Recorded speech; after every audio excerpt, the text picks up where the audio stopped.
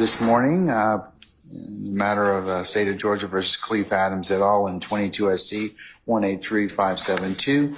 Mr. Stillwell and Mr. Botts and Mr. Sharp, good morning, gentlemen. All right, Mr. Williams, Mr. Steele, good morning. All right, Mr. Kendrick and Mr. Weinstein. Hold up.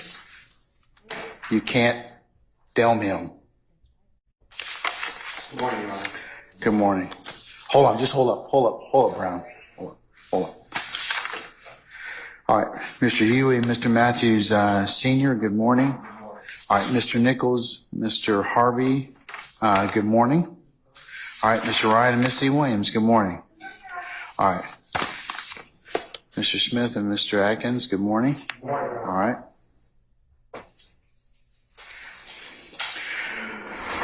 Okay, we have Mr. White, who's we're going to bring out, and our jurors are all available. So let's go ahead and bring Mr. White out, please.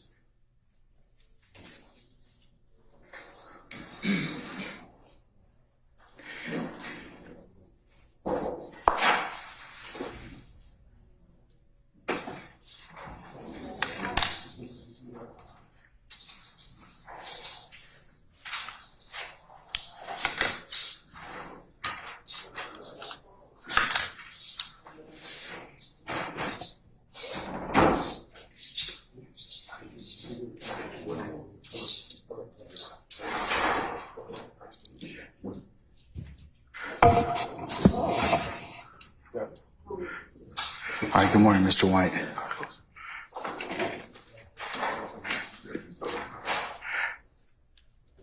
All right, Sergeant Ingram, if you go ahead and summon our jurors for us, please, sir.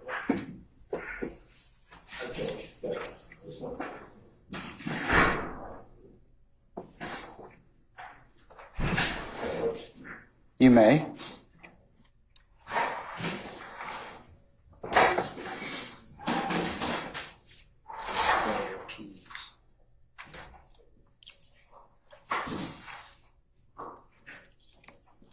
Okay, all right. Are you chewing gum, or are you just eating something? Cookies. Oh. Thank you, Mr. Matthews. Don't worry about it. Okay, so appreciate you telling me. You're good.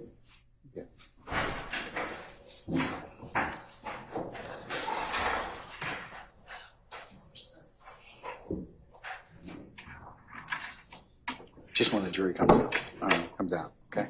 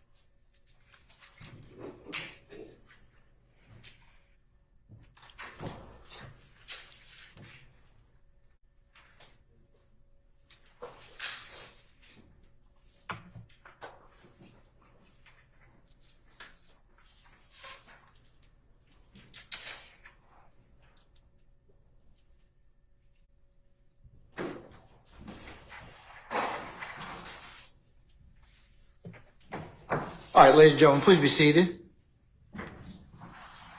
All right, thank you, Sergeant Ingram.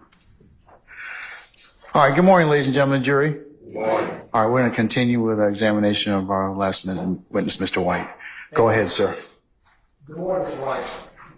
Yesterday, I had asked you to recognize anyone in the courtroom. You remember that, right? You know Little Rod, right? You're friends with him.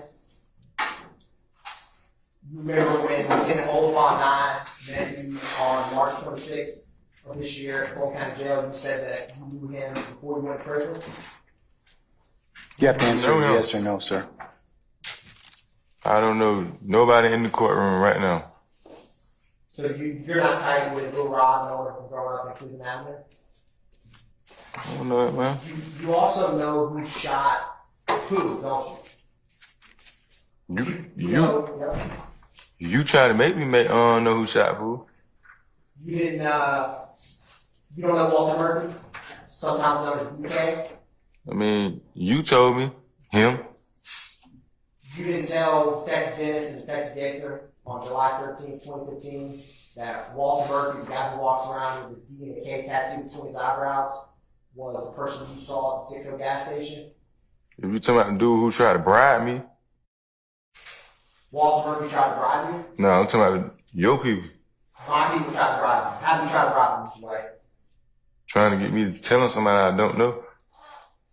How can we get on you to tell on somebody you don't know when you picked him out 9 years ago on April 12, 2015? Man, I don't even know Walter Murphy. I don't know nobody by the name of no Walter Murphy. 9 years ago. Mr. White, I'm going to approach you with State's Exhibit 73 Bravo Bravo. I think the defense counsel wants to see it.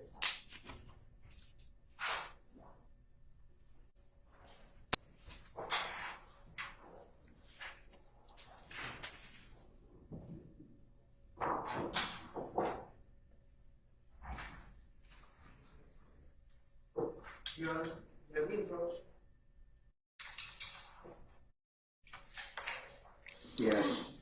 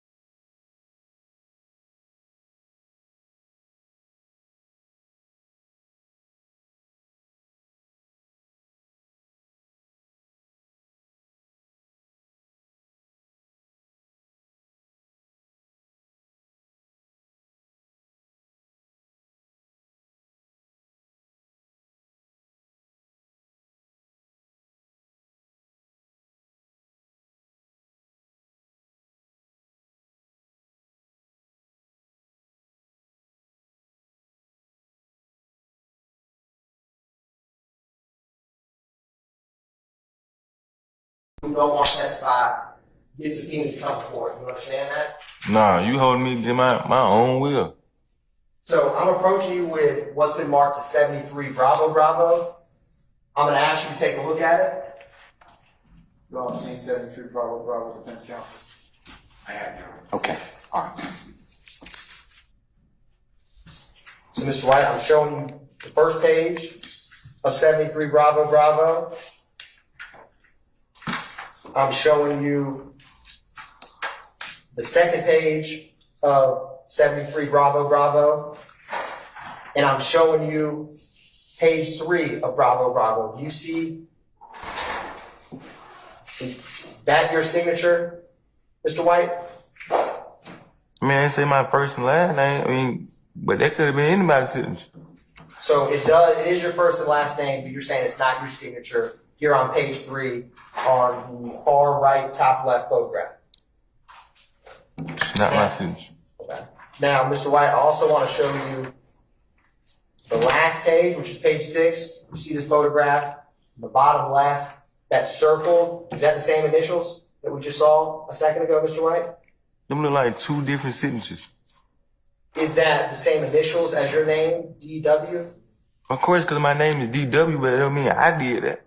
Okay, so you didn't sign or initial either of those pages in 73 Bravo Bravo? No. Okay, thank you, Mr. White.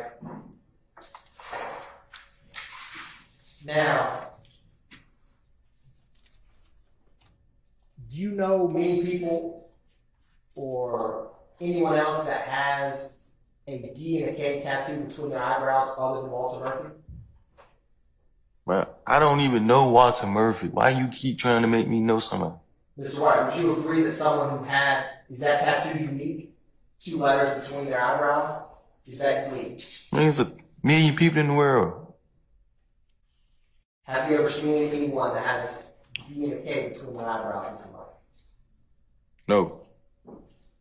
When Lieutenant Oliphant and I met you in Fulton County Jail, you said that Walter Murphy you knew, correct? Okay, same day you keep saying you met me at Fulton County, right? Right. I told you I didn't know Walter Murphy. You saying I know Walter Murphy, but the same day you met me is the same dude an hour before you met me, the bald head dude back there, told him I don't know Walter Murphy. And Mr. White, you said that Walter Murphy and Jeffrey Williams are like this. You cross your fingers, right? You said that. And Mr. White, when you go like this, like you did with being Lieutenant Oliphant in Fulton County Jail, this means someone's tight, right? Someone's close. You cross your fingers. I guess if that's what you want to put it. Have you ever seen someone ever put your fingers crossed like this saying that 2 people are friends? Have you ever done that, Mr. White? No, because I don't do that. You remember sitting in the library in Fulton County Jail when Lieutenant Oliphant and I were around the table? Yeah, you was asking me something and I told you I didn't know. And I asked you, Lieutenant Oliphant right there, since you grew up in Cleveland, on Old Hayfield, did you know anyone from that area? And you said you knew Walter Murphy, right? I don't know Walter Murphy.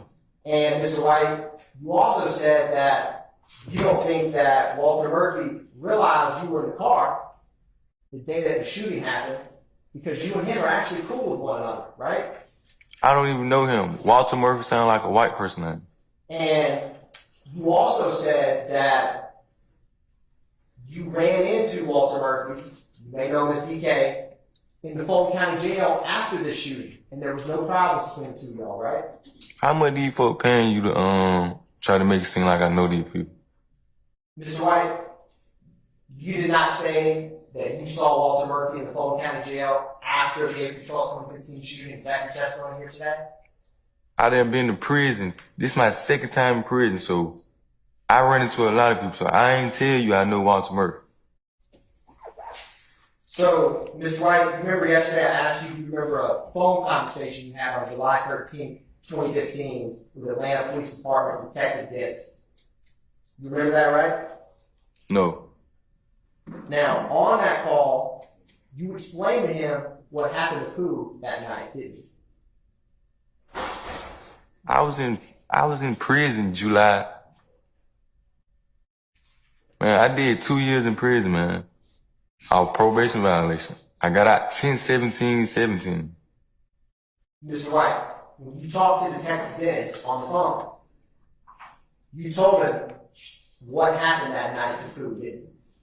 No, did you? Mr. White, you told Detective Dennis that O.G. Bentley and his partner walked in the store, so my partner got out of the car, he was fixing to go in the store, but the girl was talking to him about how they felt we were on their tail, correct? That's what you told Detective Dennis? Incorrect. Mr. White, you also told Detective Dennis, and so when O.G. Bentley's partner came out of the store, he seen my partner and the girl talking, and so he felt that they were, trying to get at each other. Right? Wrong.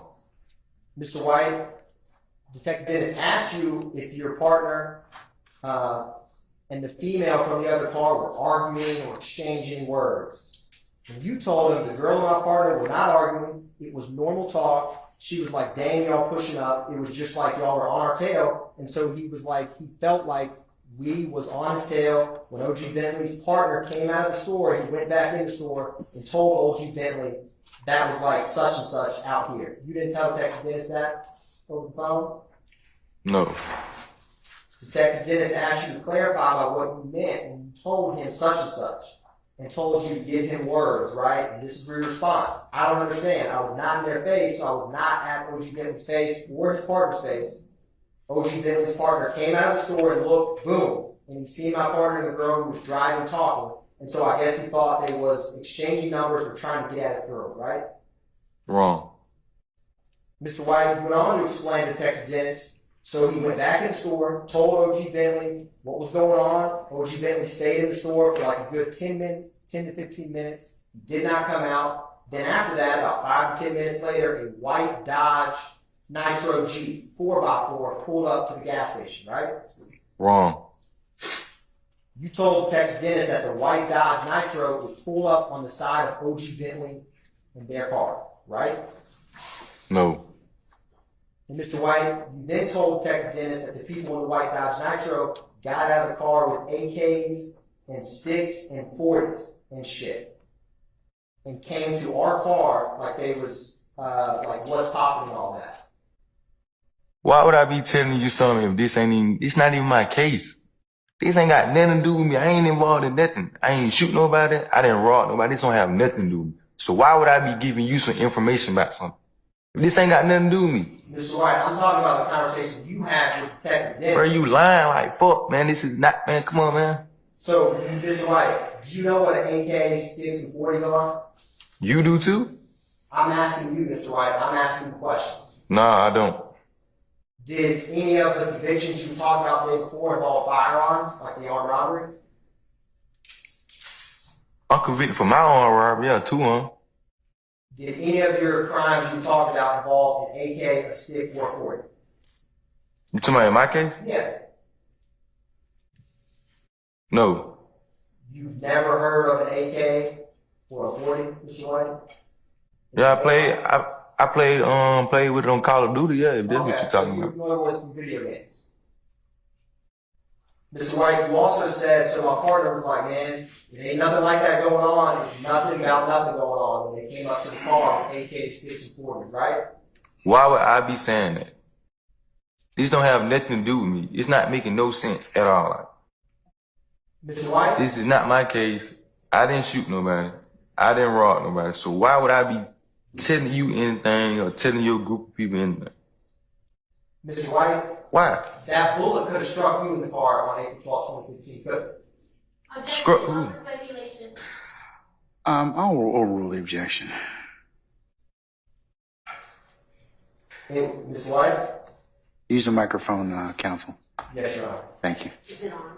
I don't believe it is, Mr. Weaver. Let me fix it. Mr. White, that bullet on April 12, 2015, when you were sitting in the back seat of the blue Ford Escape, could have struck you, potentially, right?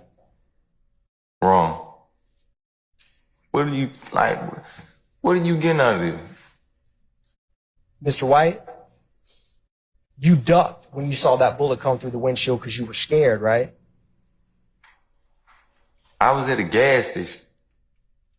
Before the shooting, right? They wasn't shooting, nobody wasn't shooting at me. Were they shooting at someone that you knew? Why you keep trying to make me know that dude? I don't know him. That's not my partner. We were never friends, nothing. But do you remember a time that you just left the gas station and a car you were driving in was shot? I know they were saying the dude got shot in the head when I ran from the gas station. Okay, so you ran from the gas station the same night that he got shot. That's what you're saying? Cause I was on first offender probation. Like I told you yesterday, I had a firearm on me and I ran. Now, Why would I sit right there if the police gonna pull up to where somebody got shot at? Mr. White, you told Detective Dennis that one of the guys who got out of the white Dodge Nitro started pump faking like they were coming to the car, pump faking like they was fixing to pull up shooting, right? No. Do you know what it means when someone pump fakes with a gun? I know when you pump fake playing basketball, that's what you're talking What about. does it mean when someone pump fakes playing basketball? I'll get you in there. And then I may jump trying to block it and you score over my head. Is that right? Then I go around you. So if someone's pump faking with a gun, are they acting like they're going to shoot you, but they don't? I guess. Mr. White, you described to Detective Dennis that the person pulled out that bitch like they was fixing to shoot. So my partner, he drove off. Everybody in the car, they ducked their head off because we thought they was fixing to shoot. Right? Wrong. Mr. White, you told Detective Dennis that we drove down there by cemetery like boom. And you know that trucking company on the left. Right? Left. I'm going to publish this argument in Minute 6, Exhibit 73, Bravo. Mr. White, you remember yesterday we were talking about that trucking lot across from Dobbs Elementary on Jonesboro Road? You remember that, right? Sure, it's not 72. I guess. My apologies, Your Honor. 72 Bravo. All right.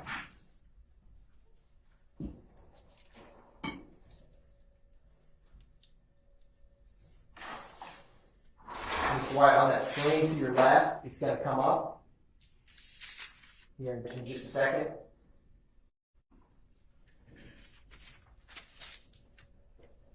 I'm going to grab this pointer.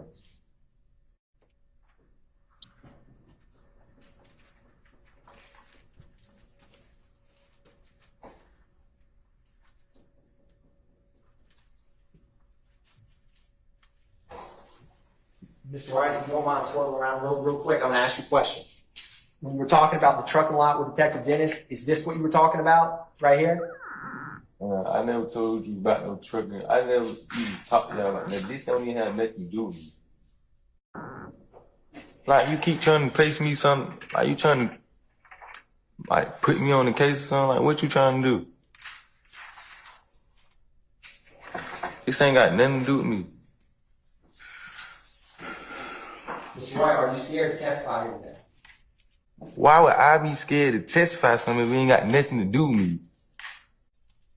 Why were you able to answer questions about what happened when the investigators I met with you, but you can't answer them here today? I was in prison. Then you got a piece of paper that got my signature on it. That ain't even my signature. Now, Mr. White, you then told Detective Dennis you turned down Harvard by Dodge Elementary, correct? Listen, I don't know what you got going on, but this is not my case. Mr. White, I'm going to show you something. Can you just take a look with me? Just bear with me. When you told Detective Dennis you turned down Harper Road by Dobbs Elementary, you're talking about right here, right? I never told you I told them, Papa. I don't even got license, so I didn't turn, so how would I drive? Well, Neil was driving, right? But you just said I turned on her. I don't even got a license. So either, was it I driving or somebody else driving? And we turned down Harper by Dodge Elementary. People that you wouldn't call away, Mr. White. That's what you Man. said. Mr. White, you then told Detective Dennis that you all came down Harper Street and came to a stop sign, correct? I didn't even talk, y'all. This don't even have nothing to do with me. Mr. White. Why is I'm here? Mr. White, can you take a look at me at this screen? I'm trying to go back to prison. This don't have nothing to do with me. Mr. White, can you at least look at the screen? You can't make me look at the screen. I just want to go back to prison. Mr. Finish White, my 10-year bid, go home.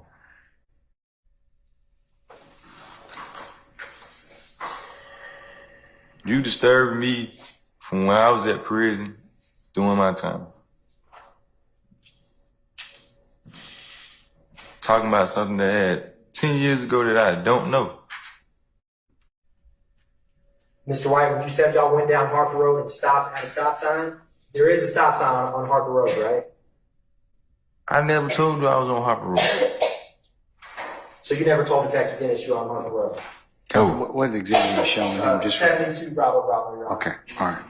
The physical copy. All right. Now,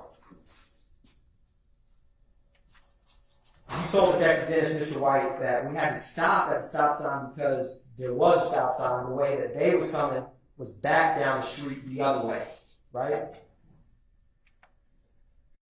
I don't even know what you're talking about, man. And when you told Detective Dennis they were coming back down the other way, you're talking about the white Dodge Nitro, right? Who is they? When you told Detective Dennis that they was coming down the other way from where y'all were on Harper, you're talking about the white Dodge Nitro, right? I didn't tell you nothing.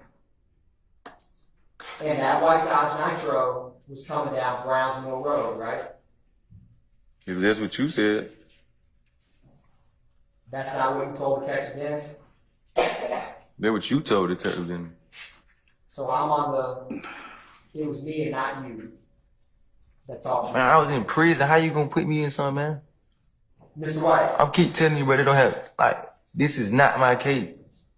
You just automatically flew me up here. For what? I'm not involved in none of this.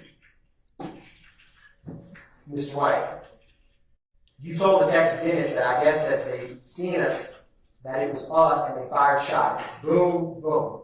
That's what you told Detective Dennis, right? How somebody, who is they? How they seen me if I told you shots were fired, I had a firearm on me, I ran to the nearest side street, called my sister to pick me up. So how did I get from, so what, my sister dropped me back off over there? It don't even make sense. Mr. White, I'm asking you questions, just asking you to answer. I don't have to answer nothing.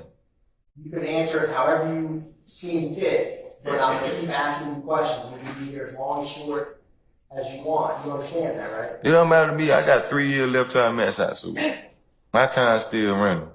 Mr. White, after they shot you told Detective Dennis, you were like, everybody all right, everybody all right. So everybody started checking themselves. Nobody was bleeding, nobody was shot, the driver wasn't shot, but the passenger was not saying nothing. And so we were driving and his head started leaning to the side like he was dozing off. Right? What, he was on drugs? Mr. White, you then told Detective Dennis that as you all kept driving, you were like, poo, poo. He wasn't saying anything, so we thought he was dead. Right? Thought who did? I was gone. And Mr. White, when you told Detective Dennis that you thought Pooh was dead, that's why you called 911 to possibly save his life, right? How did I call 911 if I told you I left my phone? So I didn't call 911. So whoever you were talking to or whoever y'all were talking to, Mr. White, Detective Dennis asked you what Pooh's real name is. And you say you don't know his real name, but his nickname is Pooh. P-O-O-H, right? I don't even know no Pooh, man. You keep saying that. It sound like a goddamn girl name. And Mr. White, Detective Dennis asked you who was driving, and you told him Neil. N-I-E-L, right? I don't even know what you're talking about, man. And Mr. White, you told Detective Dennis, I was sitting in the back, me and my other two partners, I was sitting behind the driver. My other partner, he was 16, he was sitting in the middle. Right? No. And Mr. White, you then said my other partner was sitting behind the passenger who got shot, he was 17, right? No. You told Detective Dennis, I don't know the one in the middle name, I know his nickname is Crucial. Crucial like Club Crucial. You said that, right? I don't even go to the club. So I don't need to my club, Crucial. I don't go club. Mr. White, you told Detective Dennis the last person in the back seat with you and Crucial, their first name was Carry-On, right? No, you said that. I don't even know him. Mr. White, you described Crucial to Detective Dennis as short. He's like 5 feet. I'm taller than him. I'm like 6 feet, 6'1", and Crucial's 5'6", 5'7", right? No. How tall are you, Mr. White? 6'3". You're 6'3"? That's pretty tall. Mr. White, Detective Dennis asked you to describe Carrion, and you said he had dreads. At first, he didn't have dreads. He had an afro, then he had dreads like I had dreads, but my dreads were longer than his, and you had to cut them off because you went to Clayton County, right? You one got a picture of me with some dread. You never told Detective Dennis that you had dreads kind of like Carrion did that night? I ain't told you nothing like that. And you told Detective Dennis, I just got out of Clayton County, so I didn't get my hair cut. Or I had to get my hair cut, right, Mr. White? I don't recall nothing you saying. You remember yesterday when you said that you were on first offender probation and you couldn't have a firearm, right? Yeah, and that's why I told you I ran. So how could you put me on the scene of being in the car with somebody if I told you I ran to a side street, called my sister and got picked up? So how could you put me in the car? So the D'Angelo White that Detective Dennis spoke with, who said that on April 12, 2015, they were on first offender probation out of Clayton County with someone other than you? Had it been. Detective Dennis asked you if you know the guys that pulled out the sticks, and you tell him you don't know them, but you've seen them before, right? Who you talking about? And Mr. White, you told Detective Dennis one of the shooter's names was DK. Because in the middle of his head, by his eyebrow, it says DK. Because it says DK in the middle of his eyebrow, right? I never even knew that dude. You came to me at Wheeler and asked me something about a dude named Walter Murphy. I don't even know no dude by no name Walter Murphy. You like, so you don't know nobody by the name of DK. How you gonna make me know somebody? Mr. White, when I met you, it was 2024. It was this year, right? Right. So when you were talking to Detective Dennis in 2015, you and me had never met, right? Right. Mr. White, you then said Detective Dennis asked you if you've seen the other guys who got out alongside DK. And you told him no, they had masks on, right? I never talked to no investigator, nothing. Mr. White, Detective Dennis asked you how long was it when you left the gas station till the shooting started, right? You remember that? How am I gonna remember a shooting? I'm trying to get the hell on. I got a firearm on me. I don't remember shooting. And Mr. White, in response to that, you said we came down Jonesboro Road. Jonesboro Road has a cemetery not that far, and so it was like a good 3 to 5 minutes, right? How could I be on Jonesboro Road if I told you my sister came pick me up and I ran? And Mr. White, you then said, so we came and we turned right on Harper. We made it at that stop sign, and then boom, we went down there. First you said I turned right on Harper. Then you said we. So is it I turned right or we? 'Cause I wasn't there. Mr. White, you were directly behind the driver's wheel, right? Wrong. I wasn't even there. Mr. White, you then told Detective Dennis that when y'all stopped at the stop sign, the way that they was coming, there's not a stop sign, right?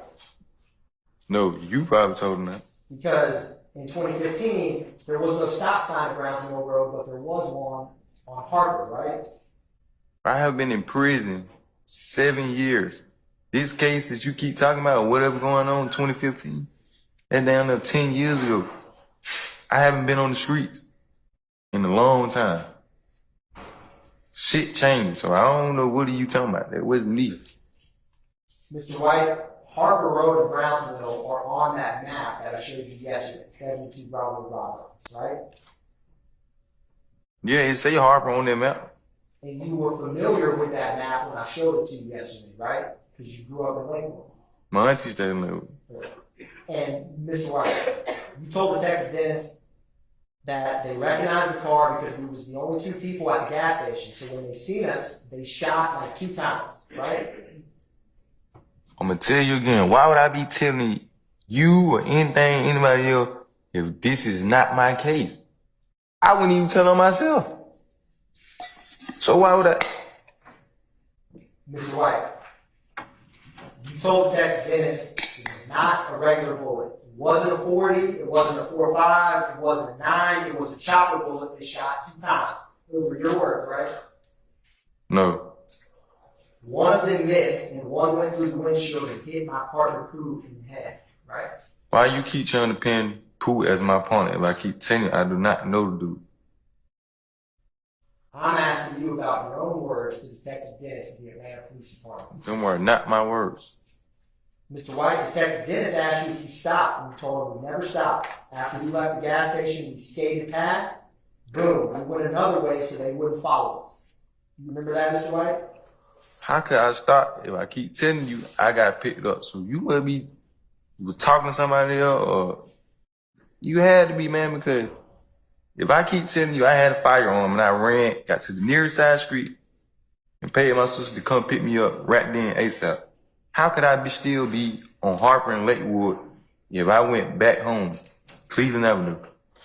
Mr. White, when you, me, and an investigator met before, you were always respectful to me, and I was respectful to you, along with my investigator. Is that true?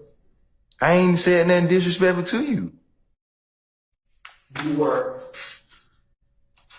That's correct, right? So how is I'm disrespectful? I ain't call you out your name. And when we met, we were able to talk more easily than these questions are here today. Is that true, Mr. White? Man, what did I tell you when you came to see me? That you don't want, Mr. White, you said you don't want to testify, but you remembered everything that I said, isn't that true? I'm not testifying against nobody. I don't know nothing. This ain't got nothing to do with me. This ain't my case. I'm serving my own 10-year bid. And after you said that, Mr. White, you talked about what happened to Pooh that night when you were in the car. Isn't that true? I don't even know who. Now, I couldn't even tell you the dude's name. I don't know that man. Mr. White, Detective Dennis asked you if you all stopped, and the second part of what you said was, we turned down Harvard, we were going back to where we were hanging out in Lakewood, we came by the stop sign and they started shooting. Right, Mr. White? You just gonna place me somewhere I wasn't. Mr. White, you told Detective Dennis on this phone call that you made sure everybody was straight. Everybody, they're good. And Pooh's head started sliding down, and we rolled up the street to my nearest partner's house so we can call.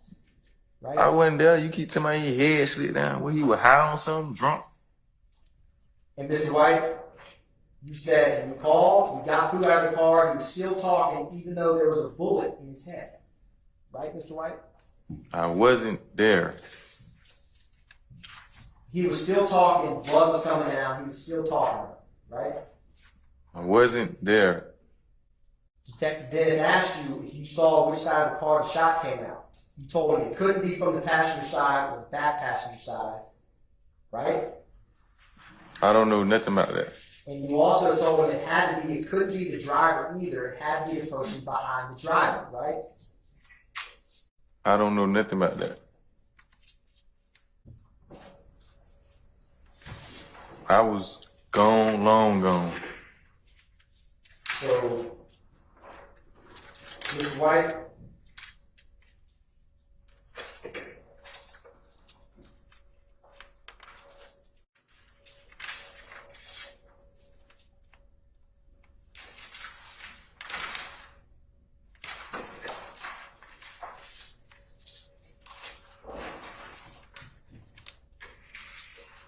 that was your word to Detective Dennis, correct?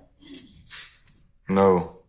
So when you told Detective Dennis, like I mentioned earlier, that Walter Murphy was one of the shooters, you weren't exactly able to see who was shooting, but you saw him chop out the sitcom, right? Who is Walter Murphy? DK. See, I knew you knew who he was. You do too, right, Mr. White? No. Now, Mr. White, after you checked on everybody, You told detectives asked you if he were to show you a photographic lineup of DK, would you be able to identify him? And you told him yes, right? Did I, or did somebody else tell me? Detective Dennis asked you if he were to show you a photographic lineup of someone that you knew as DK, would you be able to identify them? And you said yes. Is that correct? No. Detective Dennis asked for your location to come to the photo lineup. You told him, bro, I'm saying though, I'll tell you all that, but you can't be putting my name in nothing. Right? Why would I be telling you anything if this don't have nothing to do with me? Mr. White, This case don't even have nothing to do with me. I'm just here freewheeling on the free ride trip because you brought me up here. I never told you I was testifying against nobody. I don't even know none of these guys in the courtroom. Mr. White, you're between a rock and a hard place from your friend Pooh gets shot. It's not my friend. Pooh is not my friend. I don't know no Pooh. You didn't want Pooh to die that night when you called 911, did you? I didn't call 911.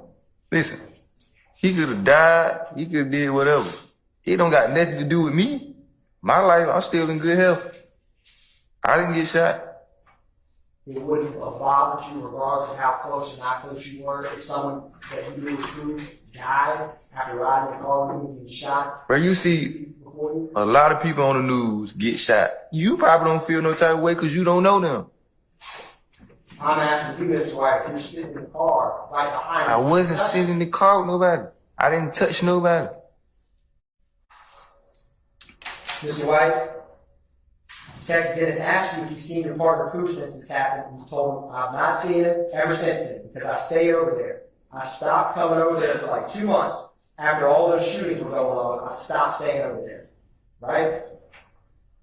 I probably was locked up. I don't know what you're talking about.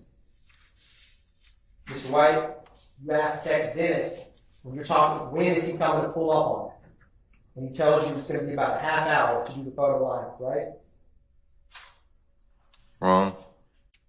And Mr. White, you told him where everybody be at who was in the car with me, they're at Lakewood. So I'm going to have to walk to Lakewood. You can meet me at Lakewood, right? What the fuck is I walking to Lakewood for? Mr. White, Detective Dennis asked you for an address. You told him you don't know the address, but asked him if he knows where the cemetery is by the signal, right?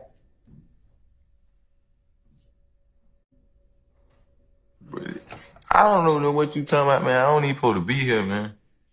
And Mr. White, Detective Dennis confirmed with his cell phone that he was going to come pick you up. It was about 10 to 20 minutes in an unmarked car, right? Were you shaking your head no, Mr. White? No. Now, after this phone call with Detective Dennis, an unmarked ABD police car did come and meet you at your location, correct? No. It was Detective Dennis, who was a male detective, right? If this the same dude who you keep trying to bribe me to tell him somebody that don't have nothing to do with me, What are you talking about with the bribe, Mr. White? well, now you don't know what I'm talking about. I'm asking you. You know everything else? Mr. White, I'm asking you questions. Explain. What are you talking about? And listen, this don't have nothing to do with me. This don't have nothing to do with me. You got me here because I was at the gas station when the shooting happened, and it struck a car, and I took off running. So what is I'm here for? I cannot help you on nothing. What car was it? I can't remember, man. That was 2015, man. It's 2024. You do the math on it. Mr. White, you don't recall when Lieutenant Baker, the first time I met you in prison, you said it was a blue Ford Focus, and it was Neil's rental car, right? You keep telling me all type of lieutenants and, man. When I met you, there was 2 female lieutenants, different people when each time I met you, right? Yeah, when you came to see me at prison. Right. And when I came to meet you at the jail, there was another female lieutenant who was different than the one in prison, right? Different person. Yes. Now, There also was a Detective Gaither that was in that unmarked APD car who's a female, right? How do you keep expecting me to remember something so long ago? On the lieutenants or the two females I remember is from this year. I'm asking about the Atlanta Police Department detective. There was a third one, a Detective Edwards. So there were two males and a female detective who happened to be in that car, right? I never got in the car with no police. They picked you up at your mom's apartments, right? No, nobody picked me up. And right when you got in the car, you asked them if they could go somewhere else because you really don't want to be in the apartments, right? Why would I be going anywhere else if this don't have nothing to do with me? Why would somebody be coming to my house if this don't have nothing to do with me? And you didn't want to be in the apartments because you didn't want someone to see that you were talking to the police, right? I don't even like the police. Mr. White, you pulled out of the apartments, were driving, and they kept asking you questions about when who was shot that night, right? What does this have to do with D'Angelo White? Mr. White, I'm asking about a conversation you yourself had in an unmarked APD car, right? Y'all must have planned this. How much they paying y'all? Mr. White, Detective Dennis went back through the event with you while you were in the car. He asked you if you all were arguing or anything, and you said no arguing, right? This is not my case. Well, I'm not arguing with nobody. I don't even supposed to be here. I'm here because you brought me here. Mr. White, I got forced to be here. I almost got tased by the police because I didn't want to go to court. Mr. White, why are you so reluctant to come to court and speak about this? What are you talking about? This is not my case. You really trying to beat something in my head. Like, this is not my case, man. Yeah, I can tell you, yeah, about my 10 years, be it what I did, yeah. It got me here, yeah. I robbed some people, yeah, they got me here. To get my time, yeah. But at this time and moment, this is not my case, man. This is not my case. Mr. White, in that car, Detective Dennis asked you if anybody in your car pulled out anything on them, and you said we had some guns and shit, and we didn't pull anything out, right? How do we have some guns and shit if I left? I keep telling you, I left the sit-go. I ran because I had a firearm on me. I'm first offender probation. Now, Police is going to show up at the store. Why would I be sitting right there with a firearm so I could get locked up? Mr. White, it's not a coincidence that you told Detective Dennis that we had guns, and you just said you had a gun that night, is it? I had a gun and ran. I don't know about no we. Don't try to put multiple guns on me. I had one gun. There was other guns in the blue Ford Escape that you all were in with proof, right? Y'all must have got it off whoever was in that car. Because y'all didn't get no gun on me. Now, Mr. White, do you recall that while you were driving, you were pointing to the roadway and you said, explain what happened. You were driving up a little bit close. They feel like you were just following and pushing up on them. You remember that, Mr. White? But nobody was following me. Nobody ain't gonna push up on me. You go on to tell Detective Dennis and Gaither, they pull in there, we pull in there, boom. They were thinking we were trying to rob them or something. Right? I don't know what you talking about. Mr. White, you tell Detective Dennis and Detective Gaither that a person named O.G. Bentley, you got some money, right? I don't know no OG man. Detective Gaither asked you where O.G. Bentley got paid from. Because you asked for something, where's his money? And you said, nah, the rapper Young Thug fuck with him, right? But I don't know, feel me? I don't know what you talking about. You probably said, I don't know where you getting these information from. And Mr. White, Detective Gaither asked you, it's cool if y'all drive to where the shooting happened so she could see it. And you gave them directions to get to the location, right? No. Y'all probably got it from the gas station, man, that the shooting happened at. Why would I give you a location? That nothing happened with me, man. It's like you trying to put me on the scene, put me there. This don't have nothing to do with me. All due respect, this don't have nothing to do with me. I'm serving my own bid. I'm ready to go back to prison. Complete my 36 months off a 10-year bid and go home. Mr. White, you realize you were a victim in this case, right? How am I a victim? I ain't get shot. I ain't get hurt. But the bullet came in the car that you were sitting in, didn't it? But you said I'm a victim. Victim means something happened to me. Nothing didn't happen to me. You don't think someone shooting a bullet at someone doesn't make them a victim, Mr. White? I didn't get shot in the head. Somebody else did. It was not me. My head look all right, don't it? Mr. White, you remember yesterday, you're 27 now, right?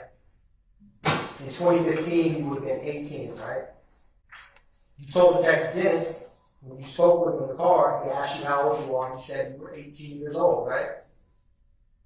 I never spoke with nobody, bro. You keep trying to put me on a case. I cannot help you. Detective Gaither, so remember, Mr. White, yesterday you said that you went to South Atlanta, right, for high school? Detective Gaither asked you where you went to high school, and you told her South Atlanta, right? I mean, everybody who's staying late will go to South Carolina. That's just an area code. Cleveland Avenue, you gonna go to South Carolina. So the D'Angelo White, who was 18 on first day of probation from Fulton County and went to South Atlanta, was not you in the car that day? I probably wasn't even in school then. I've been dropped out of school. I was going to try to turn to school. Now, Mr. White, you were on first day of probation out of Clayton County when this happened, right? Yes. And when you met the detectives in the car, you told them that you got out of Clayton County a day ago on a probation violation, right?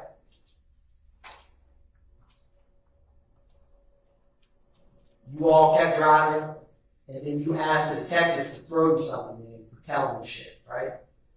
Throw me what? You went on to clarify $20 because you really could have never said shit. Your other partner then wasn't going to say shit either. That's what you told them, right? The fuck is $20 gonna do for me? This is not my case.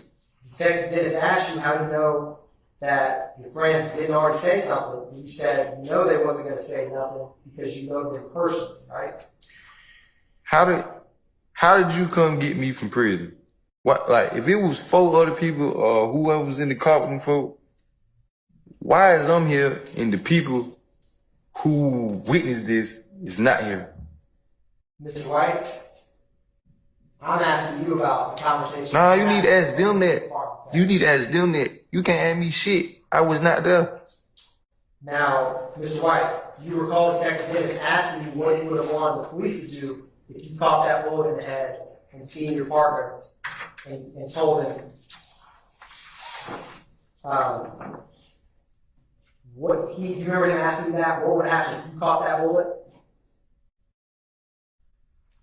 You remember that, Mr. White? You keep trying to ask me about a dude who got shot in the head. The bullet didn't hit me. It ain't got nothing to do with me. And after he got shot in the head, you never were able to see him in person, were you? I probably incarcerated. And you told Detective Dennis and Detective Gaither when they asked you why you hadn't been up to seafood, first of all, man, that shit's too hot now. I did not know what hospital he was at anyways, right? You keep talking about a person I only seen one time in my life. Why would I be concerned about somebody who I seen only one time in my life? It doesn't make sense. We never kicked to know nothing. And Mr. White, the detectives tell you who's missing a chunk of his head and is in a rehabilitation center, and your response is, I'm just saying though, nobody in my hood fucks with the police anyways. That's what I'm trying to tell you. I'm the only one who's fucked with them, just like I told you. I just told you right here out my mouth. I don't even like the police. So what the heck? And what you told them is that in the neighborhood that you grew up in, people didn't talk to the police, right?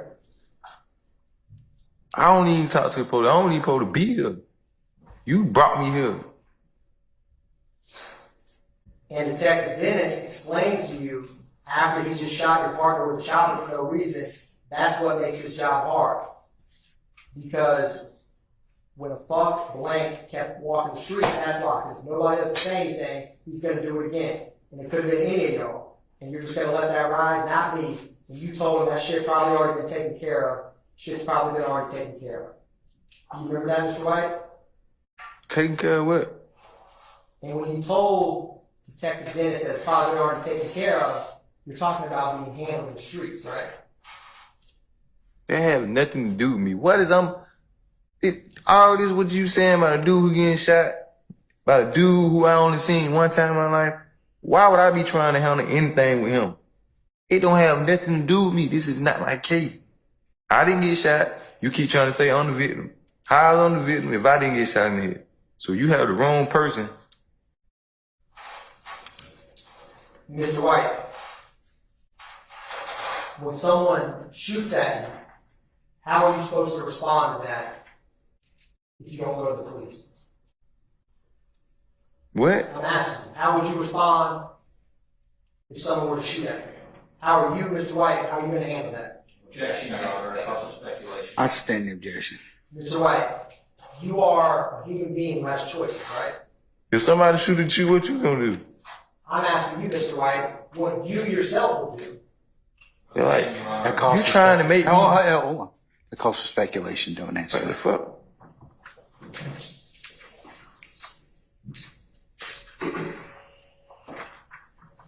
And despite handling in the streets, Mr. White, you called 911 right after Crew got shot, right? You crazy, man. You didn't go back and shoot them or anyone else. You just called to get them help, right? I'm not finna be shooting at nobody. And Detective Dennis tells you he's still out acting a fool, and you said it's probably still hot. My folks been shooting at his ass. They've been coming back shooting here, right? I don't know nothing about no shooting. So what we were just talking about a minute ago, when I asked you how stuff is handled in the streets, when you told Detective Dennis, my folks been shooting at his ass, they've been coming back shooting here. That's how it's handled in the streets, right? That's how you want to put it in your mind. I never told you my folks shot at nobody. This don't have nothing to do with me. I don't even know this dude. Why would I be having somebody shoot at somebody I don't know? Ms. White, Detective Dennis asked you, when does it stop when somebody's baby got shot? And you told him, somebody's baby, not my baby, right? My baby got shot. You didn't tell Detective Dennis that? Hell, fuck, no, I ain't even talking to you. You going off the wall now. And Mr. White, he asked you, what if they hit your baby trying to get at you? You tell him, you don't have a baby. My mom doesn't even come outside. I tell my mama not to come outside, right? My mom is not living right now. But she was back in 2015, right? And my mama don't even come outside because she was old. And when you were talking to him about that, your mom grew up, she's the one that lives on O'Hagan, Cleveland, right? Why did your mom not want to come outside? My mom was 60 years old. Why would my mom be coming outside? My mama only come outside to go to work and come home. Why would she be coming outside? My mom, I don't have a young mama, if that's what you're thinking. I'm not thinking that at all. I'm asking you, you told Detective Dennis that your mom doesn't come outside when he's asking what if someone innocent got shot. So I'm asking you, why did you think about your mom when I asked you that? I never even talk to nobody, bro. This ain't even got to do nothing with my mama, nigga.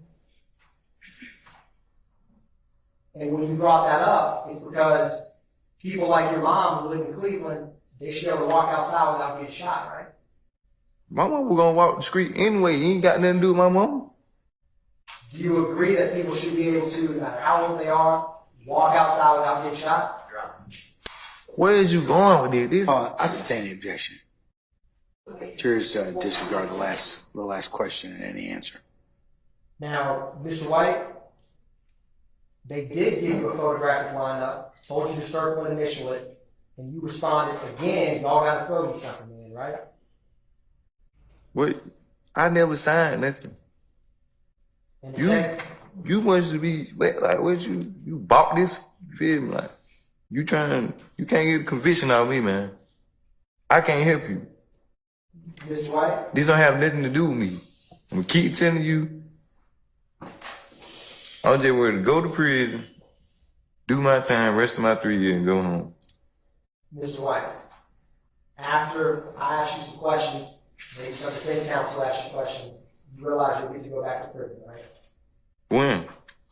When I get done asking you questions, and if any other defense counsel gets to ask you questions, we'll be through. You understand that, right?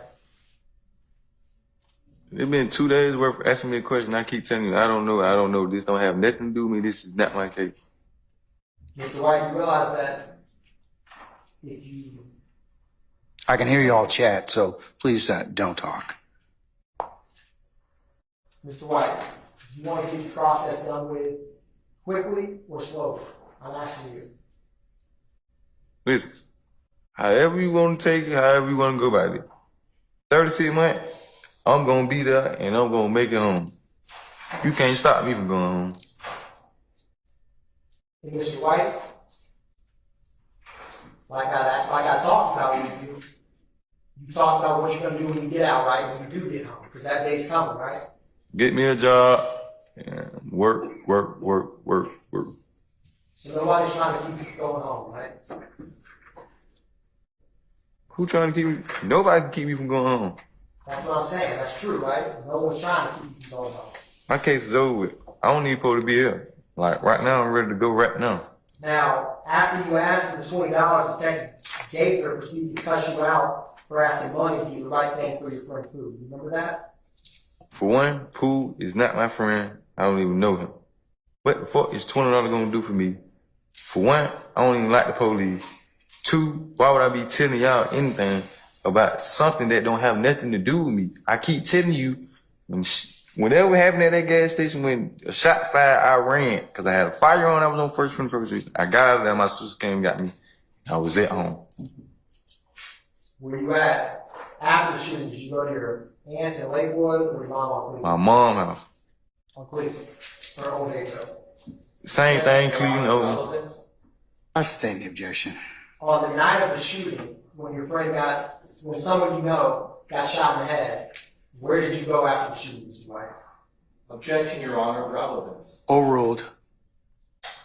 You can answer this way. Man, I wasn't even there. Where'd you go though after? It's like you not understanding nothing I'm telling you. Mr. White, where did you go after your sister picked you up? Home. Cleveland Avenue. I went home. I wasn't. So all they keep telling me something I made a right on Harper. I don't even got a license. I wasn't even with them. Whoever you keep telling me. And Mr. White, Detective Gaither, she says she'd appreciate it, but don't try her on some fuck shit to pay you to pick somebody out. You just remain silent to that comment, right? Who is Gaither? I don't even know nobody by no name Gaither. And after a little bit of silence, you pointed directions for where to go to the shooting location, right? No. I can't help you. You keep, these don't have nothing to do with me. Why would I be pointing you to something that don't have nothing to do with me? I wasn't involved in it. Mr. White, did you know that you were being recorded on the phone call and when you're in the car talking to the detectives in 2015? I probably incarcerated. You can't be telling about me. Then I already told you I didn't even have my phone. Mr. White, Detective Gaither tells you that y'all know exactly who did it. She doesn't mind helping you out. Do you have an objection, sir? Yeah. The detective tells him he knows exactly. I sustain the objection. Ladies and gentlemen, I think we need to probably take a comfort break. What do you think? 5 minutes? Okay? All right. We're going to be in recess for 5 minutes. All right? All rise.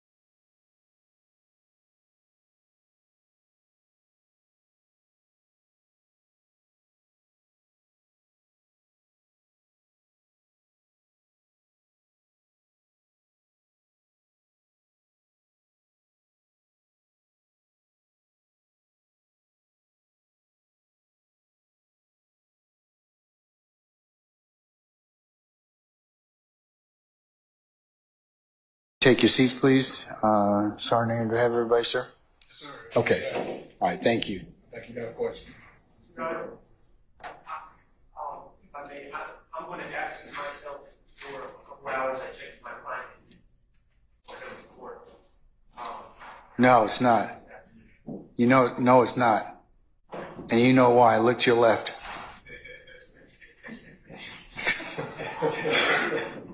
Mr. Stillwell, is that fine, sir?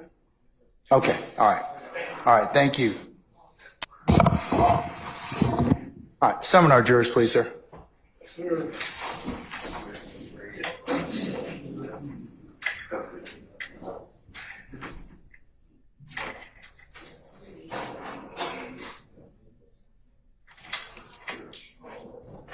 Come here. Hey.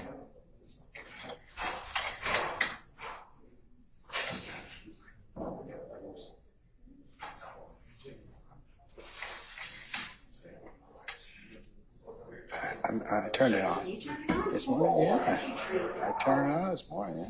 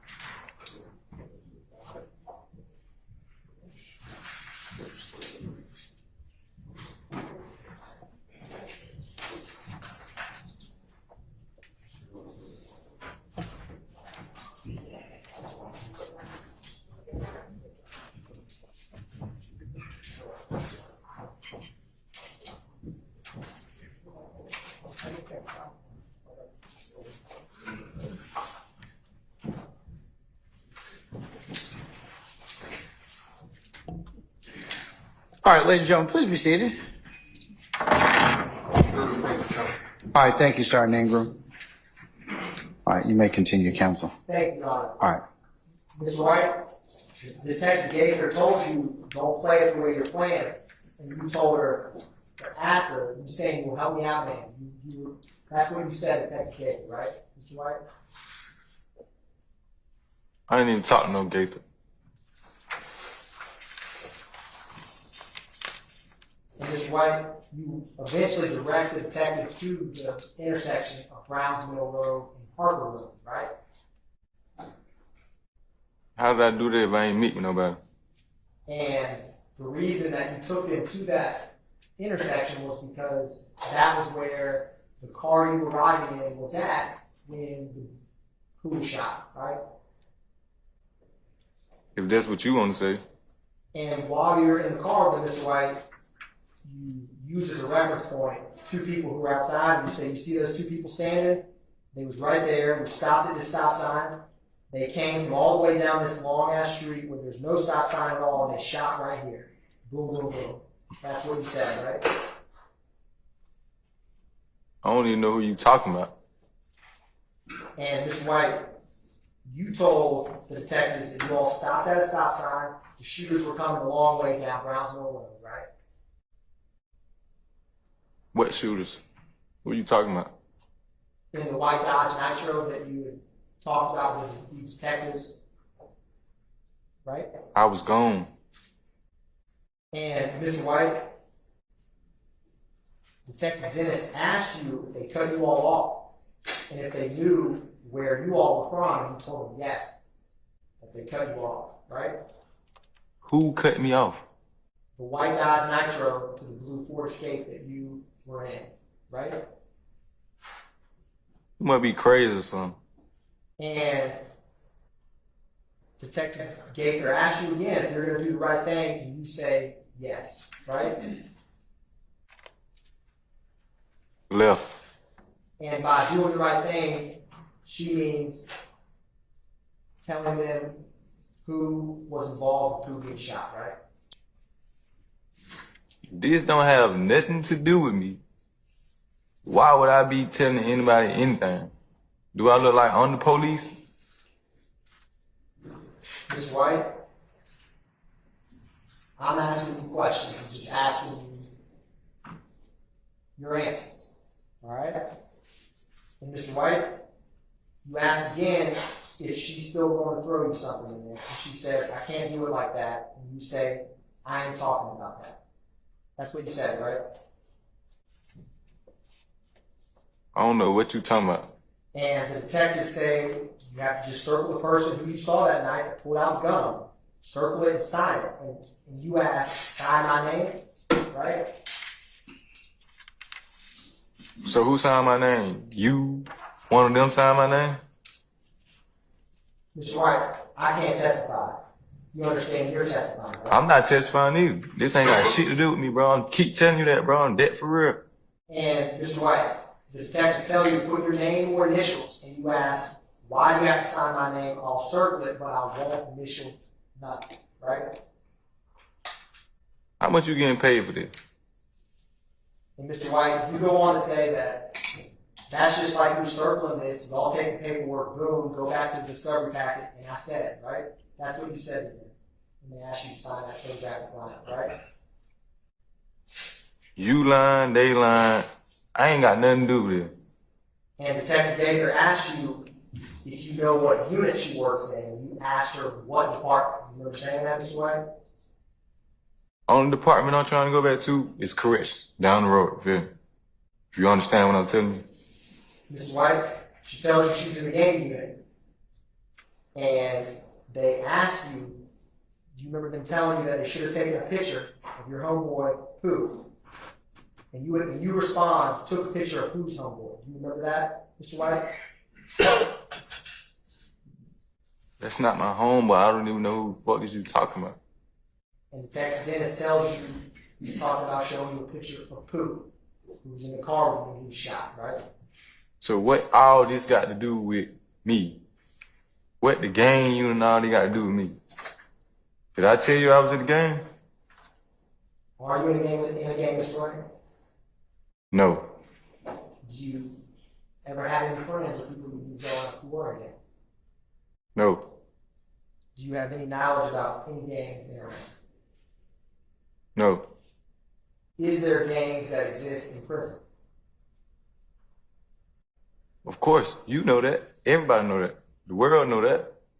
And do people who are in prison, do they ever keep up with cases and stuff that happens in the courtroom? I'm not in the gang, so I don't know. So you don't have to let them refer to me. Even people who aren't in gangs in prison, is there ways for them to find out what happens in court? I be minding my business. Have you ever heard the saying, keep your eyes on your own paper? And so I don't really be standing with no nigga got going on down the road. Feel me? And that analogy you used about not looking at your own paper, basically a way saying that you can't testify against anyone else. Is that what you're saying? What? You don't want to tell on anyone else, snitch on anyone else, anything like that, right? For what? What? I ain't did nothing. I ain't got no case. And You need to be getting the dudes who was in the car, the dude who got shot in the head, you feel me? Because you got the wrong person. I'm not ready to go, man, you feel me? Sir. Mr. White, I'm just telling y'all what's going on now. I'm ready to go. Mr. White, I don't have that many more questions. And I ain't got that many answers. And the same answer I'm gonna keep telling you, man. I don't got shit to do with this. It ain't got nothing to do with me. I'm ready to go. I'm ready to go back to prison so I can go home. Mr. White, they tell you that Pooh's in a rehab waiting to get his skull healed, and you respond, he was still talking though, right? Those were your words? How would I know that? I'm in prison. What the fuck? It surprised you when they told you that, and you responded like that, because it's surprising that someone's still talking after getting half of their skull taken off, right? It would be surprising to you if somebody got shot in the head and have this skull. They still talk to you. It would be surprising to you, man. I agree with you, Mr. White, because it's true, right? I don't know. What are you talking about? And Mr. White, is it fair to say that Pooh was lucky to be alive today? How would I know? I'm in prison. Who wasn't driving the car that night, was he? How would I know if I got picked up by my sister? Who didn't do anything to who you said was involved in the shooting, did he? How do we know? I don't know Pooh. What did Pooh do to get shot in the head?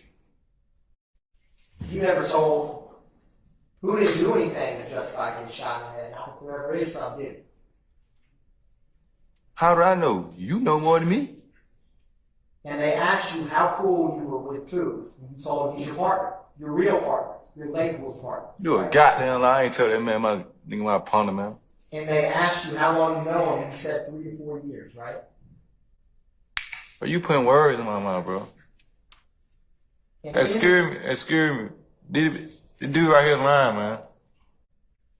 If I keep telling you I met the man one day, how the hell you get from I know him for 3-4 years, man? Mr. White, This shit ain't even adding up. This shit put together like goddamn Legos or something. What you got going on, man? Mr. White, in the car, when they start showing you the photographic lineup, you say there's only person in the head that you've seen is a person named DK. It's the only one you saw that says DK, right? Those were your words when you were looking through the photo lineup, right? I don't know who that is. I don't know how I know DK because you keep saying DK and Walter Murphy is the same person. And You saying this, not me. Mr. White, the second lineup they show you, when you're flipping through it, you say you recognize the picture as O.G. Bentley. He's the one with the money, thug fucks with. That's what you said, right? You said that. You trying to put emphasis on shit. You can't put nothing in my mouth. Hey, man, I'm about ready to go, man. I'm just being real. I'm just being real, man, because this ain't got nothing to do with me. Mr. White, what you tell the detectives is O.G. Bentley thought you were fixing to rob or something by how you all were driving, right? I don't even know who that is. And you tell Detective Dennis that O.G. Bentley's Instagram is O.G. Bentley, right? How would I know that? If I don't even know who to do with it. And you keep expressing to the detectives that you're worried about your name being in paperwork, right? Why would my name be in anybody's paperwork? That make it make sense if this is not my case. And what My co-defendant is down the road with me. He got the same sentence I got. We both pleaded out to the same thing. So my name ain't in no paperwork. You feel me? And Mr. White, you tell them that what you're saying is, if they write your name on this shit, damn, somebody gets locked up under that shit. What if someone comes to my mom's house getting shot? Those were your words, right? When did I tell you this? This is what you told the detective. When did I tell the I'm sorry, detective? stop. Objection? Yes, future dangerous. I'm going to overrule the objection, but let's move on. Yes, Your Honor. When did I tell you that somebody gonna pull up at my mom's house? This is what you told the detectives when y'all were in the car on 2015. I stand the objection. Let's move on from that, Mr. Atkins. Yes, Your Honor. My mom ain't got nothing to do with it. Keep my mom out there, man. Now, while in the car, Mr. White, after looking at the lineup, you were explaining and then using cars that were coming by the roadway to show them how this happened, right? No, know what you talking about. I don't recall shit. And you pointed out to Detective Gaither and Dennis, see this truck coming up, right? You're right behind him, but how your partner drives, he drives fast. He's young, he's 20, right? I don't know what you talking about, man. Because Mr. White, what you're saying is people who are young. All this what you saying is made up. Shit, So all this happened because you were in a car. Who was shot because he was tailgating the car? That's what you were trying to tell the detectives, right? First you said, I keep telling you, I ain't met them poop one time. This is the first time I've seen in my life. Then you just said 3-4 years. This man, I ain't know this man no 3-4 years. Mr. White, after you showed them the direction the shooters were traveling in, they asked you which way did they keep going. You said they're from Cleveland, so they went this way, right? No. And you knew where they were from and what direction they were headed because you were from Cleveland, right? How did I know that if I was gone from the scene? And the reason you were able to tell them about O.G. Bentley and Walter Murphy is because you've been growing up in Cleveland Avenue, right? You must have paid one of them dudes in the car to cooperate with you and tell you shit about me, cause man, I don't know what you got going on, but I was gone from the scene. How much you paying them? And Mr. White, what you told him is they went all the way around the golf course, came back up through that way, and shot twice, right? I ain't told you nothing like that. And what you told the detectives was, we heard the first shot, me and my other three partners, shot the first time, boom. We ducked, we came through the window, and hit him through the head. That's what you told the detectives about what happened that night, right? I ain't told you nothing like that. Because it was 5 of y'all in the car, right? Why you keep trying to place me in the car? Mr. White, you were in the car that night, right? No. Detective Dennis asked you if you know where the shooters are at, and you say they'd be on Cleveland. Like, you know, Mount Zion, all the apartments down there, right? No. Do you know where the Mount Zion apartments are in Cleveland Avenue? No. And you say they mostly be at Empire Park shooting dice. Do you know where Empire Park is, Mr. White? I only know Empire. I heard of Cleveland Avenue Park. I don't know about no Empire Park. What? Does anyone ever call it Empire Park, or is that a different park, Mr. White? What is that? I'm asking you. You tell me. You said Empire Park. I ain't never heard where Empire Park is. And the detectives got frustrated with you for wasting their time, and they say, maybe I'll make a t-shirt, who died, and they said, VIP who? You responded, GIP, right? Do you remember saying that? That sound like gang shit. I'm not in the game. What does GIP mean? I don't know. You tell me. Later on, the detectives ask you what GIP means, and you say, it's not a gang, GIP stands for get all profit. We don't want nothing but money, right? That's what you told them? I ain't talking about nothing like that. I see you want some money. Real bad. But you ain't gonna get it out of me. One brief moment, Your Honor. Hold on, Mr. White. 1 second.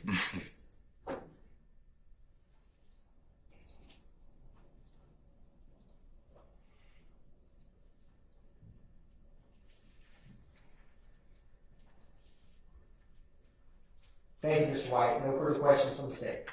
Cross. Anyone?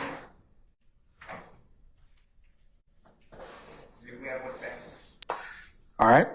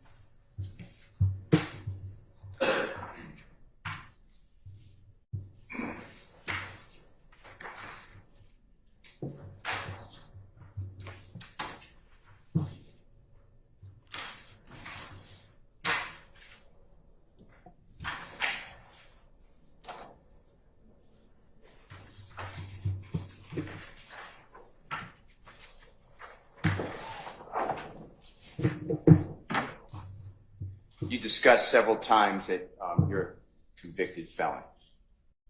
I'd like to show you, with the court's permission, Mr. Williams, April 10, 2024, exhibit number 215. Your Honor, will be 216, 217, 218, and 219. May I approach, sir? You may, sir.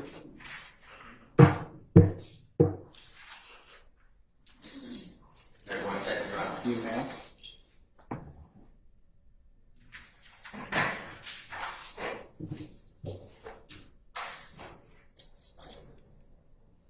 First one. They go in date.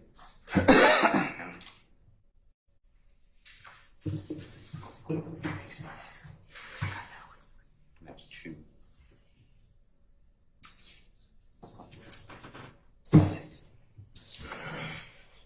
See that?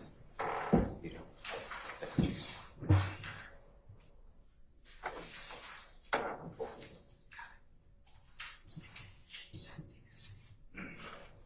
Yeah, and it's 2-7.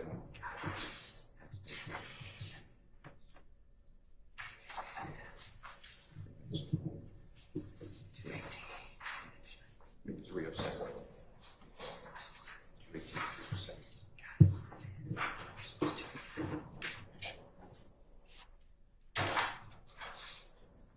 5 left. Okay, thank you, sir. No problem.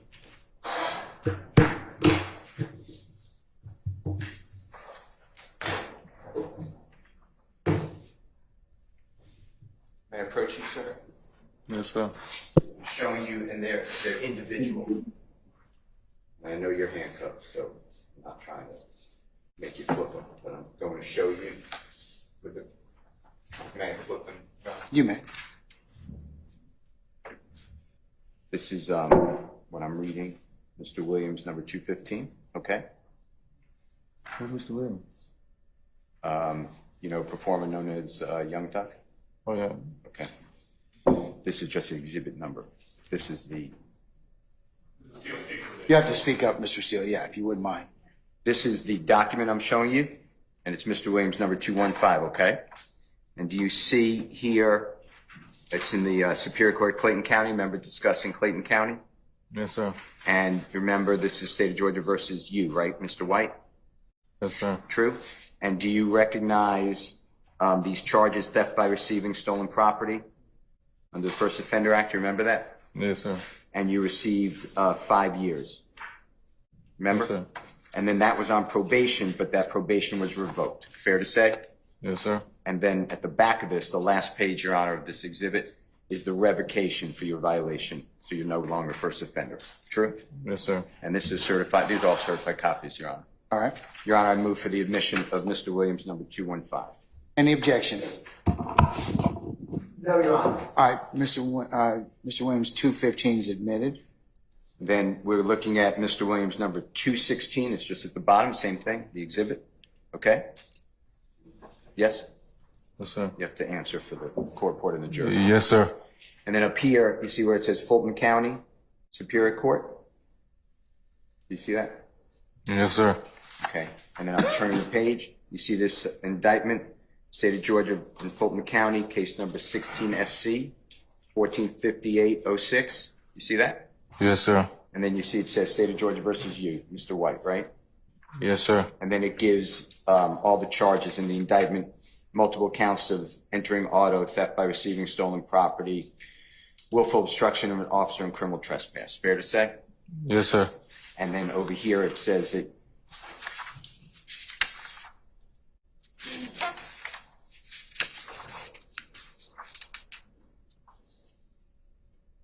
you pled guilty on September 21, 2000.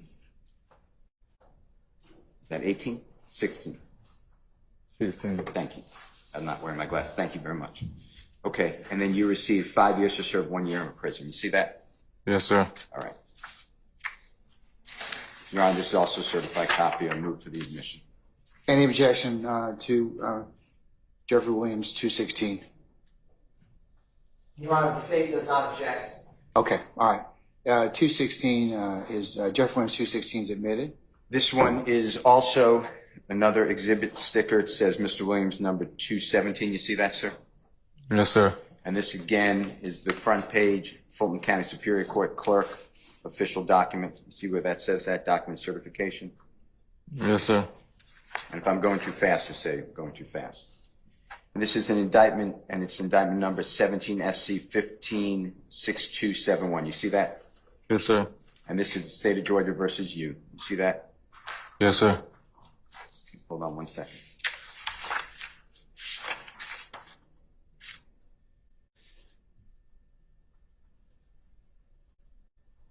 Your Honor, I am withdrawing actually number 217. I apologize.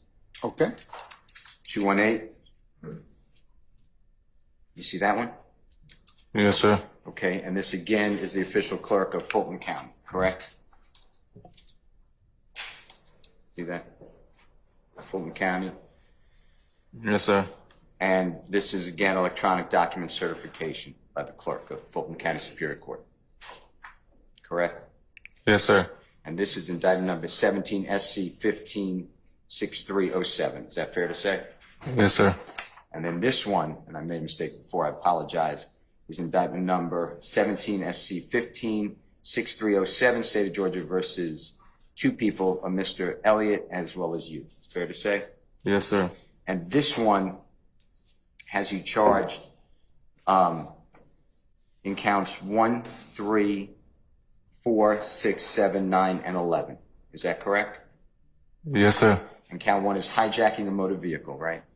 Yes, sir. And count 3 is armed robbery, correct? Yes, sir. And count 4 is armed robbery, correct? Yes, sir. And count 6 is aggravated assault with a deadly weapon. Yes, sir. Count 7 is aggravated assault with a deadly weapon. Yes, sir. Count 9, possession of firearm during commission of a felony. Yes, sir. And count 11, possession of firearm by convicted felon.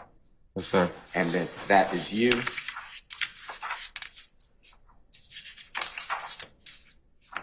And then here is your sentencing sheet. Fair to say? Yes, sir. And you pled guilty to these crimes under Alford, A-L-F-O-R-D. Fair to say? Yes, sir. And here you got 10 years to serve in prison. Yes, sir. I apologize. On count 1, hijacking motor vehicle. Count 3, armed robbery. Count 4, armed robbery. Yes, sir. And then count 9, 5 years to serve consecutive, meaning it's now a 15-year sentence, right? Yes, sir. And that's on possession of firearm during commission of crime. And on count 11, possession of firearm by a convicted felon, 5 years to serve concurrent with count 1. So it runs together, not consecutive. Fair to say? Yes, sir. That's a 15 to do 10-year sentence in prison. And you're serving that sentence now. Yes, sir. I am. And you mentioned to the jury that you have approximately 36 months left. Yes, sir. And you're serving that to the door, it's called. Every bit. And you're familiar armed robbery carries a penalty of 10 years in prison up to 20 years or life. Fair to say? Yes, sir. And that is no parole, right? You do every day. That's why you Every keep day. saying. Day for day. This is Mr. Williams. Oh, I apologize. Your Honor, I move for the admission of Mr. Williams, number 218. Any objection? No objection, Your Honor. All right, Mr. Williams, 218 is admitted. This is Mr. Williams, number 219. You see that? Yes, sir. And this again is the electronic document certification of clerk of Fulton County Superior Court, right? Yes, sir. And this is case number 18 CR 1519. Is that true? Yes, sir.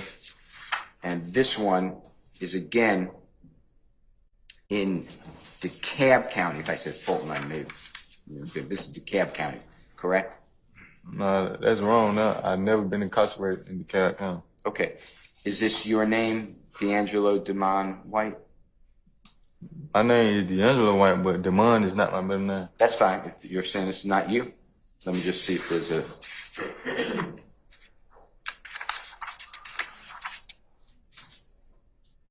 Is this your signature or your handwriting? No, that's not me at all. That's fine. That's fine. And I know I've asked you twice. That's not your signature. No, sir. Your Honor, I'll be removing or withdrawing rather 219. All right, sir. Okay. So, can I give these to you? Right. Want the ones I withdrew? Yeah, we'll need those. Yeah. Withdrawing. Yep. Now, the prosecutor has said to you, he's called you a victim. Did you hear that term? Yes, sir. And you said that you're not a victim because you weren't shot. You remember something like that? Yes, sir. And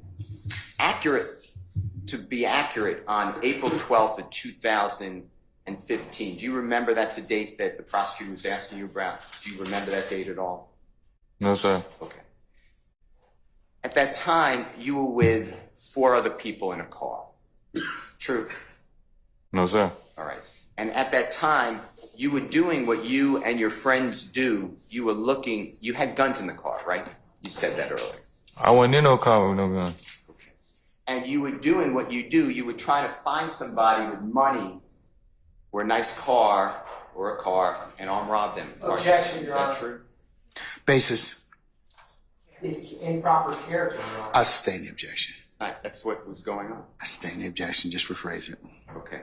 Do you remember following a car with a person who you believed in that car was wealthy?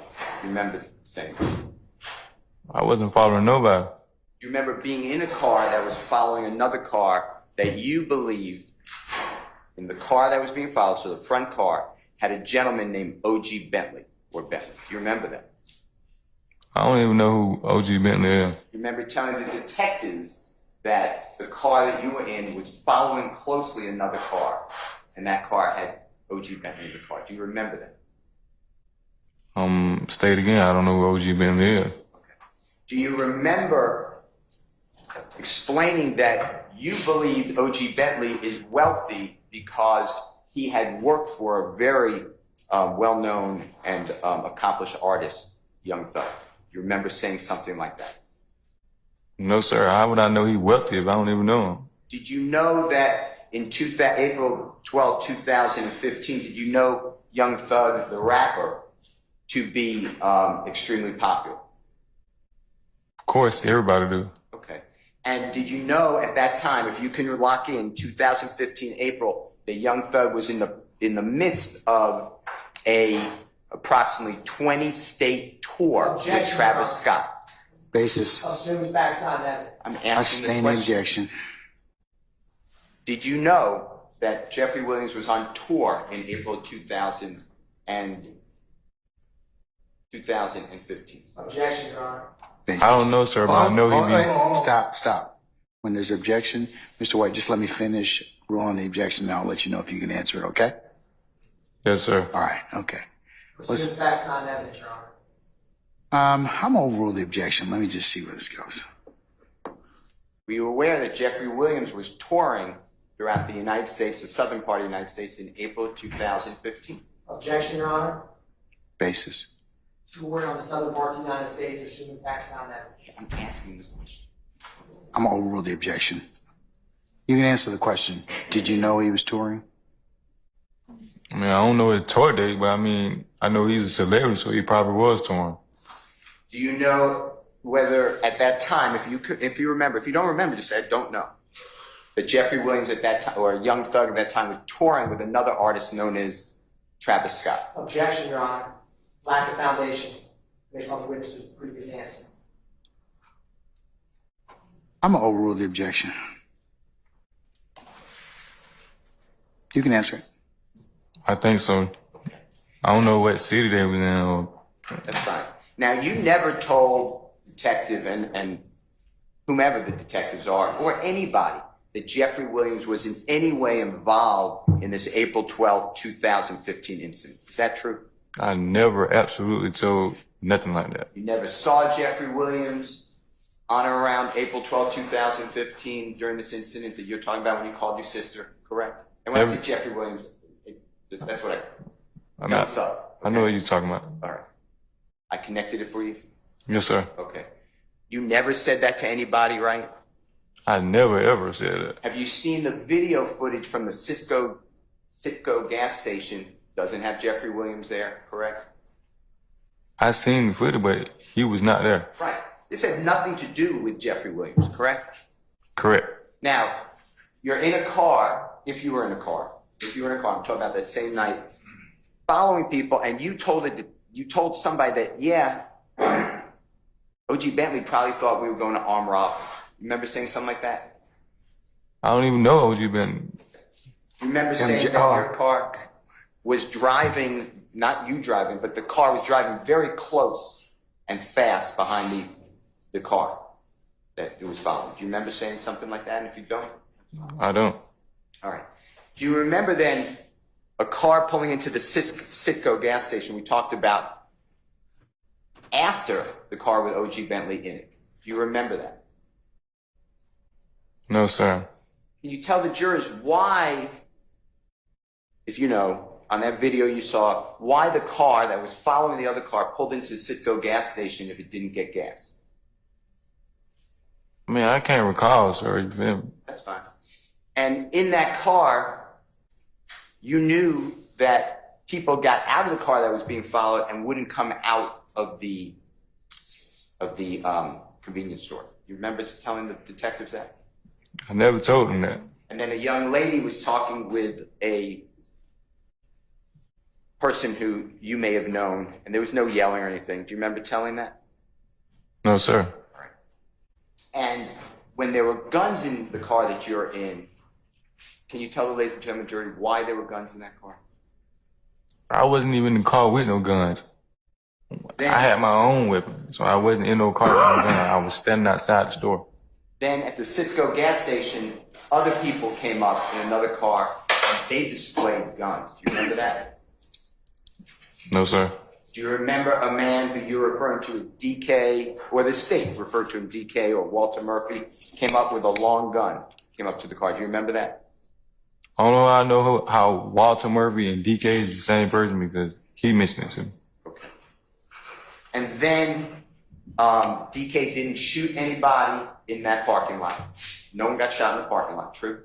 No one got shot in that parking lot. And then the two cars drove away in different directions, or the same direction but different streets. You remember that? I can't recall. Do you remember the car that you were in, not driving, but then came and drove at the car where Mr. Murphy or DK was in and other people? Do you remember that? I wasn't there, sir, because shot with fire, like, when they left me, I had ran. And then people, both cars are being armed, and then, God forbid, Mr. Montgomery was shot in the head. True? I don't know Mr. Montgomery. I just seen him one time. All right.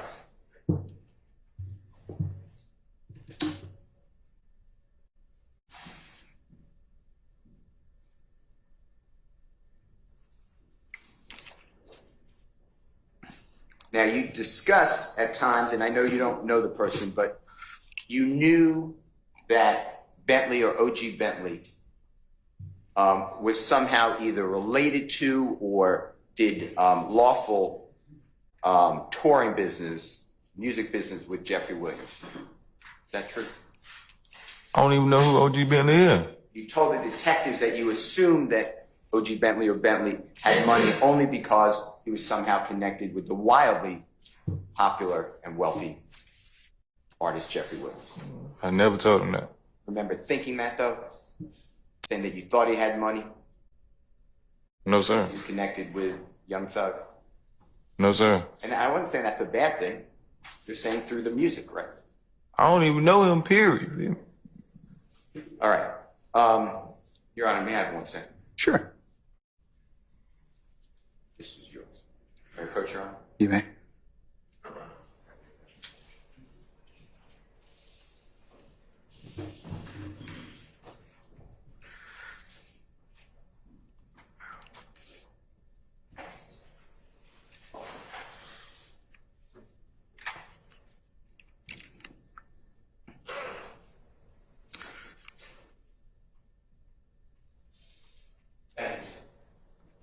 right.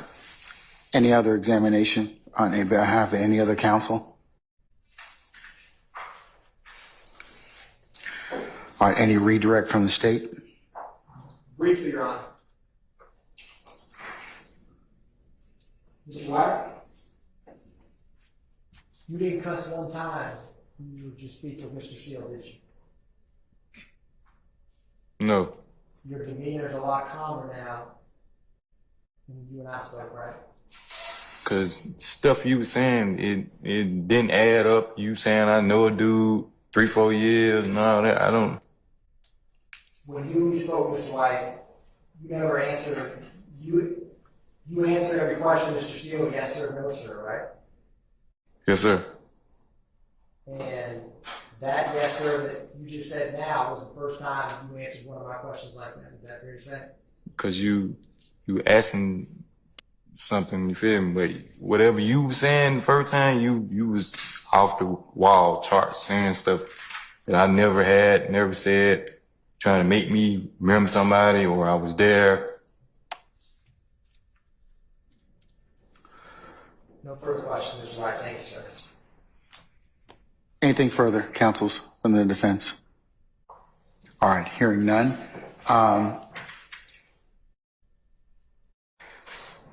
Mr. Atkins, may we permanently or temporarily excuse Mr. White?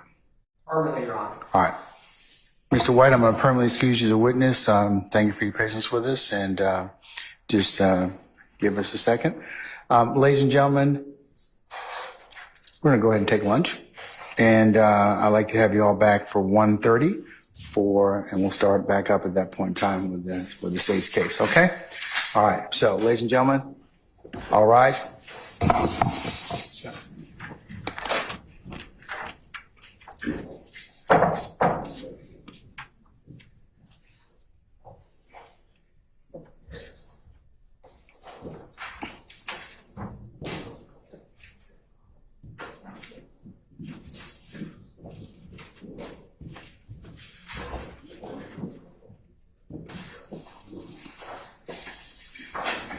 All right, our jury has left us. Sergeant Ingram, if you could, ladies and gentlemen, please be seated. I'm sorry. You can remove Mr. White, please.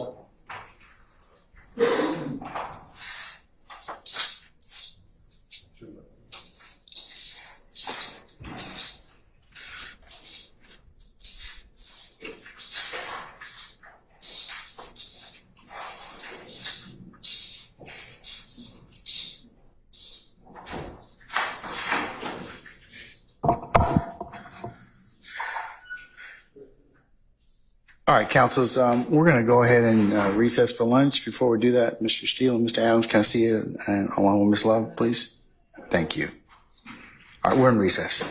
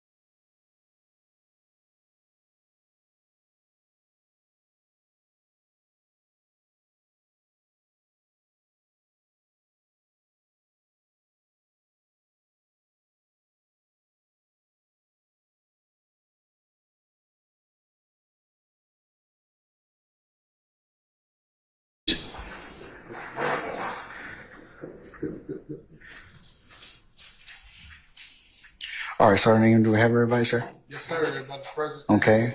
What about our jurors? All the jurors are here. Okay. All right. Counsel should say your next witness in pocket. I know he's in the building. I believe he's outside. Y'all are really great at not answering my questions, but I know he's you don't know whether or not he's outside or what? You can check if you want. Okay. All right. Your Honor, may I address an issue? May I address an issue with the court before the witness comes out, before the jury is brought out? Sure. Would you like me to do that now, Your Honor? If you must, go ahead. I must. Go ahead.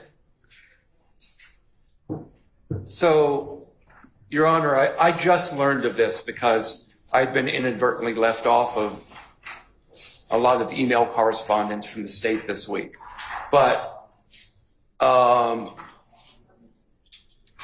when Your Honor was on the bench last week and discussed the 5 rules for streamlining the case, you stated that the parties, since we're the case in chief for the state, are to present to us the Friday, every other Friday, the list of witnesses and the exhibits that those witnesses would be testifying, would be used with those witnesses.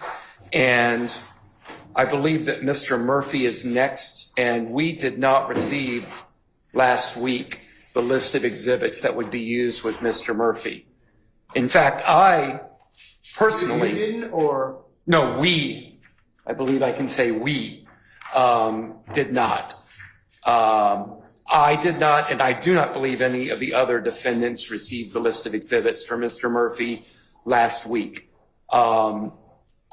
I just learned that there was some email correspondence this week that included exhibits for Mr. Murphy, and I just received for the first time the exhibits that are going to be used with Mr. Murphy. But regardless of my being left off of the email chain, I do not believe any of us received these exhibits last week as ordered by the court from the bench. And I do not see how we are going to streamline and move this case along if your efforts to do that are not being followed. And assuming I am correct, and I think I am, I just have to say that this is just part of the continuing pattern of discovery abuse in this case, and I do not believe that this should be trial by ambush, Your Honor. Okay, what specifically didn't you get, Mr. Weinstein? I did not get what the court ordered, which is a list of exhibits that are to be associated with the presentation of Mr. Murphy's testimony. Okay. Now, I'm sorry. Go ahead. No. If you received that last week and I was simply left off of last week's chain, perhaps that happened, but I've tried to check with co-defendants counsel whether they received, I mean, I could be in error, but whether they received this. Did you talk to Ms. Hilton or Ms. Love about that? I just learned about this, Your Honor. I just learned about it. Did you talk with them before I came out to discuss them once you learned about this? I asked them to please include me on the emails that I did not receive this week. Sir, just answer my question. Here, tell me your specific question. My specific question is, did you talk with Ms. Love or Ms. Hilton about these particular exhibits? No. Okay. That's the first point of contact. So why don't you do that right now, and maybe they'll be able to tell you, hey, we sent it out in the state or it's an oversight, then I can take it up. Okay? Okay. So Can I why have don't a you moment? why don't you do that right now? Thank you. You said that was on my back, which has the link to the audience. Let me finish. I'm sorry. In addition, surveillance pictures are actually included in what was sent out last week. So exhibits 9, 11,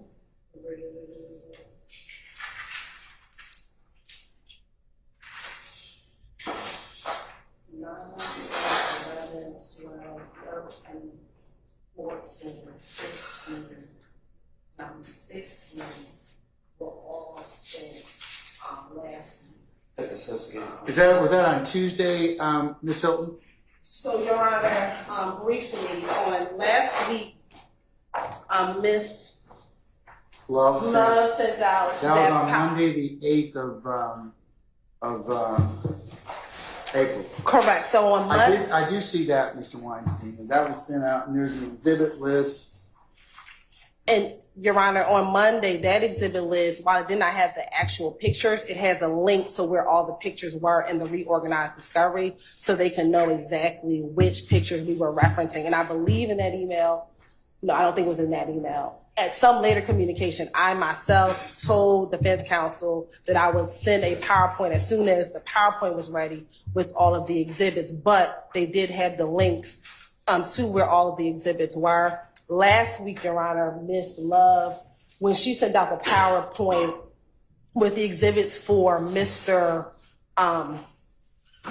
for Dexter Montgomery, to include the pictures with Mr. White, some of those pictures that did not get in, given Mr. White's testimony, the state is going to try to get in through Mr. Murphy. So we just added them to the Mr. Murphy list of exhibits.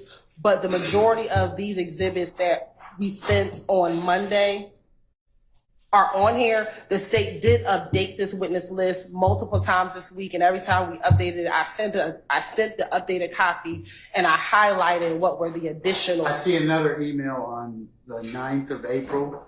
Correct. Your I Honor. said same correspondence. I see a further email on the 10th in respect to those same exhibits. And I did not realize Mr. Weinstein was not on this list until Ms.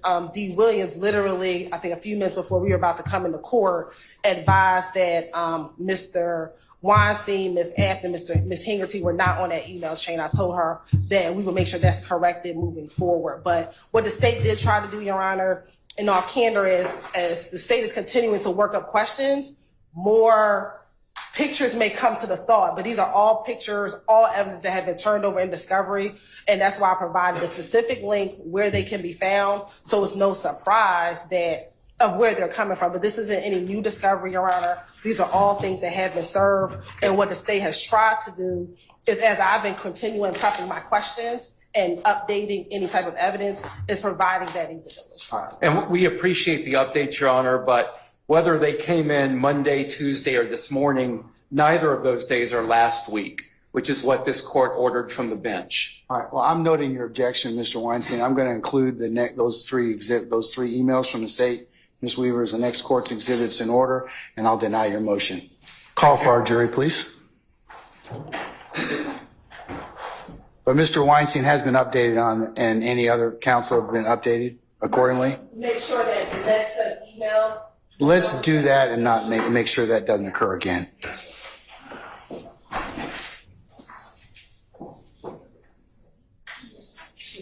And I believe Ms. Hingerty was on that email, but I was saying. All right. Ms. Hingerty. Sir? Mr. Botts is not present. Hold on. Okay. Who was responsible for keeping an eye on him? Was that you, Mr. Harvey? Come on. I don't ask for much, okay? Really? There are Apple devices you can kind of help him out with that. So. Yes, summon our jurors, please, sir.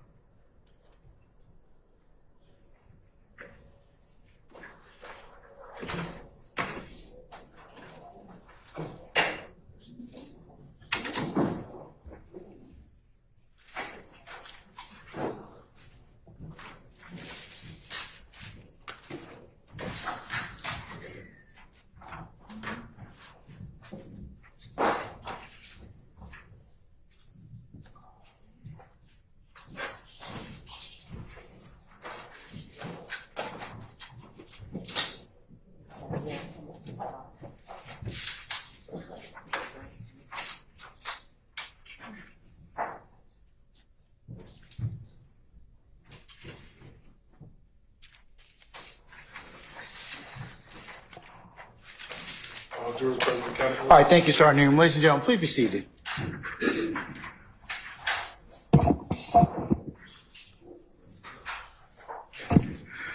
All right. Is state prepared to call your next witness? Yes, Your Honor. All right. State called Mr. Walter Murphy. All right, summon Mr. Walter Murphy, please.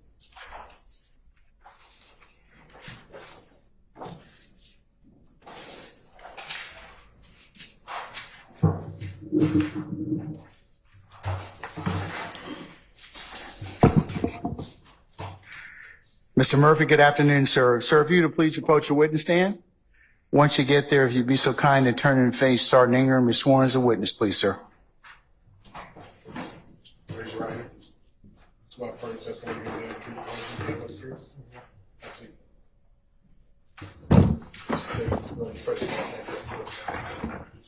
Walter Murphy. WALTERMURPHY. And good afternoon, Mr. Murphy. What's up? How old are you? I'm 32. And when were you born? August 9th, 1991. And where are you from? Georgia. Where in Georgia?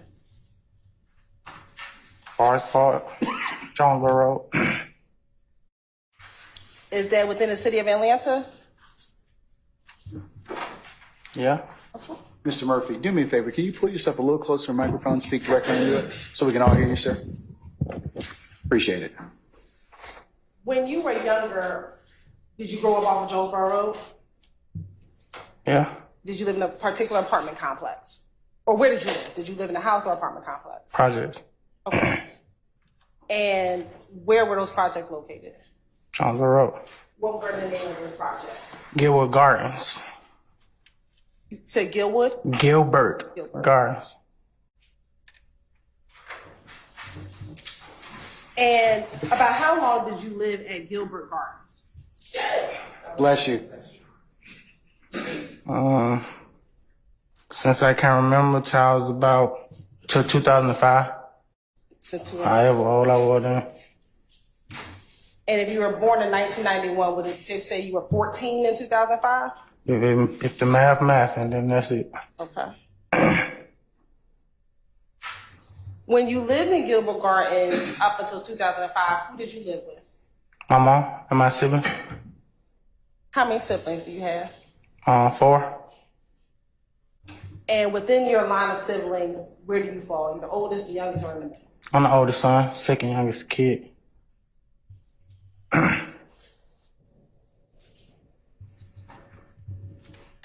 In 2005, when you moved from, when you stopped living at Gilbert Gardens, where did you move to?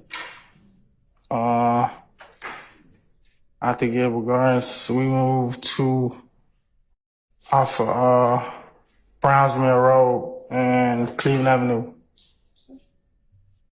Were you in a house, apartment, or something else? House. And how long did you live off in that house off of Browns Mill Road and Cleveland Avenue?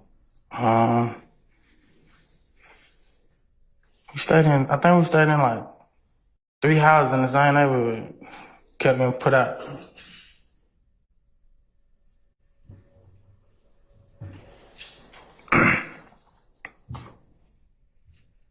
And when you moved to those homes from Gilbert Gardens to those 3 houses off of Browns Mill and Cleveland, did you move with your mom and your 3 other siblings, your other siblings? Yeah.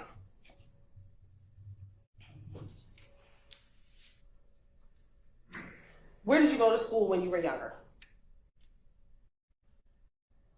I don't remember the name of this. Oh, Minnie S. Howell. Say that again. Minnie S. Howell Elementary. Minnie? Yeah, Minnie. Minnie? Yeah, Minnie S. Howell. Okay. Did you stay in elementary school until 5th grade? Yeah, and then I went to Crawford Long. And how long did you stay at Crawford Long? Was that until the 8th grade? 6, and then I went to alternative school. What alternative school did you go to? CEP. And did you ever attend high school? No.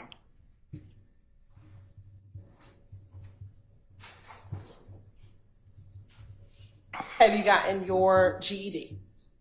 Yeah, When did you obtain it? in prison. Do you remember roughly around what years? I can't remember what year. Okay. Do you remember what year you went to prison? I think the end of 14, beginning of 15. Something like that. Either that's when you went to prison or when you went to jail? 2014 and 2015. I know I was locked up a lot of those years around that time, back and forth, a lot, like a whole lot. Now, you said that you did not complete high school. Have you ever worked? Let me ask you, do you work now?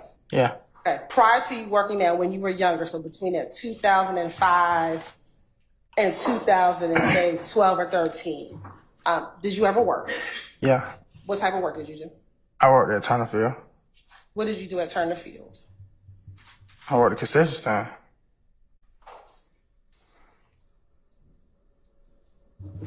If we're going to use 2005 as a landmark, which you said you were 14 years old, about what years did you work at Turner Field in the concession, at the concession stand? I don't know, I ain't really good with years, but I know I was in alternative school when I worked. It was summertime.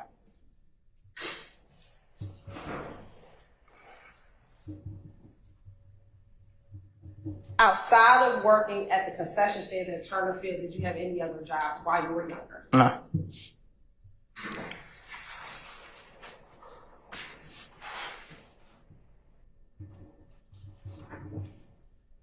Are you married? What you mean, on paper? Yeah, on paper, are you married? No. Do you have a significant other? Yes. How long have you all been together? No, it's been a long time.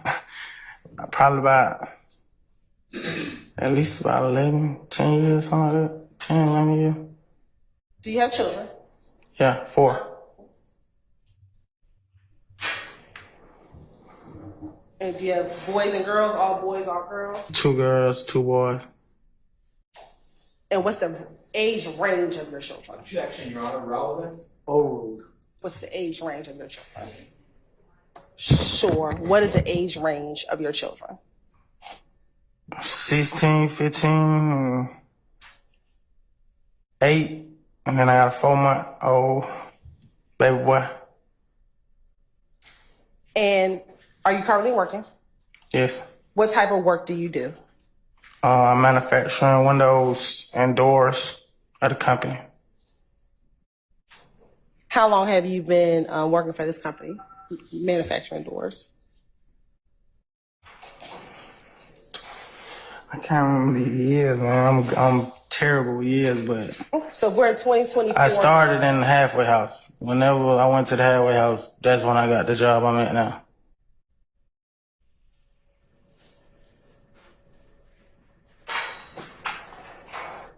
And since you said that you aren't the best with math, I like timelines. So you mind if I come up here? We do some timelines.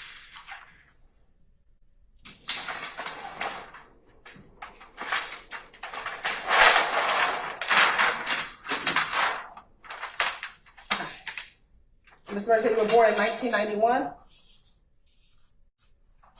Sir? Yeah. Okay. And that from between 1991 to 2005, you lived at Gilbert Gardens? Yeah.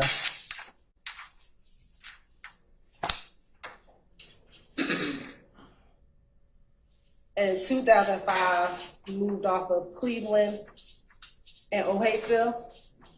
Brownsville. Excuse me, I'm sorry. And Brown. Thank you for correcting me.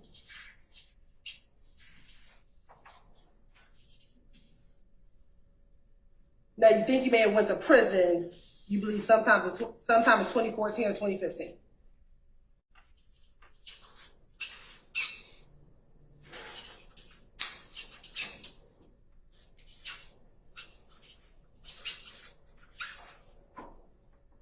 said 2005, we believe you're about 14 years old? Give or Okay. take between 1991? You good with math? Most lawyers are. All right. And we'll keep it right here for right now.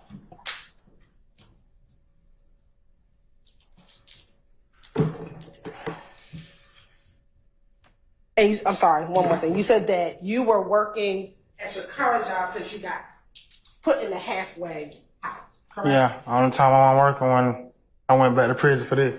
Okay. So then Or let's talk. jail, whatever. When did you remember going back to jail for this incident? When y'all locked me up. Was that in 2022?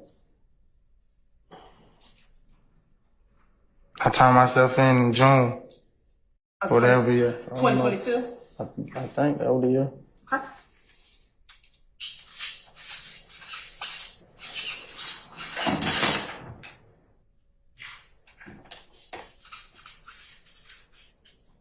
And do you remember before you got locked up for this case, were you in the halfway house? I was free. I was So you weren't in the halfway house? no. Okay. Do you remember when did you get out of prison? What year was that? When I went to the halfway house, Yes.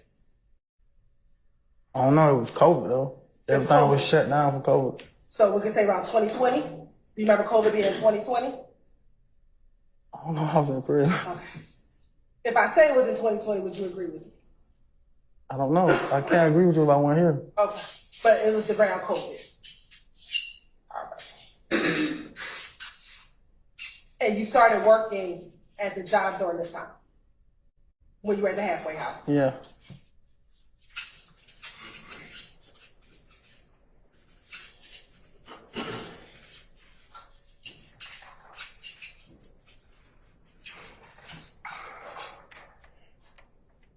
And did your company allow you to return back to your job once you got released from jail for this case? No. No. Did you start working somewhere else? No. Okay. So I thought you said that you were still working at the same company that you were working back when you I am. Okay. They didn't let me come back at first. But they eventually have let you come back. Yeah. All right.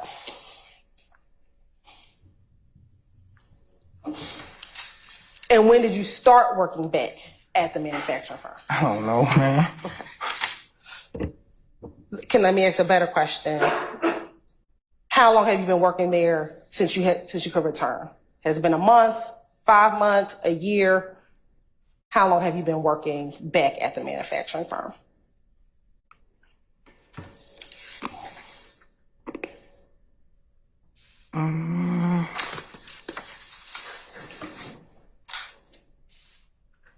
It been a year. Cause I started back in March and this April, so it been a year. So I started back last March, yeah. You're right. Thank. Was it before your 4-month-old was born? I said last March. Yeah, so it was before your 4-month-old was born? It was last March of 2023. Yeah, he was born 4 months ago. in December. Okay. Yeah. And are you enjoying the work that you do? I mean, Or it's is it work. just a job for you? Yeah, it's work. It's work. I like the people though. They cool. Now, when you were younger, did you ever come to know an individual by the name of Jeffrey Williams? Yeah. How long have you known Jeffrey Williams? I'm not good with time. Alex, Since we was kids, about how old were you when you first met him? I can't remember the age. As Was far it, as I can remember, I knew him. do you believe it's while you were in elementary school, middle school, or something else?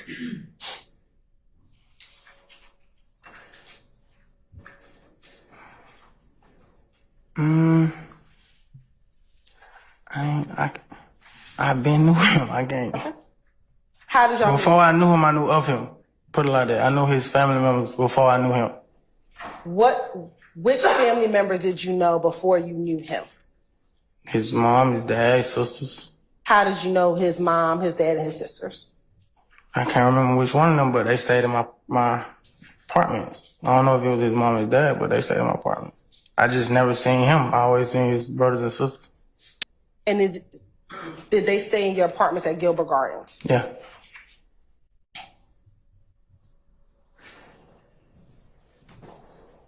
And since you first saw his family before you met him, did you have any type of relationship with his family members? No, we was kids. It was just at the basketball court, you know?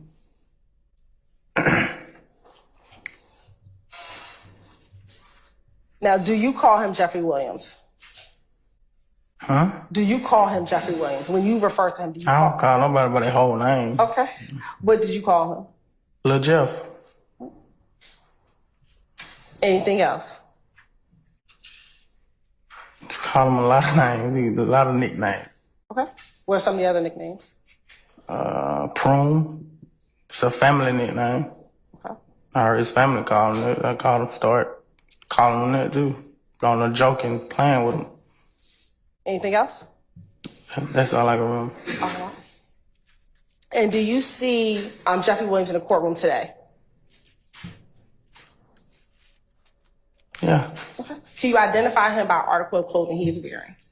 I'll stipulate that Mr. Murphy can identify us. All right, it shows out. The record will reflect. Thank you.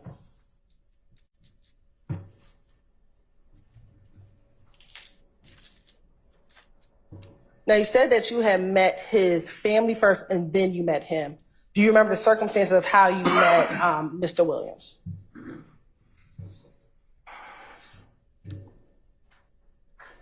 I can't really remember, man. You asked me to think about a long, long time ago. You know how much I've been through since then? Have you been through a lot? Tremendously.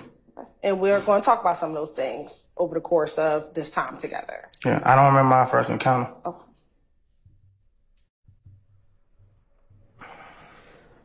What was your relationship like with Mr. Williams when you all were younger? I mean, in any relationship, just like any other friends, you young. You just want to have fun. What type of things did y'all do together to have fun?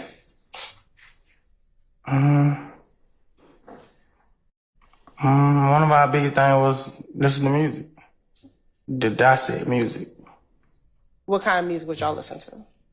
All kinds, all genres, or however you pronounce that word. And would you do this at your home, his home, or somewhere else? Everywhere we go.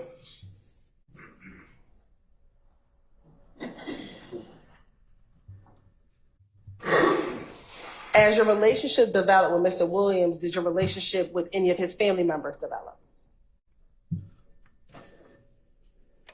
I understand what you asking. Sure. You and Mr. Williams have been friends since childhood. As you all continued your relationship and your friendship, did you grow your relationship with any of his other family members? His mom, his dad, any of his siblings? Yeah. Okay. My mama called him son. His mama called me son.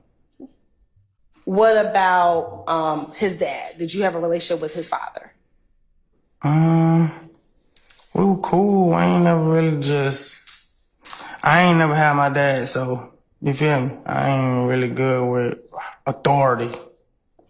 But we was cool. I respected him. He respected me. Did you ever look to his father as a father figure for you? No.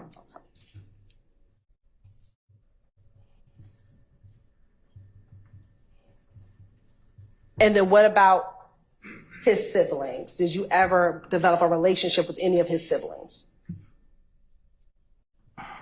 Yeah. Okay. Who? All of them. And how many siblings does he have? Too many to count. Does he have a sister by the name of Dolly? Yeah. Okay. Did you have a friendship with Dolly? Yeah. And did he have a sister named Dora? Yeah. Did you have a friendship or relationship with his sister Dora? Yeah. Okay. Well, all his siblings, not just them.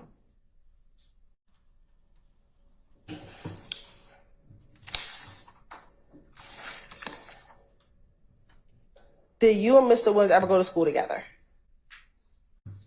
I think we went to alternative school at the same time. I ain't sure. And did the two of you ever do any recreational activities? I mean, sports or anything like that? Did you play on any sports teams together or anything of that nature? I never played sports. What is your current relationship with Mr. Williams?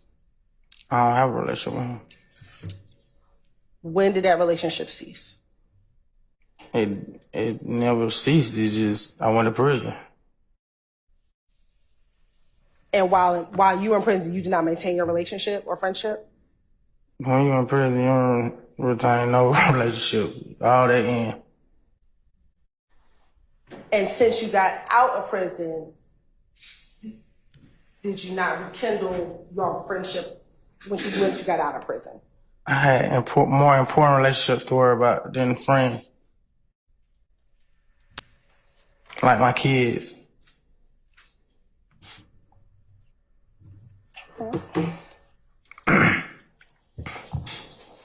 Permission to approach? As long as you've shown that to defense counsel already. Yes, Your Honor. I believe they all have it on a PowerPoint. I'm going to show you what's been marked as State's Exhibit 3, Charlie. Do you recognize the individuals inside of State's Exhibit 3, Charlie? Yeah. And how do you recognize the people in the picture? It's me. Okay. Is that a fair and accurate depiction of you in that picture? Yeah. Does it look like you? Yeah. Is there anyone else in that picture? Yeah. Okay. And does it look like that person who was in the picture? Yeah. Okay. Your Honor, at this time, the state would like to tender State's Exhibit 3, Charlie into evidence. Any objections to States 3 Charlie? All right. States 3 Charlie is admitted and may be published as you see fit.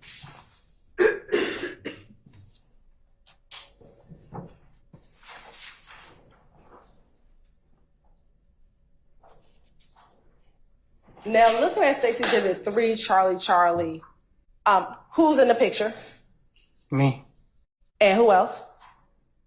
LaJah. All right. And in looking at that picture, do you recall when that picture was taken? No. Okay.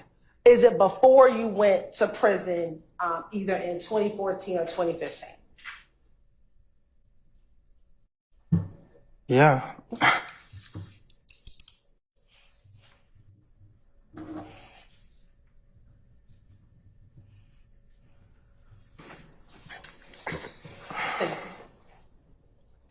Now, Mr. Murphy, do you have a nickname?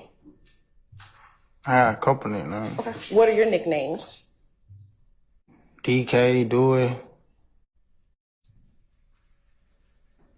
That's a couple. That's it? You said a couple. All right. And how did you get your either of your nicknames, DK or Dewey? My mama named me that. Your mama names you? Yeah, my family call me that. They call you Dewey? Yeah, and DK. What does DK stand for? It's a couple of those meanings too. Okay, what are they? Dewey Cartel, the kid. A couple.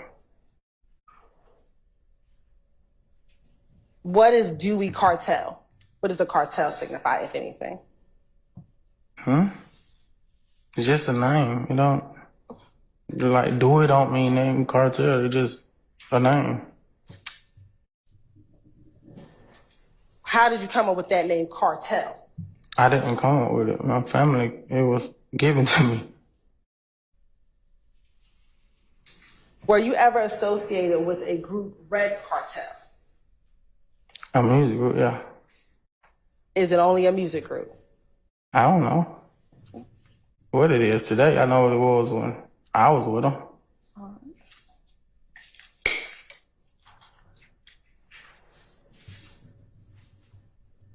When did you first get involved with Red Cartel? I can't remember that. That was like 20 years ago. So you think it was in about 2004? If that's 20 years ago? I was over at that joint. I don't know. All right, let's do this. When you got involved with Dewey Cartel, was it first before you got to prison? When I got involved with Dewey Cartel, that's my name. Excuse me, Red Cartel. Ask the question again. When you got involved with Red Cartel, was it before you went to prison? So before 2015? Yeah, that's old. And you said it was about 2004. Were you living at Gilbert Gardens? I didn't say that. You said it was about 20 years ago, I was right? over exaggerating. Okay. I didn't hear. I was over exaggerating. Saying 20 years I was being. So do you think it was more than 20 years ago or less than 20 years ago when you got involved with Red Cartel? I don't know. I've been through a lot. I did like a lot of prison time. And I used a lot of that time to like focus on changing. And that's what I did. So I don't really think about stuff like that. You feel me? And I understand. And it's good that you're changing, but we're just going to talk about this for a little while and then we'll move forward to where you are currently. Is that okay? That you feel like they got something to do with currently? Me? We're going to talk about what you're doing currently, but we're going to talk about this for right now, and then we'll go to what you're doing currently. Okay. All right? So, when you first got with Red Cartel, was that while you were living in Gilbert Gardens, or when you were living off of Cleveland and Browns Mill Road? Cleveland Avenue. So that would have been around 2005 when you started with Red Cartel. If you say so, yeah. That's when I don't wanna That's when say- I moved to Cleveland Avenue.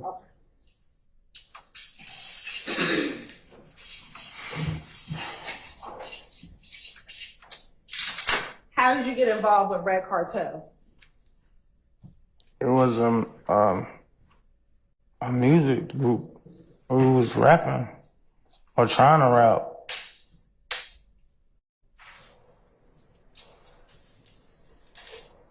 How did you learn about Red Cartel? How did I learn about it? Yeah, how did you learn about Red Cartel? It was a group of guys rapping. We was all cool. We just.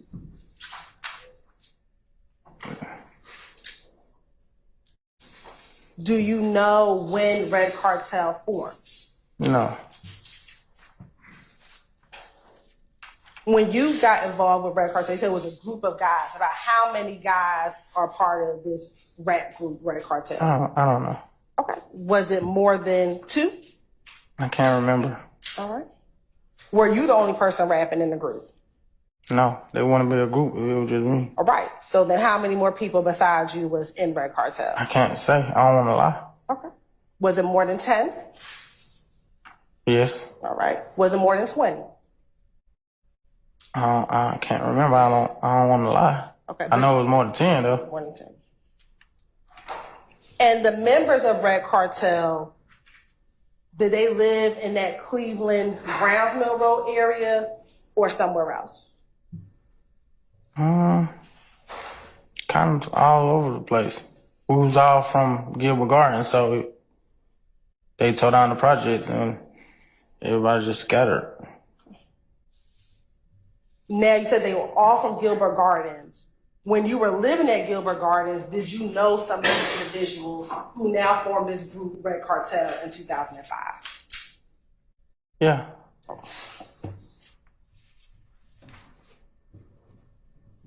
Were the members of Red Cartel older or younger or the same age as you? Both.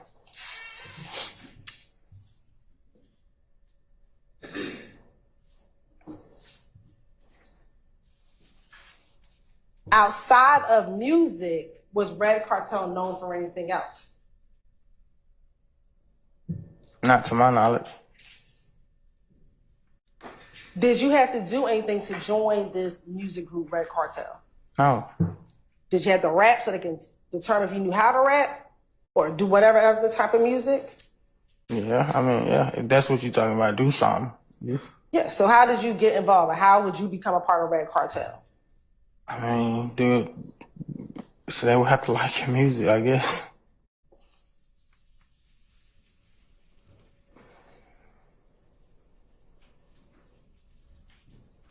Do you know who founded Red Cartel? Nah, I don't. It was an older dude than me, though. But I don't, know him like that. What was his name? I don't know. He was before my time. You say he was before your time. So do you know roughly when Red Cartel started? No.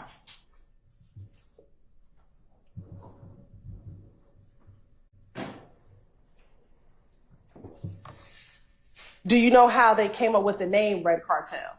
No. As a member of Red Cartel, did you wear any specific colors? No, you can wear whatever color you want to wear.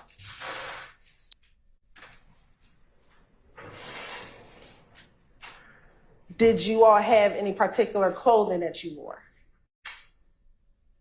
I think we did have like shirts or something with like our names on them.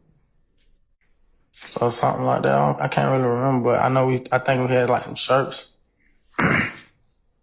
I'm going to show you what's been previously admitted as Exhibit 1, Slide 22.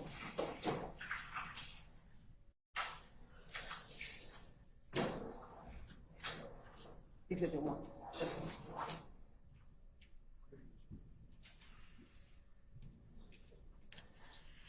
It's Slide 26 for you all, but it was originally Slide 22.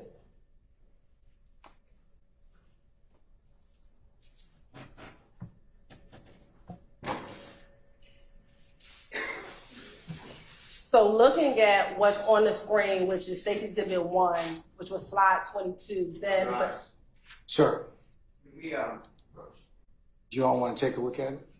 no, I'm familiar with an S1 approach, if you don't mind. Okay, I don't know if you noticed. I just, come on. Can I look at it? Bring it up here, please, so I can look at it.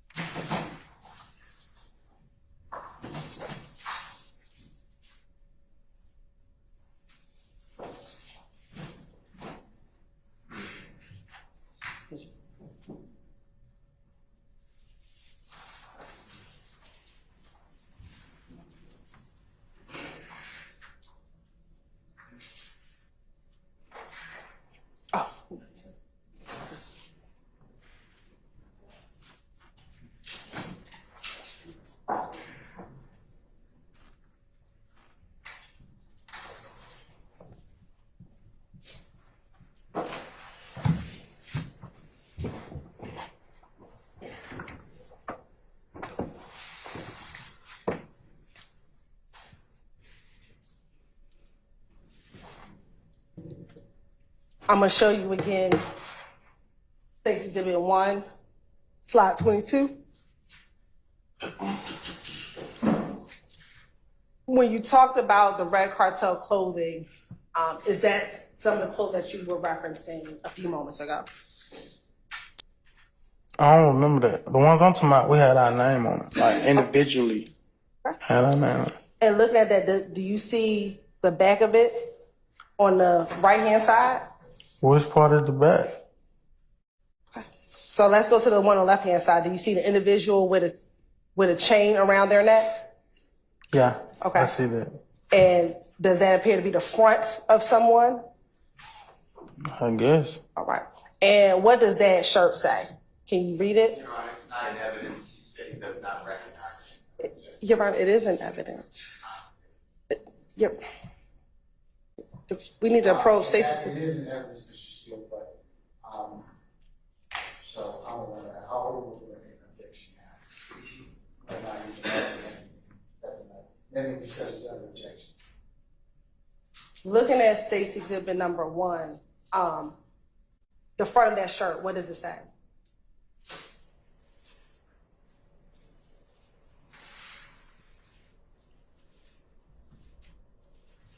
It say "so what" at the top, and then I can't see what they say on this side. I guess that's the left bottom. Huh? They got something right there. You see what the right bottom says? Blooded. Okay. And on the other picture, can you read what it says on the other picture at the top? They're like graffiti letters or something. I can't understand it.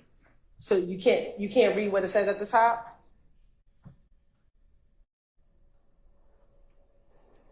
Okay, I see the red cartel. And I then don't know what that is on the end though. It's kind of weird. on which end? The right top. You mean the wording after cartel? Yeah. Okay. Do you see what it says underneath red cartel? Creek City Records. Okay. And then underneath that, do you see what it says? I don't know what that say at the bottom, but the other part say gang. Okay. And is that the same red cartel that you were just referencing that is the music group that you were a part of? I never seen it wrote like that though.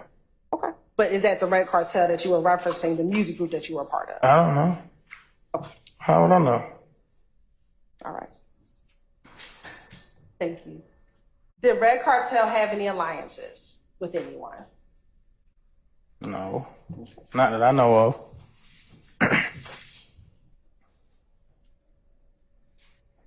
Did Red Cartel ever associate or affiliate themselves with the Rock Crew?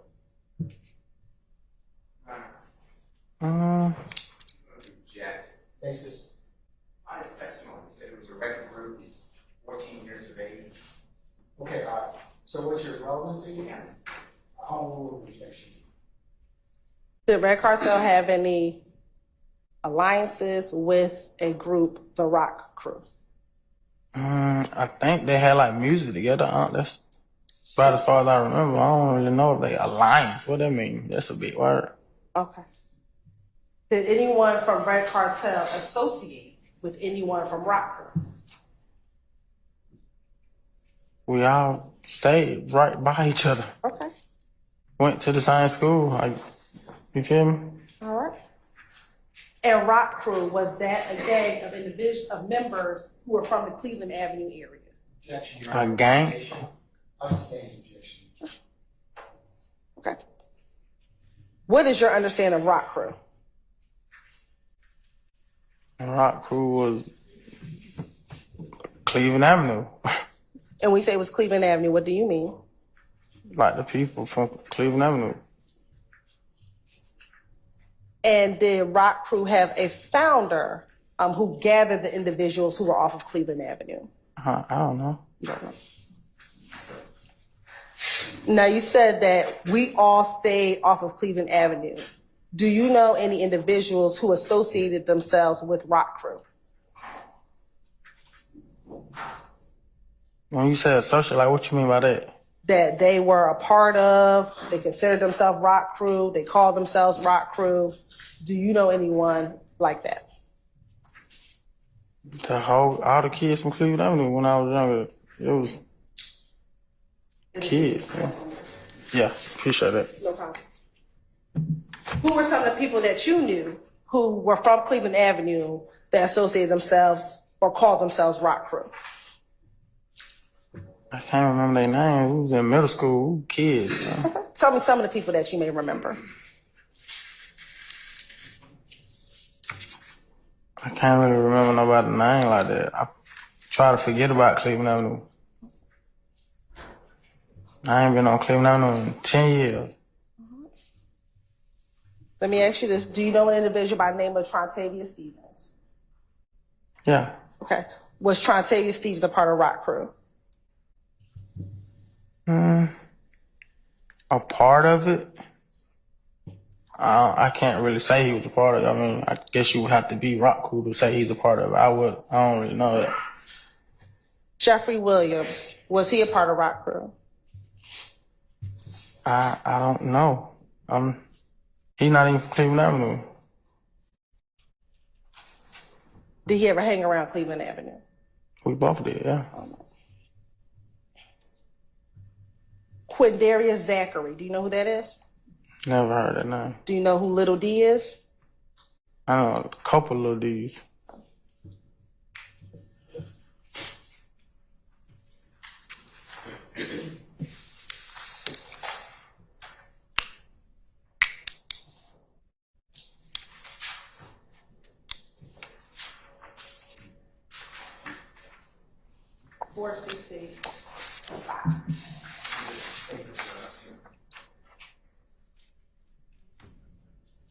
Sorry, Corey, Charlie.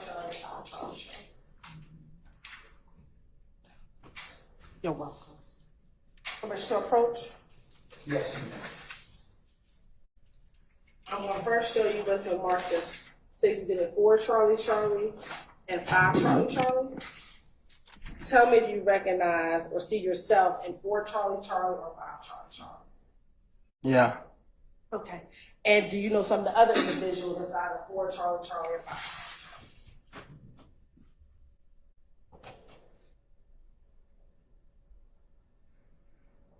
Yeah, I know some of them. I know him. And does that appear to be a fair, accurate depiction of yourself, along with other people that you may know inside of both 4 Charlie, and 5 Charlie? Yeah. Okay. Your Honor, this time I'm saying like the 10 to 6 Exhibit 4 Charlie, and 5 Charlie inside. Any objections to states 4 Charlie, and 5 Charlie? If they're admitted, may be published as you see fit.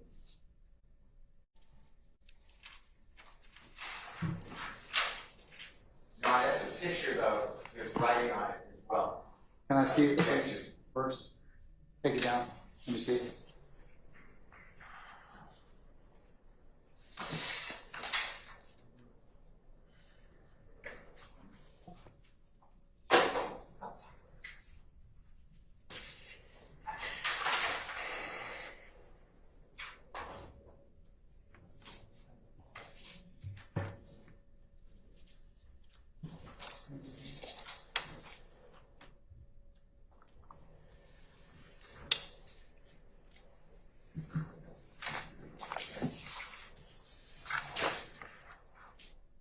Okay, can I see counsel's perspective, please?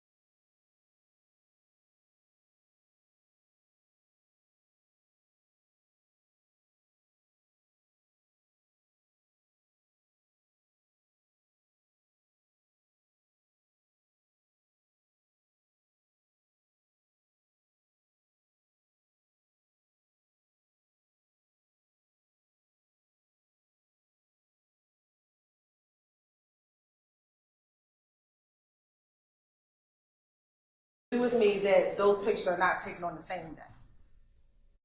I can't remember. Are you wearing the same clothes in 4 Charlie Charlie that you wore in 5 Charlie Charlie?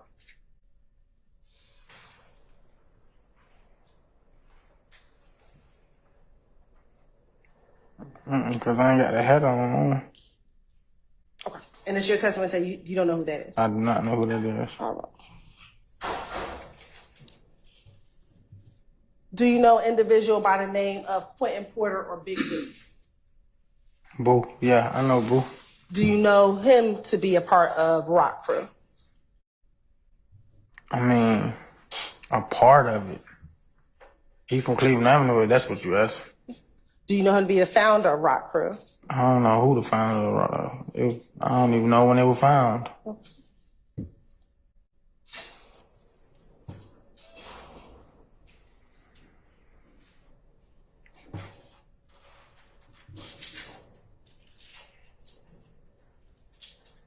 Now, with Red Cartel, was Red Cartel ever associated with any gangs?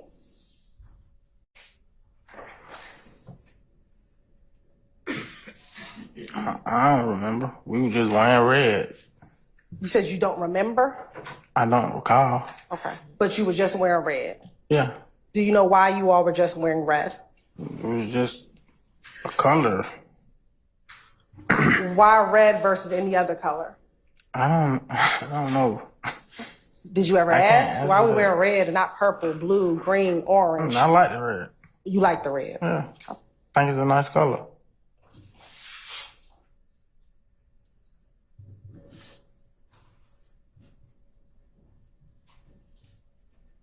Did you ever associate or call yourself a member of any gang?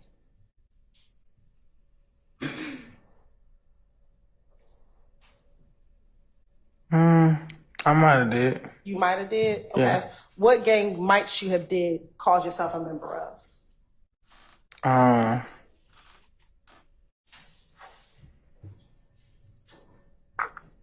Blood.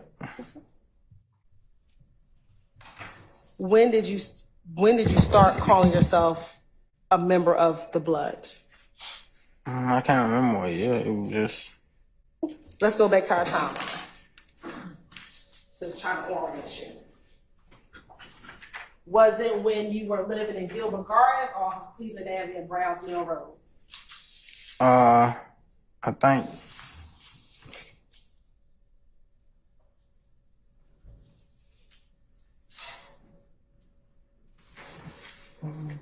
When I started calling myself a blood, probably when I was living off of Cleveland. So this time period off of here. Now, was there any particular faction of Blood that you were calling yourself to be a part of? Faction? Like, was there any particular Blood sect? No, I just thought being blood was cool. It was like rappers and people were being blood. I thought it was cool. How did you become a Blood? How did you become a Blood? I didn't. I just started saying I was blood. So, If that's what you mean, so you didn't have to do anything in order to become a Blood. You just started calling yourself a Blood. yeah. Did you hang around with other individuals who were Bloods?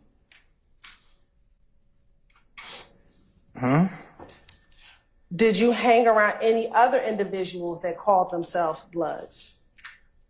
I don't know. I know I was calling myself blood. I don't know what nobody else was doing. Did you hang around other people and y'all were in a group together and each of you all called each other Bloods? I stand objection. Was there ever a time that you and other people were together and called yourselves Bloods? I'm trying to figure out what you saying. That I don't understand that. I've hung around people who call themselves Christian, Muslim. I hung around all kind of people. So I'm asking specifically about the Bloods. Were you ever in a group with other individuals who called themselves Bloods? Objection, Your Honor, hearsay. I'm not. I'll hold the objection, Mr. Matthews. Can you ask the question again? Sure. Were you ever in a group or associate yourself around other individuals who call themselves Bloods? In prison or jail, probably. What about outside of jail? I don't recall that happening outside of jail, though. Court's indulgence.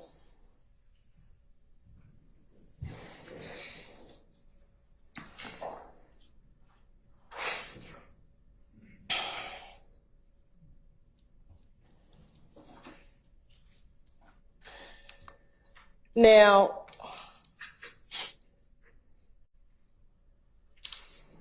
as a Blood, or while you were calling yourself a Blood, did you ever commit any crimes while you called yourself a Blood? Huh? Did you ever commit any crimes while you called yourself a Blood? I'm like, what you mean, like, while I'm doing the crime, like, I'm a Blood? What are you saying? Sure. While you were in that 2005 era that you said you started becoming a Blood, were you committing crimes? I call myself a Blood. I ain't Right. start becoming a Blood. Okay. So you started calling yourself a Blood around 2005. Yeah. All right. During that time period, did you ever commit any crimes? In 2005? Yes. No, I was in school.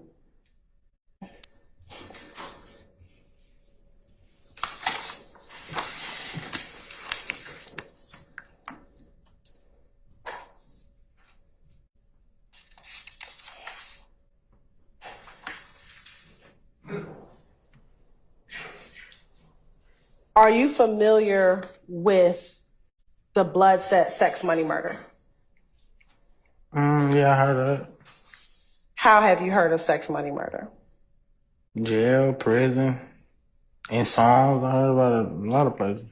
Did you ever call or claim yourself to be a part of sex money murder? Yeah. When did you do that? What years? I don't remember what year. When it got popular, everybody was calling themselves that. Was that around the same time that you started calling yourself a Blood? Whenever Blood got popular, that's when I started calling myself Blood. That would be around the same time, yeah.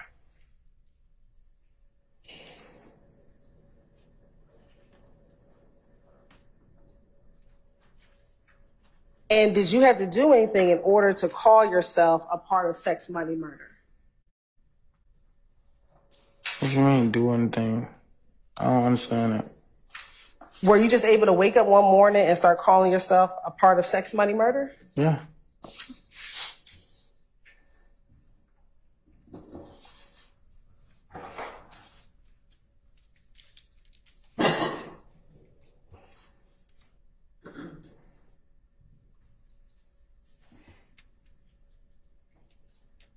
And did you hang around other individuals that called themselves or that were members of sex money murder? I don't know what nobody else was doing. I know what I was doing. Okay. Now, you said that you heard about being a Blood in prison. You recall just saying that a few moments ago? That you recall hearing about being a Blood in prison. Do you remember saying that? I recall about hearing about being a Blood in prison. Yes.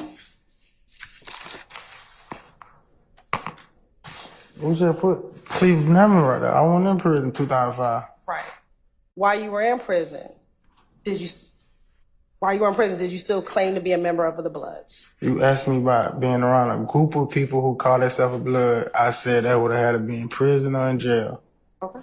That's what I said. I ain't say calling or none of that, what you just said. So I'm asking you, while you were in prison, did you call yourself a Blood while in prison? When I went to prison, no. Why not? Because I wanted a new life. I ain't want to be out there. No. I want to take care of myself and do better as I am now. I feel like that was childish. Have you ever heard of the term false flagging or false claiming? Yeah, I've been called that. You've been called that.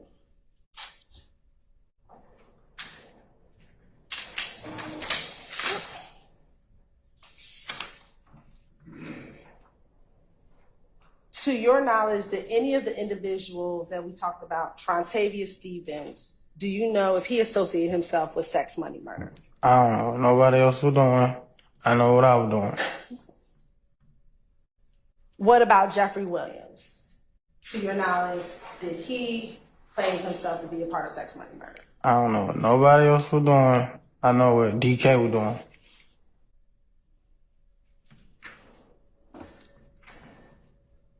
Mr. Murphy, back in 2011, 2012, did you have a Twitter account? A Twitter? Yes. What year? 2011, 2012. Yeah, that probably, yeah. I think I did. That one Twitter was kind of like the thing back then. And do you recall what your Twitter name was back in 2011 and 2012?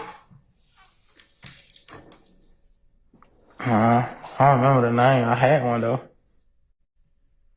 Do you remember having the name of Young Slime Like DZ or at Cartel _ DK? Oh, that was one name? Do you remember having a Twitter account? That was one name you just said? Do you recall having a Twitter account? I remember I'm confused though. Can you say the name again? Sure. Did you have a tag name at Cartel _ DK? Yeah, I remember that. And was the name associated with that Young Slime Like _ Oh, that's the little. Okay, yeah, that probably, yeah. Was that you? Yeah. All right.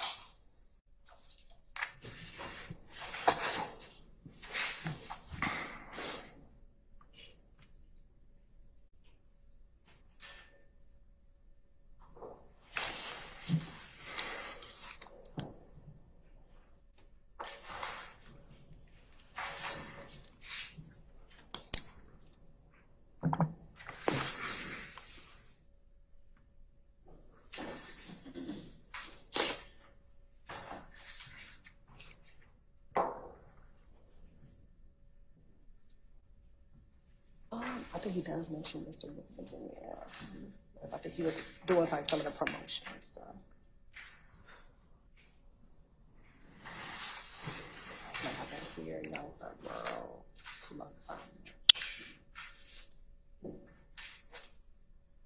I think here he was like promoting some of his stuff.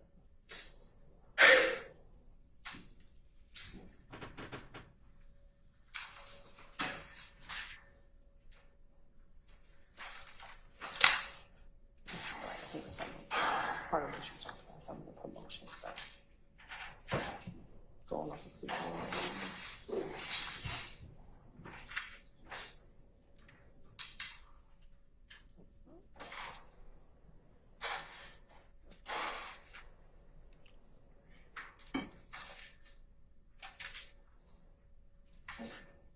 You're welcome.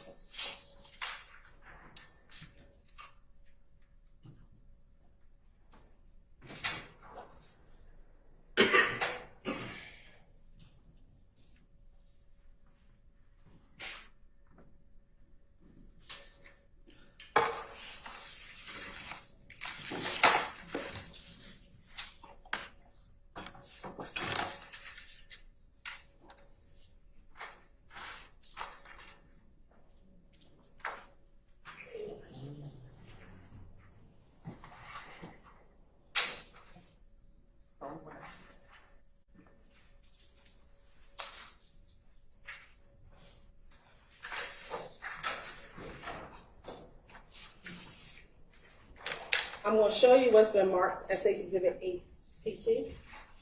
Do you recognize your name, your Twitter name, at Cartel _ DK on there?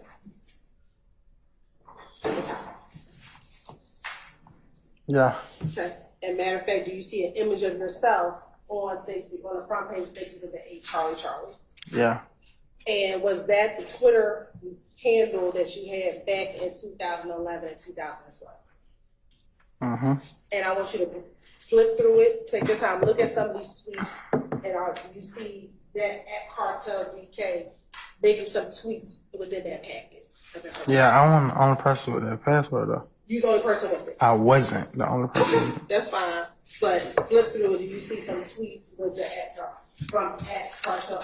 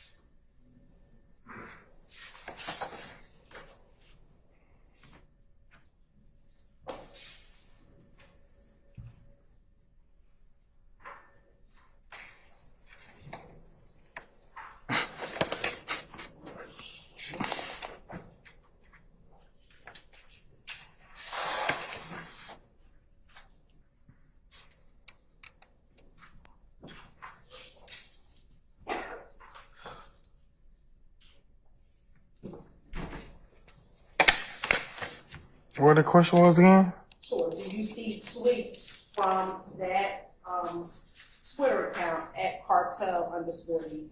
Yeah. All right. And again, was that your Twitter handle back in 2011 and 2012? Yeah. During this time, it's like a 10 or 6 exhibit 8 Charlie Charlie. Any objection states Charlie. No, I'm happy to support it.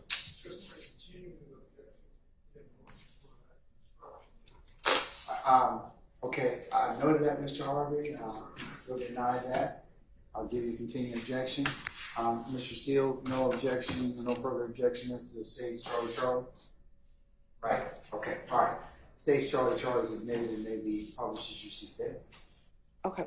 Mr. Murphy, you can look on either screen on the side or behind you. We're going to start with the first page of 8 Charlie, okay? You were gonna go through that whole thing? Not all of it, but some of it, yes. Now,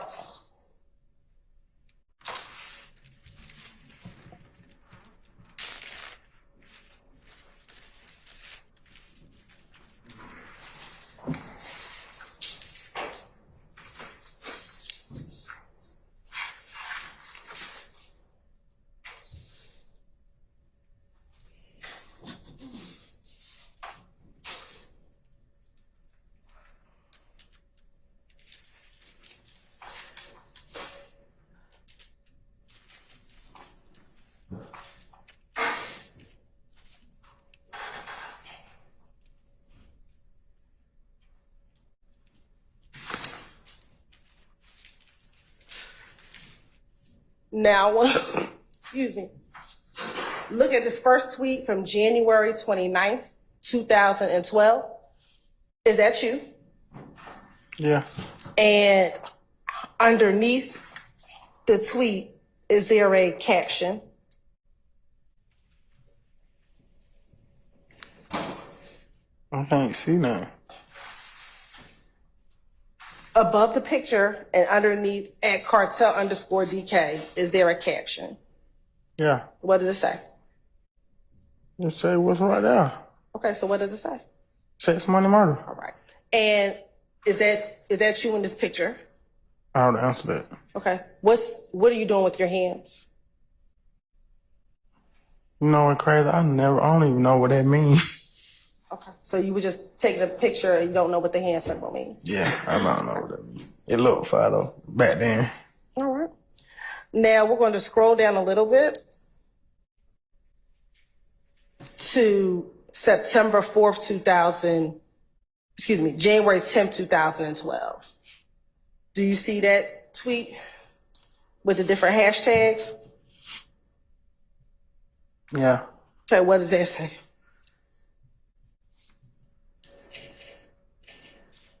Let's say sexy, money, murder. Okay. We'll go down to the next one on January 4th. I don't think I tweeted that though. They're probably a girl. Okay. So that wasn't you, believe it was someone else. Yeah, a couple people had my password.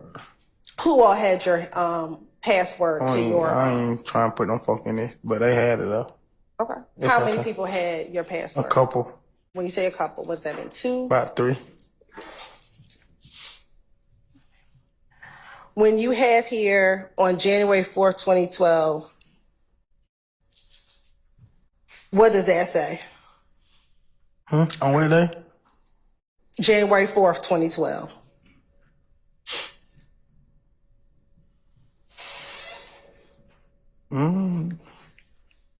For that banging sex money murder, I don't know what that other, like, a bunch of letters.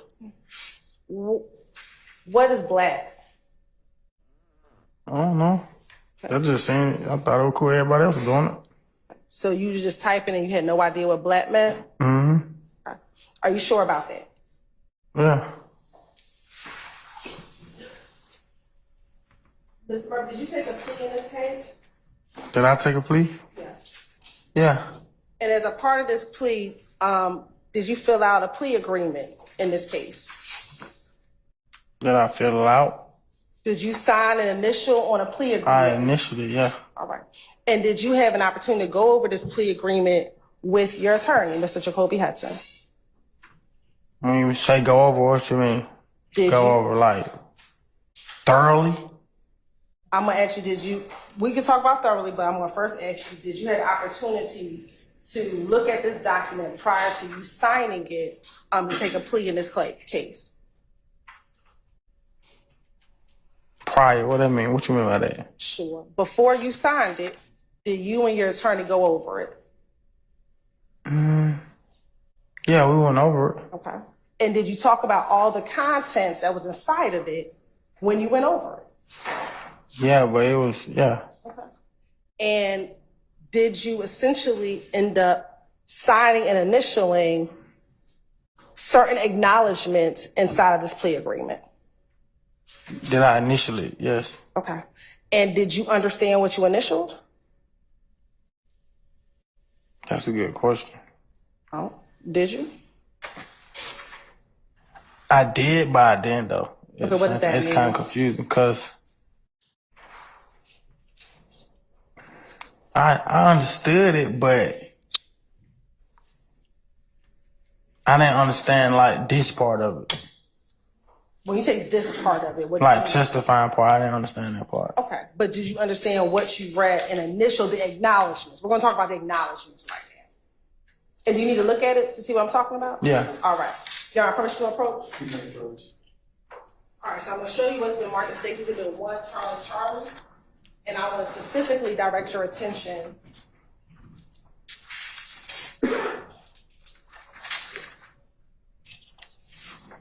right now. We're going to focus on page 3.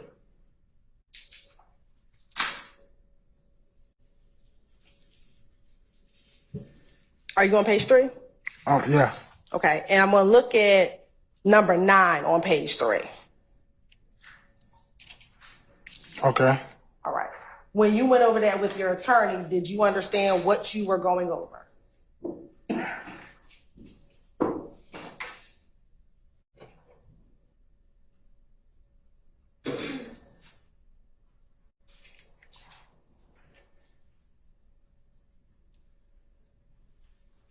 Yeah, but that's why I say it was confusing because it say some of the language.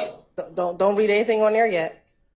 When you went over this and you initialed it, I believe Mr. Murphy has a right to this.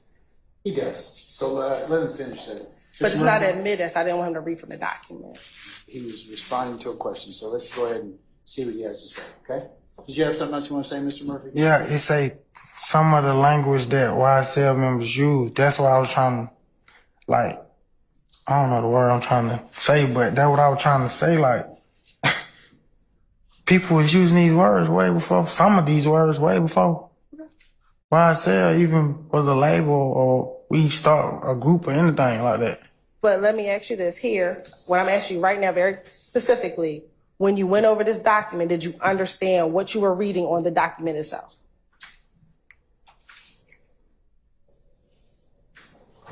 Like, did I understand The words on the page? Yeah. Okay. And did you end up signing this plea agreement when you took your plea in this case? Yeah, I signed it. Okay. And did you sign it with your attorney? Yeah. All right. And did Ms. Love also sign this document? Yeah. Your Honor, this out of state like the 10-6 1 Charlie. Any objection, states 1 Charlie Charlie? No, sir. All right, states 1 Charlie Charlie. Now, we're going to talk about this document, but I want to, since we're talking about the word black, I just asked you if you knew what black meant. On page 3 of State's Exhibit 1 Charlie, at number 9, what does number 9 say? Some other language that YSL members would use is something. Okay, and then what does it say under A? Black. And then what does it say? But I heard that way before YSL even. Sure. Answer my question. Finish reading. What does A say? It say black. And what else does it say? Oh, which means blood love all the time. Okay. And so when I just asked you a few moments ago if you knew what black meant, why did you tell me you did not know what it is? Now I remember. I got a whole life. You think I'm sitting at home or at work thinking about black? I'm not thinking about that, bro. I got 4 kids. I'm not thinking about that. But back in 2011, you used that terminology black. Yeah. All right. And in 2012, did you use that terminology black? Huh? In 2012. You should ask me that, didn't it? I asked you about 2011. In 2012, did you use that terminology? And then what they just said on that tweet. So, do you know what black means? Now I recall what it means. So you had to use this to refresh your memory? Is that what you want to call it?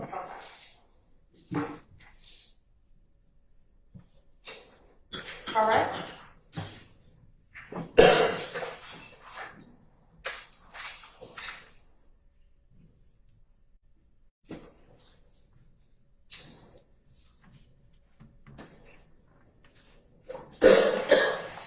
Now we go back to 8 Charlie.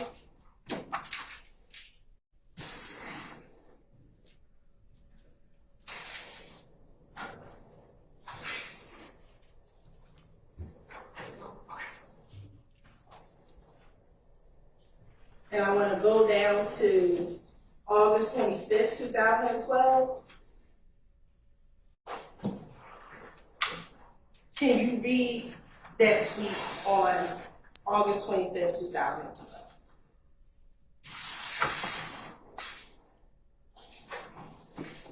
That's a song. Okay, what does it say? It's been a long time coming, baby. I just called to see how you been doing lately. Now, you just said it's been a long time coming. Is there a B or a C there for coming? To be. Okay. Why would you tweet it as a B? That's just what I was doing right there. I did a lot of stuff without meaning or purpose. I was childish, young, dumb. And when you said baby, you said call, why did you put the B for the C there as well? Huh? When you read it, you said, baby, I just called. But when you tweeted it, you put a B. Why'd you do that? Because that's not me no more. I'm grown now. That was a kid. And I'm asking you about 2012. I told you we're going to get to 2024. I'm asking you now about 2012. Yeah, because I just told you. That's not me no more. I understand it's not you anymore. But back in 2012, I'm asking, why did you put that? Because I was just doing stuff. I just told you that.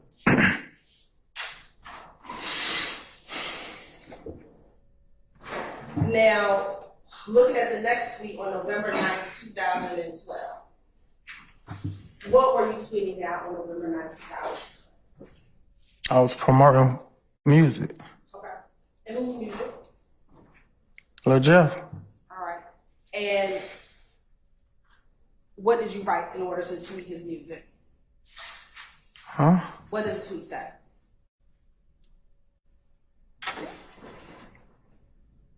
I was telling everybody that it's going down at the The club we probably been going to. Okay, so read what it says. It's going down tonight. However you say that, at thugger, black. Why'd you put black, black? I was just doing stuff, I told you that. Okay. But why put it, you're promoting his music. Why do you need to put black, black, just promoting? I put it, when I wasn't promoting nothing, I was just tweeting and I put it. So I was just doing stuff. Okay. It's just being a kid, being extra.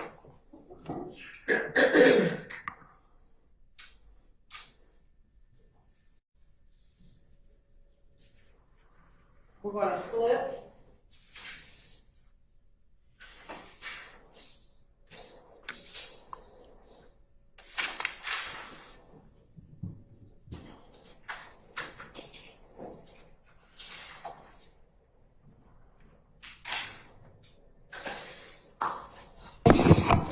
So before you continue, I think our jury's asking for a comfort break.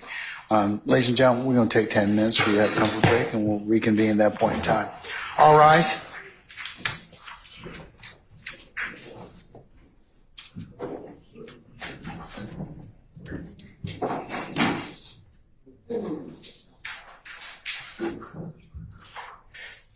Mr. Murphy, you can take 10 minutes.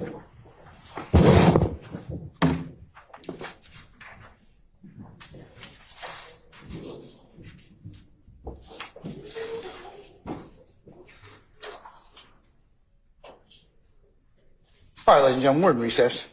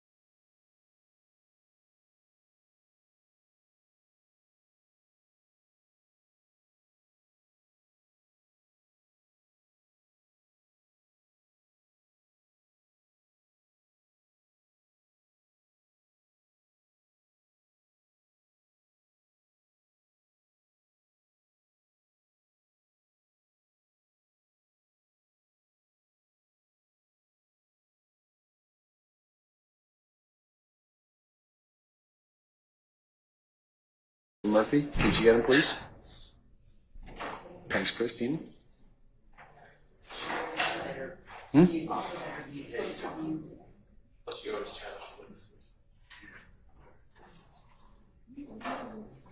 what do you think about my shoes? Yeah. What do you think about my shoes? Yeah.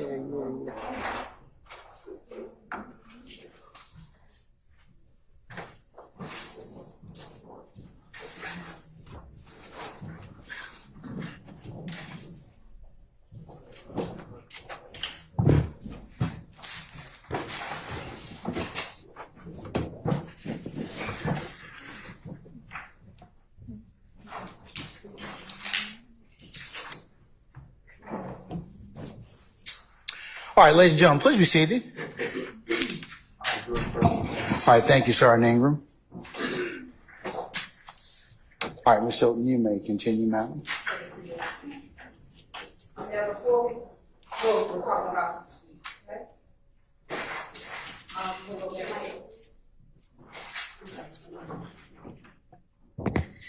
Go back to 8 Charlie.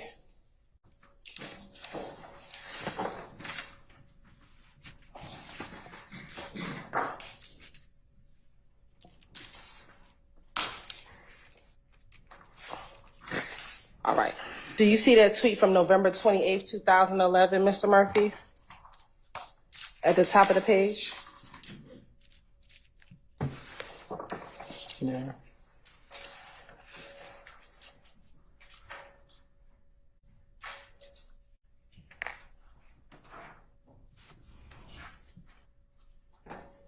Yeah, that's the top one. The top one. Yeah, that's it. Can you read it? Why you trying to make me read all that childish stuff, man? Let me ask you this. In 2011, you were 20 years old? Yeah, All right. Can you read it, please? I was still a child though, mentally. I wasn't.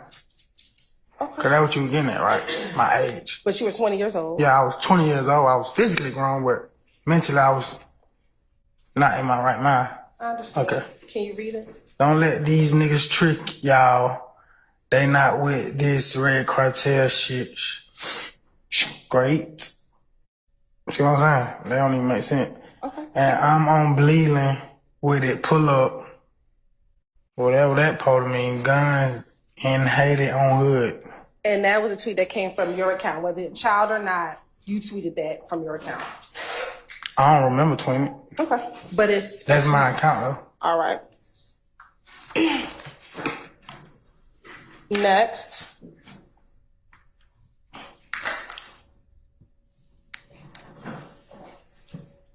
I'm going to go to that same exhibit.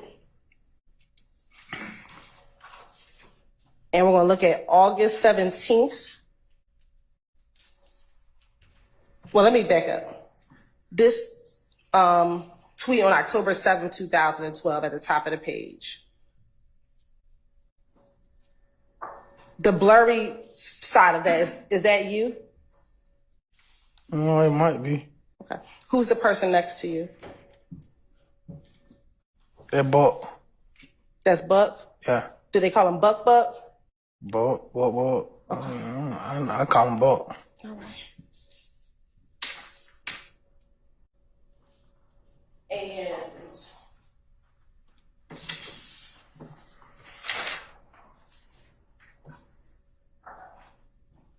And what does that tweet say?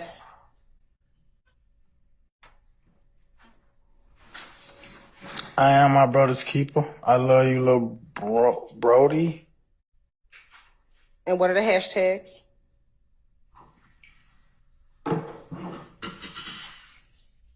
Real nigga club, bitch. SMM and ROB, Lil Haiti. Okay. What's ROB? I don't know. I think that's like rock crew. Okay. When you say you think that's rock crew, what do you mean? I think that's rock crew. What I said. Okay, so rock crew also used ROB. Yeah. Okay. And what did the V in ROB stand for? I don't know. I can't tell you what it stands for. Okay. I know that mean rock crew though. All right. And going down on that same page, on August 17th, 2012, what does that tweet say? I'm a ROB every day. Okay. I think if I tweeted that, I definitely misspelled it. Okay.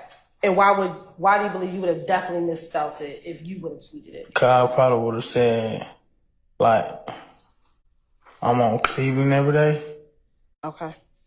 All right. And looking at the tweet on November 7th, 2012, what does that say?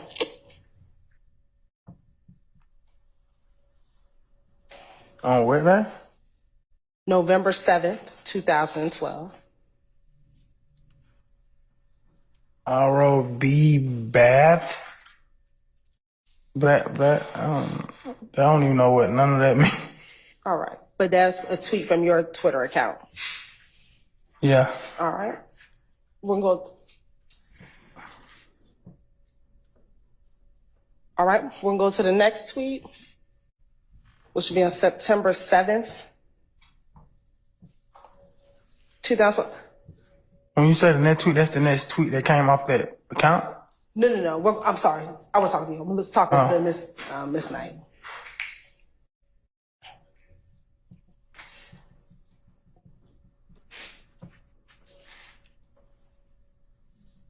Now, September 7th, 2012, did you retweet a tweet?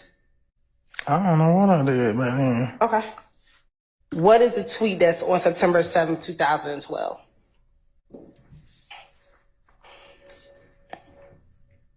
Maybach, Rolex, I'm back. What? On September 7th, 2012. Read Rolex. If you can't read, you know what I'm banging. I'm a billboard. What? I'm a billboard for the set. I don't even know what that mean. Peak gang or net, I don't know what that mean. So you don't know what Peak Gang is? No. Okay. I never heard of that. All right. Do you know who Reek_Rolac is? No. All right. Have you ever heard of Peter Rolac? No.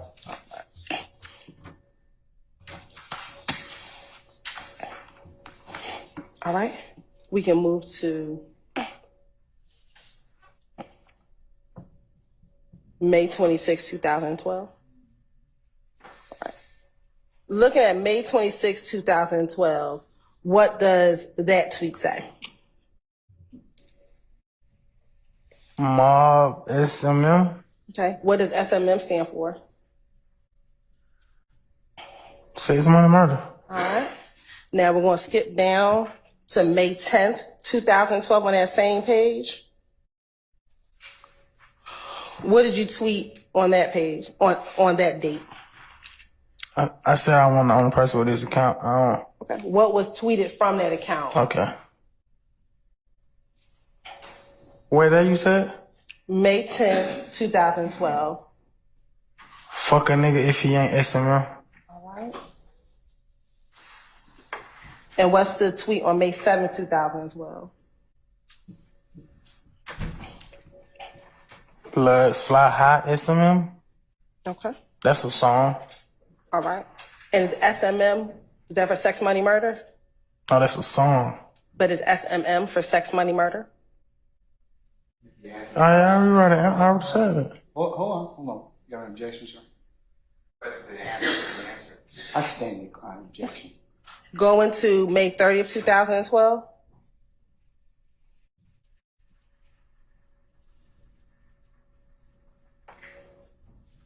You can read it. May 30th.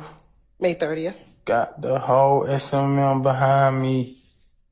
Black and some emojis. Okay. What are the emojis? 2 water guns, a finger, and some O's. Okay. Is there any significance of why you have 2 water guns versus 1 or 3? I don't know. I don't remember. I'm not the only person who had the password to the account. Once again. Is there any significance of why there's a bolded B? I wasn't the only person with that account. Once again. All right. Is there any significance to the bolded B? I don't remember. All right.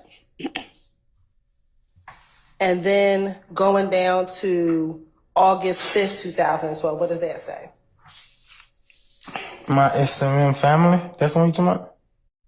Well, you can look at that too, but I was looking at the one beneath that, August 5th, 2012. Huh? August the 5th? August 5th, 2012.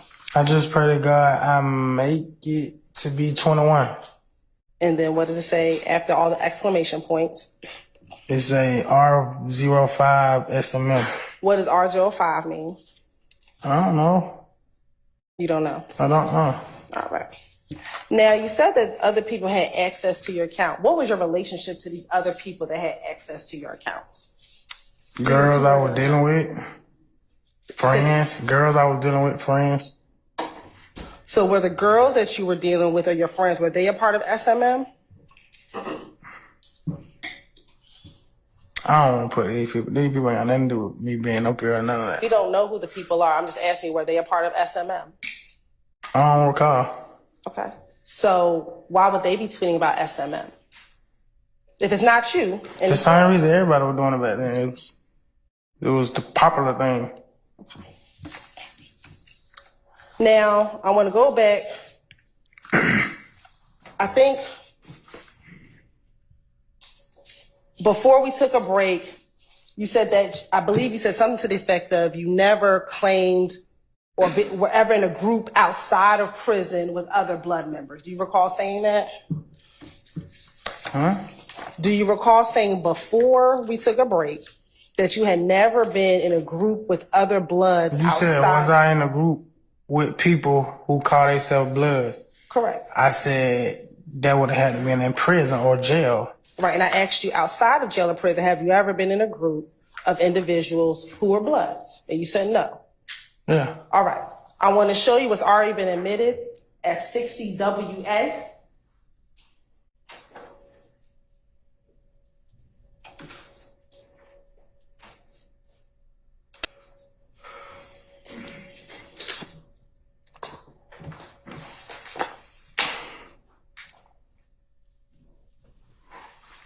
And I want you to watch the video on the screen. Hey, baby. I'm saying, my whole crew got blunts. We just got the big club Valerie, man. Anybody ain't played with them on Trey, they dead. You know what I'm saying? Yeah. It's a real rock crew movement, man. I got them pounds in on Trey. Yo, crew, what's cracking?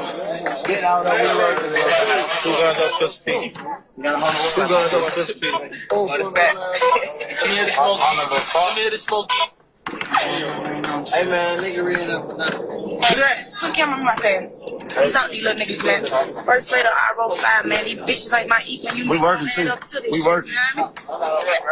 We working on the block. Hey man, what most of y'all niggas ran up with, man, my little girl got it on right now, man. Trey, man. Trying to tell ya. Listen, she got a car and she ain't even walking yet, and that's on Trey. Hey, it's about. Hey, rock control, man. Look. Man, they gotta get out. I really don't give a fuck about bitch. Yeah, ho.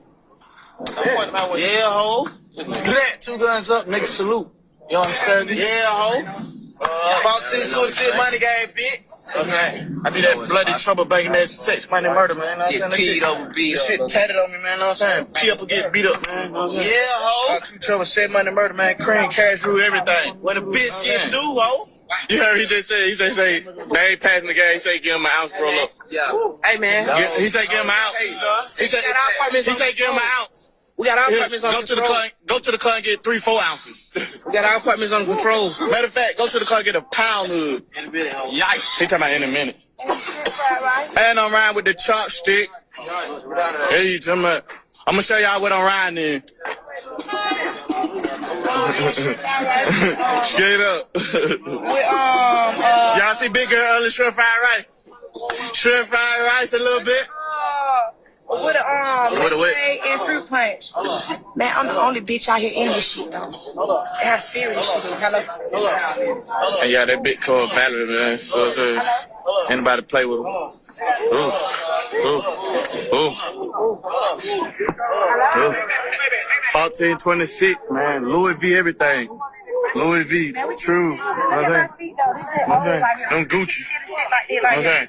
You know what I'm saying? They have my family kicking, man. You know what I'm saying? Sure religion, everything, man. You know what I'm saying? You know what I'm saying? They have my family kicking, man. That big bad, man. You know what I'm saying? Little brother and Louis.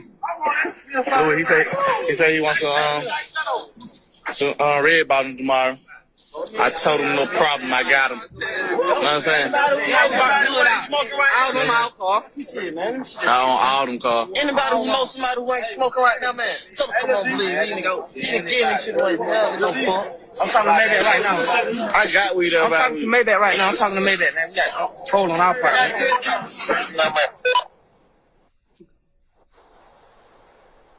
You know what I'm saying, man? We got cameras and shit out here, man. So anybody think they coming through, think they catching them, man. We ain't never slipping, man. We got niggas on walking talkers, man. You know what I'm saying? We got the can lady working. You know what I'm saying?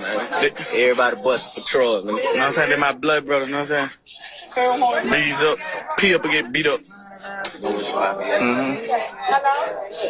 Oh, yeah. You know what I'm saying? But my boy DKJ got out and he got it on. You're DK, right? Are you DK? Yeah. Is that you? Yeah. Are you in prison in this video? Yeah, he said I just got out. Right. So Yeah. are there other bloods in this video? Yeah, it ain't me with the camera. But are you in the video with other bloods outside of prison? I'm in some apartments in the neighborhood. I'm not with nobody. I'm by myself. I just got out of jail. Okay. Are you in a group with other individuals? Your Honor, ask and answer. I stand objection. Okay. You keep playing, please. And he got the screen up on him. You know what I'm saying? Did you see those hand signs? Yeah, I seen the video. What were you doing with your hands? I don't know what I was doing. It was moving though. I don't know. Okay. So you don't know what they were? I don't know what they mean. I was just doing stuff. How did you learn those hand signs? You don't learn them. You just move them. Okay. Did someone show you how to do it? I watch videos on YouTube on stuff like that. Okay. And what videos did you watch on YouTube that showed you how to do those particular hand signs? Music videos. Okay. And are y'all doing a music video out there? I can't remember what we were doing out there. And did you have a strap on you that day? I don't recall. I just got out. I kept a gun though, so I probably did have a gun. I don't know though. And were you supposed to have a strap on you? Huh? Were you supposed to have a strap on you? You had just gotten out? Yeah. You know, were you on bond? I don't know. I don't remember. I don't even know what year that was. Okay. I heard him say my boy DKJ got out though, or something like that. All right. DKJ got out. I heard that though. What apartment complex is this? I'm not sure. I just see buildings.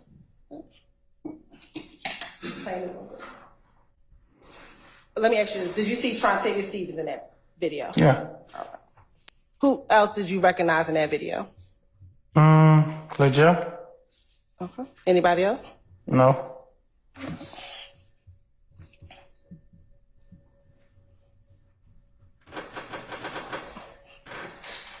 He just got out yesterday.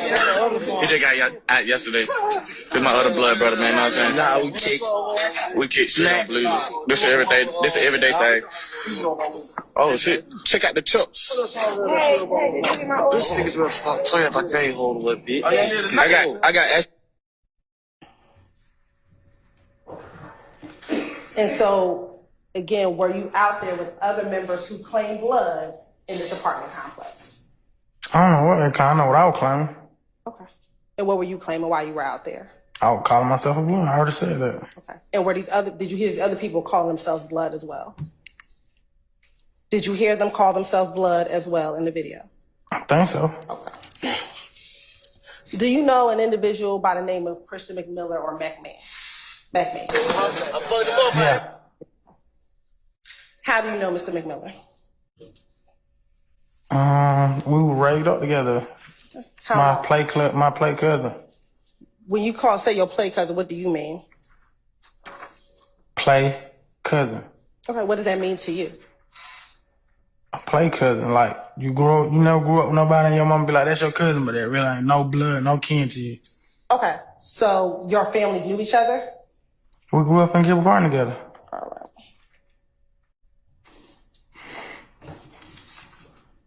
permission to approach? You may, as long as you show it to defense counsel. Yes. I'm gonna show you what's been marked as State Exhibit 7, Charlie Charlie. Do you recognize any individuals inside of State Exhibit 7, Charlie Charlie?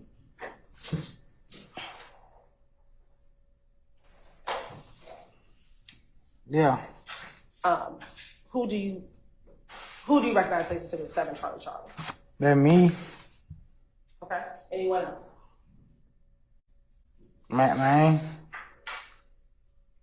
Lil Jeff. That's about it. And do you know who the God bless you, and is that a fair, accurate depiction of those individuals within that picture? God bless you. I don't know about it. I don't know them other people though. I don't know who I said I know though. Who I seen. And do you remember when you took that picture though? I'm sorry, we sit on the microphone, please, your back is to us. Sure. Do you remember when you all took that picture? I think I do. Okay. About what year was that picture? I don't know what year, but I know we was out of town though. You were where? Out of town. Okay. Is that a fair, accurate depiction of that picture that you took while out of town with Mr. McMiller, Mr. Williams, and yourself, and some other individuals? I think so, yeah. Yeah, this time to state like Tennessee Exhibit 7, Charlie Charlie into evidence. No opposition for Mr. Williams, Your Honor. All right, say Charlie Charlie is admitted and will be published as you see fit. I think it was 7 Charlie Charlie. 7 Charlie Charlie. Okay.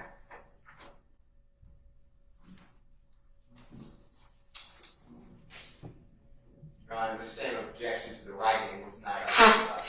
Okay. Let me take it first. Did you know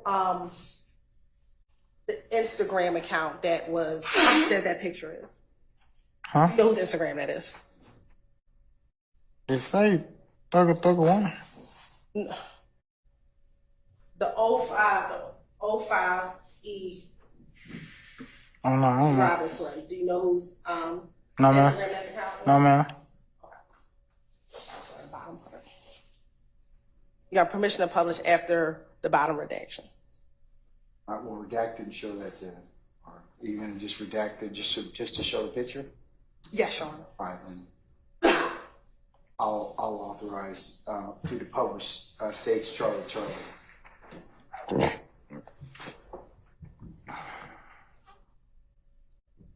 Seven Charlie Charlie, I should say. Sorry. Thank you, Your Honor.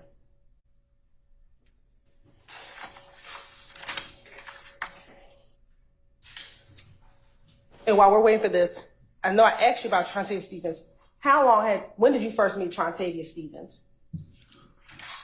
I don't remember how I first encountered him. I know he's younger than me though, so we probably like one in the same grade or school and then. Did you know him while you were in middle or elementary school or later than that time? I didn't go to elementary school on Cleveland Avenue. Not even that you went to school on Cleveland Avenue, but I'm just talking about time frame. When did you think you first met him? While you were in middle and elementary school or a little bit older than that? I can't remember. Okay. At this point, about how long have you known Trontavia Stevens?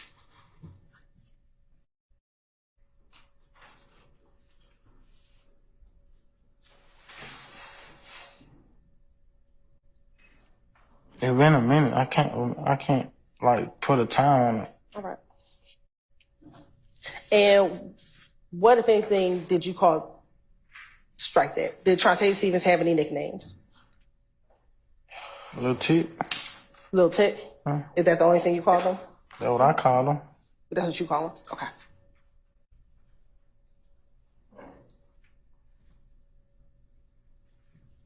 Now, you said you think you were looking now, Susan, at 7 Charlie Charlie.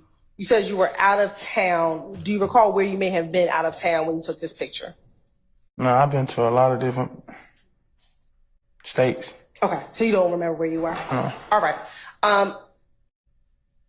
If it's easier, there's a stick.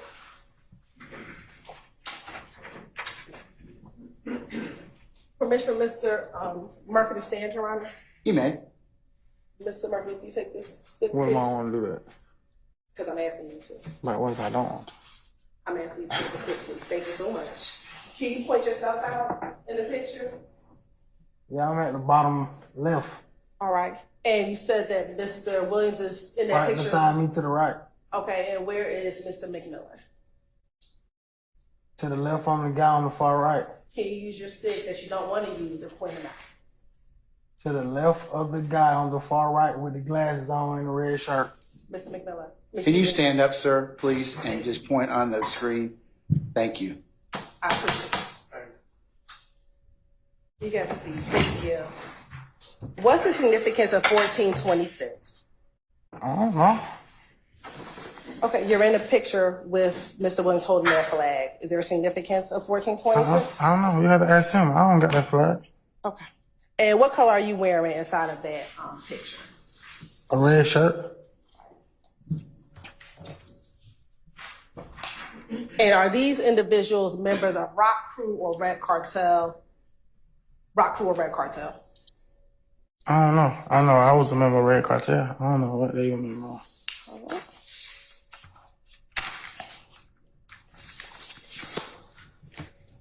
Now, let's kind of transition. Did there come a point in time in which you no longer affiliated yourself with Red Cartel? No. Okay. Do you still affiliate yourself with Red Cartel now? I don't affiliate with nothing but my family and kids. Okay. So when did you stop affiliating with Red Cartel? When I started affiliating with everything. Okay. Did you ever create a group called YSL? A group, yeah. Okay. Was it something else besides a group? Not to my means of knowledge. Not to your means of knowledge, okay? Do you still have a copy of One Charlie Charlie in front of you?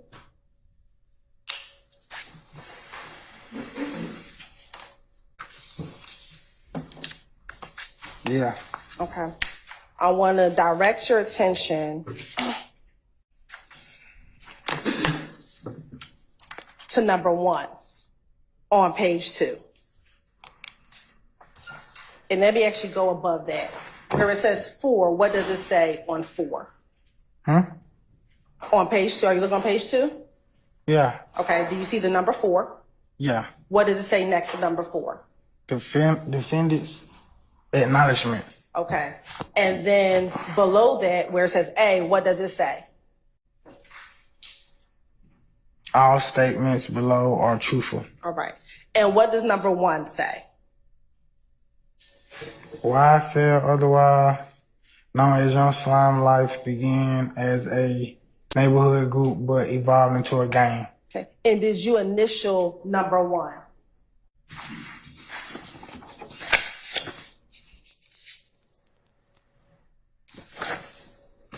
Yeah. Those are your initials, right? Yeah. Okay, so when I just asked you, was YSL a gang? Why did you tell me you don't know? Did you not acknowledge that in this document? Yeah, but it say evolve. I don't know when it evolved into a gang. I know when we made it, it was a neighborhood group. It was Right. a group of guys from the neighborhood. I made it a music group. And in this acknowledgement that you initialed, you said it evolved into a gang. That's what you initialed.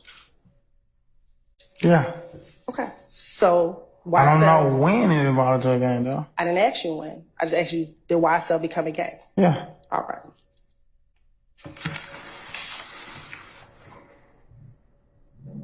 When did you all form YSL?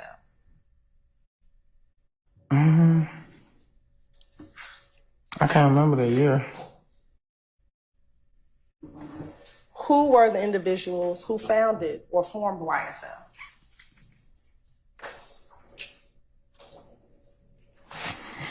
It was a couple of us.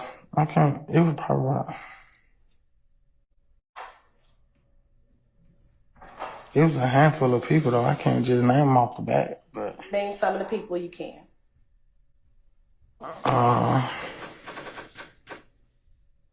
Myself, Lil Tig, and Lil Jeff. We made YSL music group. And I know you're saying YSL, the music group, but when you all first started, was it a music group? Yeah.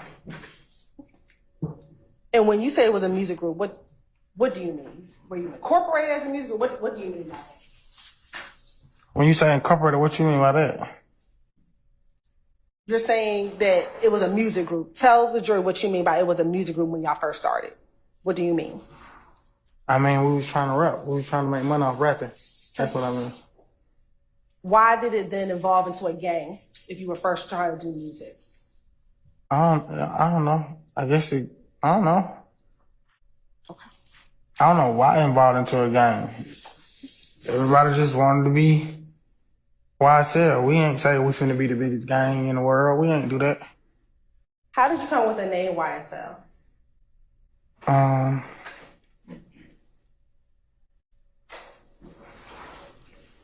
think it came from the designer clothes YSL, if I'm not mistaken. And why did you, Little Jeff, and Lil Tick decide to form YSL? Cause we wanted to rap. We wanted to. Every rapper got like a name or like a music group or something behind them, and we wanted to have like that foundation.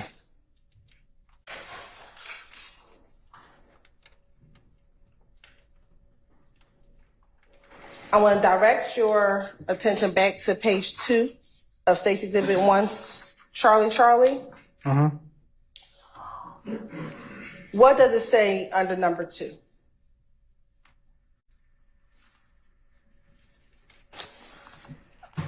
YSL is a group that began in late 2012 in the Cleveland Avenue area of Atlanta, which evolved into a gang. Okay. So do you understand that you formed, along with Little Jeff and Lil Tick, YSL in 2012 based upon what you initialed? Yeah. Okay. So about I don't 2012, is that right? Yeah. I don't even think we was on Cleveland when that happened though, but okay. I'm sorry, I didn't hear you. I don't think we was on Cleveland. Like, when we was sitting around, like, we gonna make a music group, I don't even think we was in Cleveland Avenue. But Where do you think you were? If you weren't on Cleveland Avenue at that time, where were you? 2012, I don't even think we were hanging on Cleveland then. So where were you hanging? Not on Cleveland, where were you? We wasn't hanging, we was trying to promote music. Did y'all still stay off of Cleveland Avenue? Like, lived? Yeah. Okay. I did. What about Tick? I don't know where he lived at. What about Lil Jeff? His mom still stayed on Cleveland then. All right. Outside of you, Tick, and Little Jeff, were there other individuals back in 2012 a part of YSL? Maybe like 2. Who else? I can't really remember their name, but one of them. Okay. And you don't remember that last individual? That no? No. Okay. Now, as one of the founding members of YSL, did you determine how someone could gain access into becoming a part of YSL? Never. Never? Never. So how would you determine if this person could claim or be a part of YSL? How would you make a determination? We never did that. Okay. So anybody could be in YSL? Anybody could be like on YSL. Back in 2012? Any year. To my knowledge, I mean, I've been going to prison for a long time, but we never said, no, bro, you can't be. Like, we ain't do that. Nobody never did. Nothing that I heard of.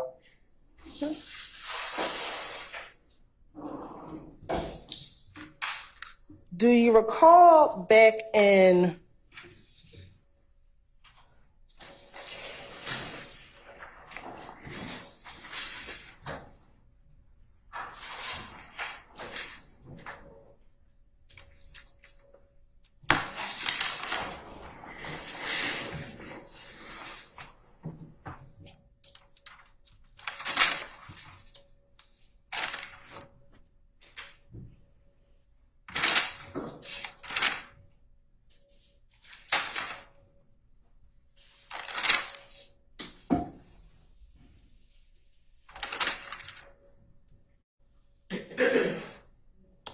Do you remember back in 2016 having an interview at the Atlanta Police Department with an investigator, Gaither, at the Atlanta Police Department? And what year? In 2015. Really around August of 2015. I don't know. I had an interview though. I don't remember like what year or with who though. And in that interview, your attorney Jacoby Hudson, who's in the courtroom today, was present along with 2 detectives of the Atlanta Police Department. Do you remember that? I think so. Okay. And do you remember in that interview speaking to the detectives about the founding of YSL and who founded YSL? Do you recall that? No. Okay. Do you recall within that interview stating that it was you, Tick, Mondo that founded YSL?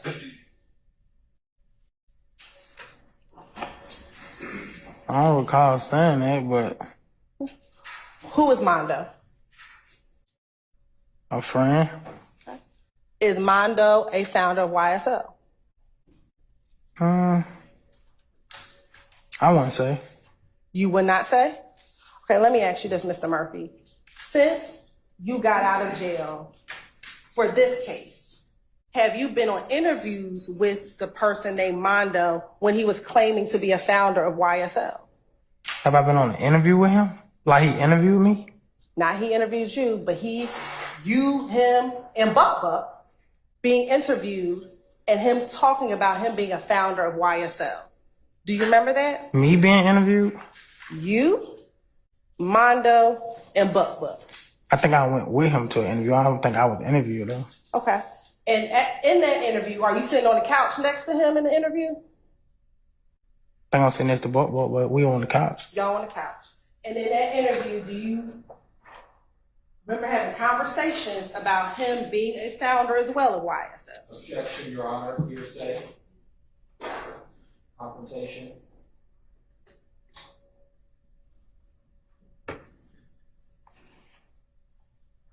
Hold on, Mr. Matthews.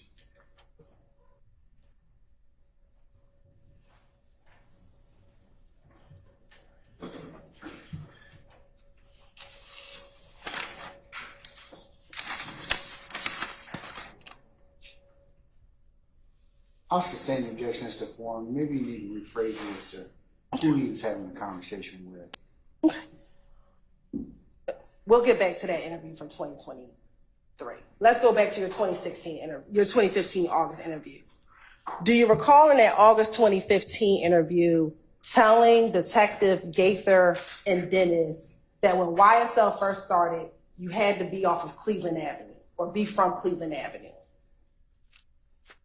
I don't recall saying that. You don't? I don't. I was on a lot of drugs back then, like. Okay. Back in August. I don't remember none of that, but okay. You were on a lot of drugs when? When you did the interview? All my life. Okay. When you did the interview. I'm sober now, but for a long period, majority of my life I was high. Okay. When you did the interview in August of 2015, were you in jail at the time in which you did the interview in August of 2015? Yeah, I think I was in Rush Street. Okay. And when you went to the interview with Detective Dennis, Detective Gaither, and your attorney, were you high inside that interview? I was high while in Rush Street, so 9 times out of 10 I was high. Okay. During that interview, were you able to give them information, which we're going to get into later, about the case for which you were arrested for? I don't remember that. I don't remember. Back in August. I ain't saying I didn't or I did, though, but I don't remember. Back in August 2015, were you arrested for the shooting of Dexter Montgomery? Yeah, that's what I went to prison for. Okay. And back in August of 2015, did you interview or speak with detectives about that shooting? I know I did an interview. I don't remember what I said, though. Okay. So, yeah. And did you also talk to them about YSL during that interview? I don't remember that.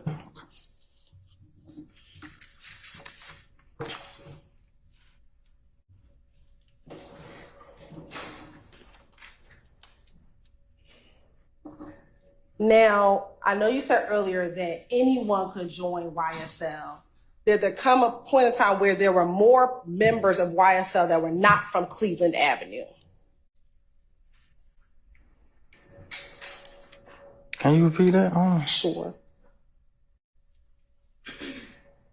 When YSL first started, were most of the members of YSL from the Cleveland Avenue area? When we started, we was living on Cleveland Avenue, but I'm not from Cleveland Avenue. At some point in time, did you move over to the Cleveland Avenue area? Yeah. Okay, so although you're not, let me back up. When you say you're not from Cleveland Avenue, what do you mean? That's not where I'm from. If you ask me where I'm from, I'm gonna say Gilbert Gardens. Okay. How far is Gilbert Gardens from Cleveland Avenue? A minute. It's at the borderline of Forest Park. Okay. In 2005, when you moved over to Cleveland Avenue. In 2012, when you formed YSL, had you been living in the Cleveland Avenue area for about 7 years at that point? Yeah, I would say. Okay. And so initially, although you were not born on Cleveland Avenue, at this point in time in 2012, had you been over on Cleveland Avenue for a good amount of years? Yeah. All right. And the other individuals, Little Jeff, Tick, Buck Mondo, were they from the Cleveland Avenue area? No. Did they live in the Cleveland Avenue area? No, not all of them. Who did not live off of Cleveland Avenue? Mondo or Buck. Okay. Where did Mondo or Buck? Where was Mondo from? The west side. I don't know exactly where, but he's from the west side. Okay. And what about Buck? The west side. Both from the west side? And when you say the west side, what do you mean? The west side, I don't know how to... What neighborhood is it? It ain't a neighborhood. It's a part of the city. Do you know what streets are over in the west side of Atlanta? Zone 3. Do you know what zone is the west side of Atlanta? Zone 1. Zone 1.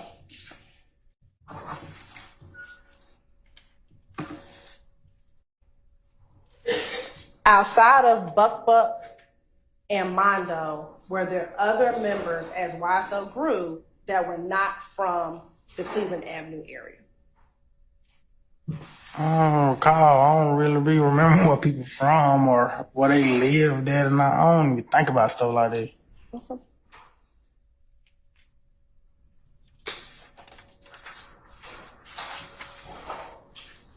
Do you recall in that same interview that I was just referencing, that August 2015 interview, that you told Investigator Gaither and Investigator Dennis that as Mr. Williams got bigger, things with YSL kind of changed and more people started coming into YSL? Do you recall telling Investigator and Investigator Dennis that? Your Honor, I'm going to object. Basis? Yes, sir. This is. I'm gonna overrule the objection, sir. Do you recall telling them that? Say that again? In your interview with Investigator Gaither and Investigator Dennis, do you recall telling them that as Mr. Williams got bigger, more people started joining YSL who were not from the Cleveland Avenue area? That sound about right, though. Okay. I don't remember saying that, but that sound about right. And how did you feel about that? Huh? How did you feel about these other individuals now joining YSL? I don't care.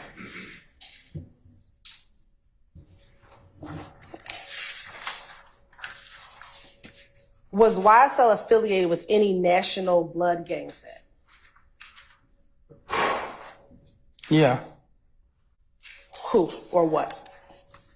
I don't think it's just blood. I don't think it's like no particular individual, you know what I mean? So you said it was just blood? It was blood, Crips. You could be anything to be wise. You could be Muslim, Christian. YSL, it wasn't no, you gotta be this to be wise. No, it was just, you wanna be YSL, you can be YSL. Nobody said you can't be YSL. A fan wake up tomorrow and be like, I'm YSL, you YSL. I'm not gonna tell you not. Okay. So YSL you said was made up of people who were part of other gangs, Bloods and Crips. Yeah. Okay. Who were some of the Crips that were a part of YSL?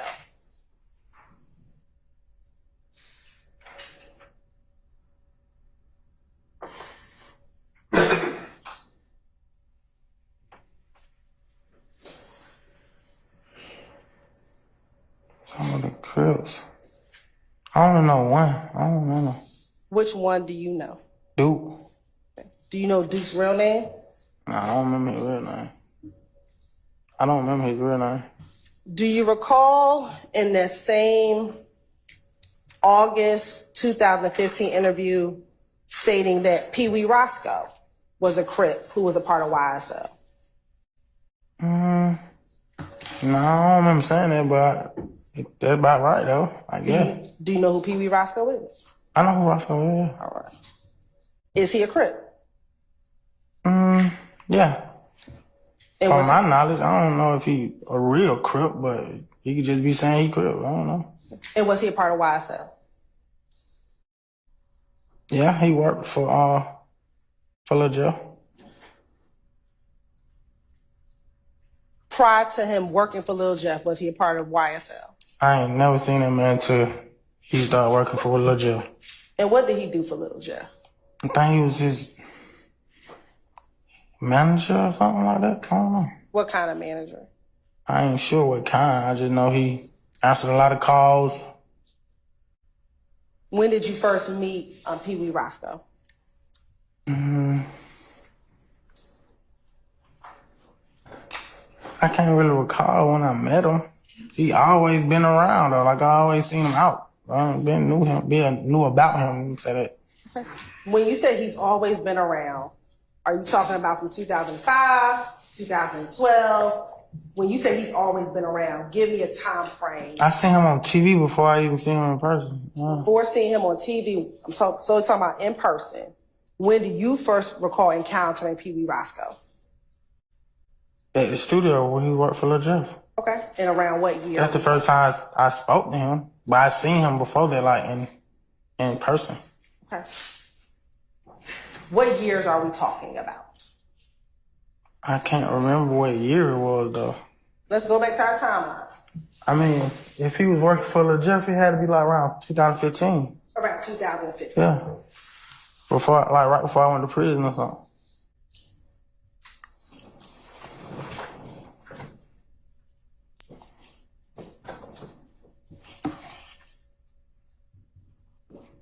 Now, within YSL, did any members have to pay dues to get into YSL? Did anyone have to pay dues? Pay money? Pay money? Yeah. No. Okay. Did anyone have to commit any crimes to be a part of YSL? No, not to my knowledge. All right. Did members of YSL have to assist with payments of bond or putting money on people's commissary if they were in jail or in prison? You wouldn't have to do that, but I mean, if you mess with a dude and he messed up like that, then everybody probably would expect you to. Okay. I'm going to go back to that interview in August of 2016. Do you recall, not August 2015, in February of 2016, do you recall being here in the Fulton County Jail giving a statement to Investigator Gaither again, Investigator Dennis, your attorney was present, and a prosecutor with the Fulton County District Attorney's Office, Suri shot at him? Yes, sir. Issue that was raised the other day. You just, okay. Can you all approach, please?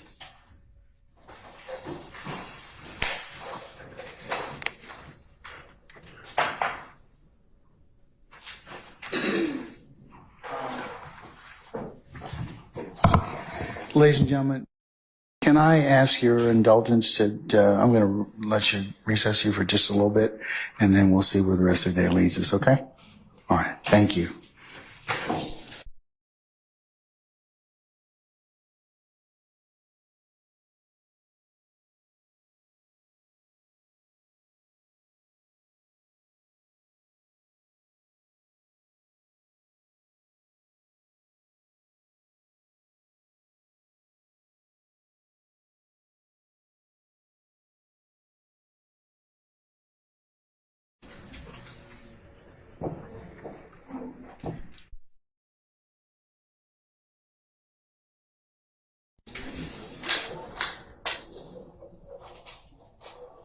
All right, please be seated.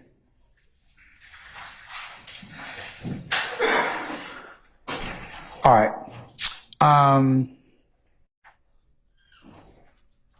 Mr. Short, I'm in possession of your motion limine, which you did remind me of yesterday, or initially say yesterday.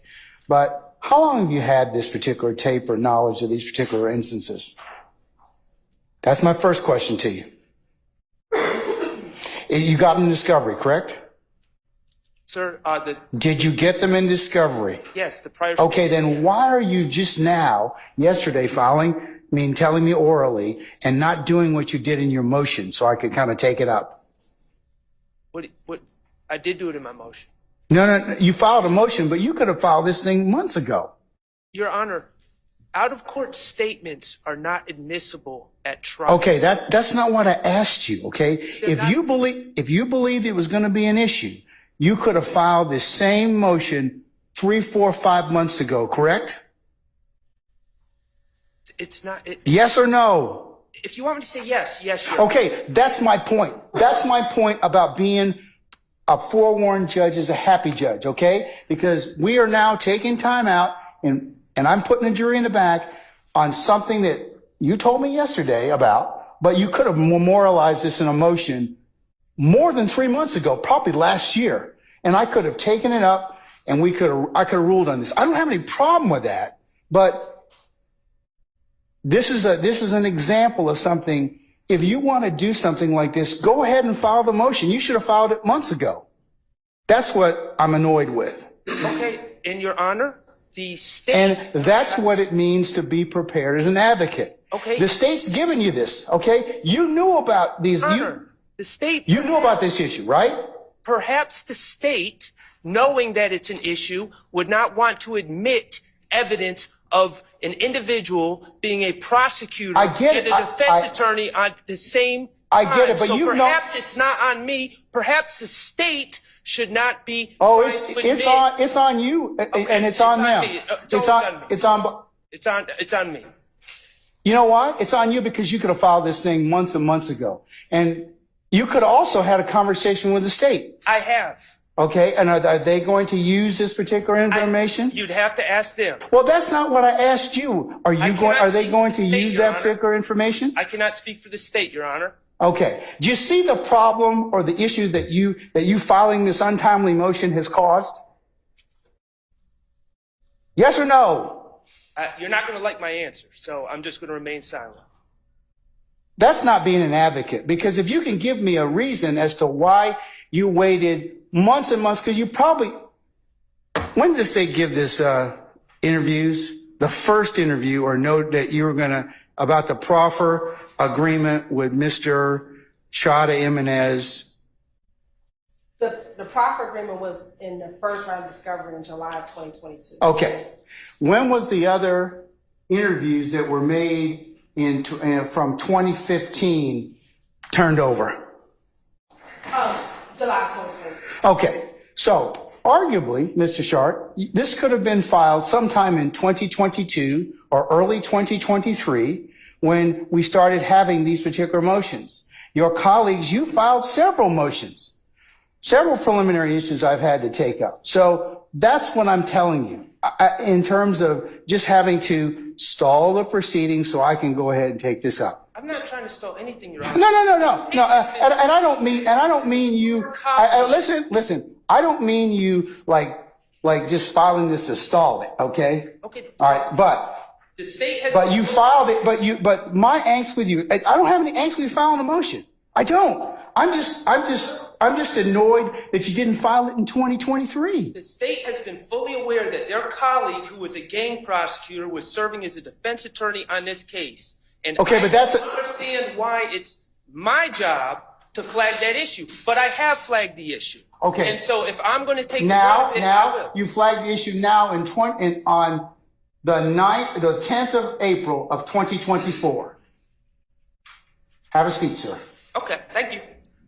State, are you going to be using this recording involving, I'm going to mark Mr. Sharp's motion in limine as the next court exhibit, but are you going to really use this motion? I mean, use the proffer agreement or proffer that was held on or about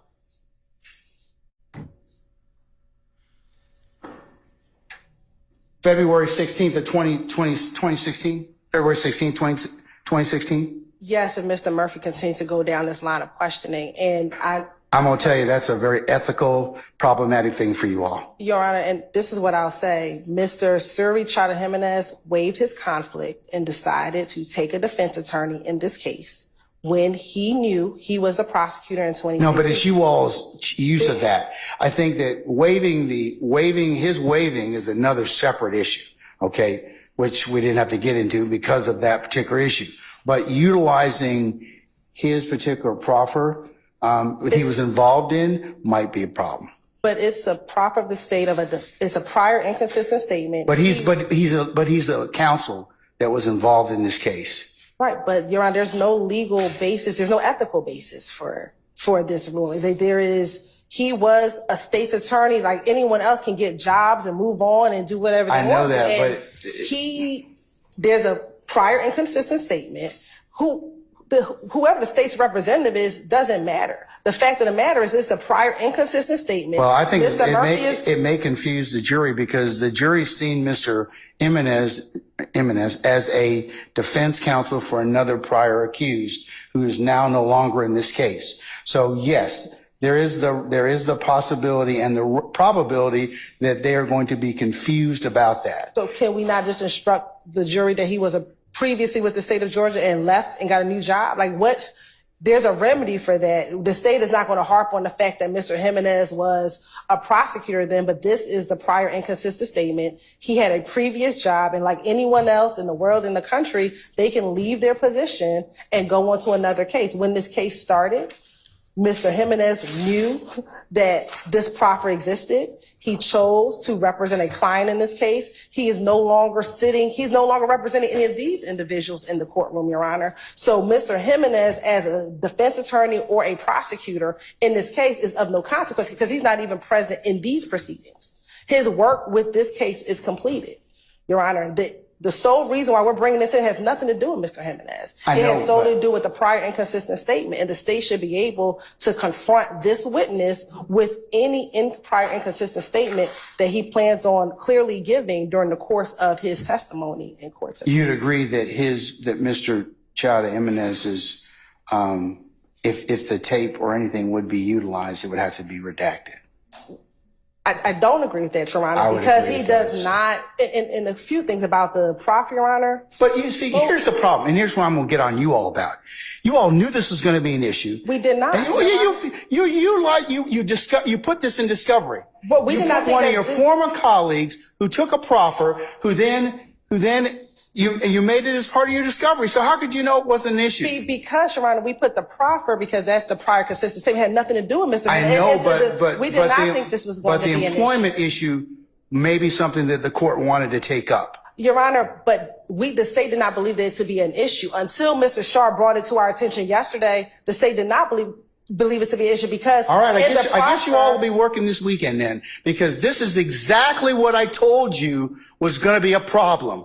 You bring this stuff up, I got a jury sitting in the box, and you got a witness that you're probably going to have days of examination with. So let me go ahead and decide. I'm going to recess for about 10 minutes. We'll make a decision on that. And you, Mr. Sharp, no law in your motion or motion in limine for me to consider. You probably need to supplement it with some law. So I'll let you all think about that. I'll be back in 10 minutes. We're in recess.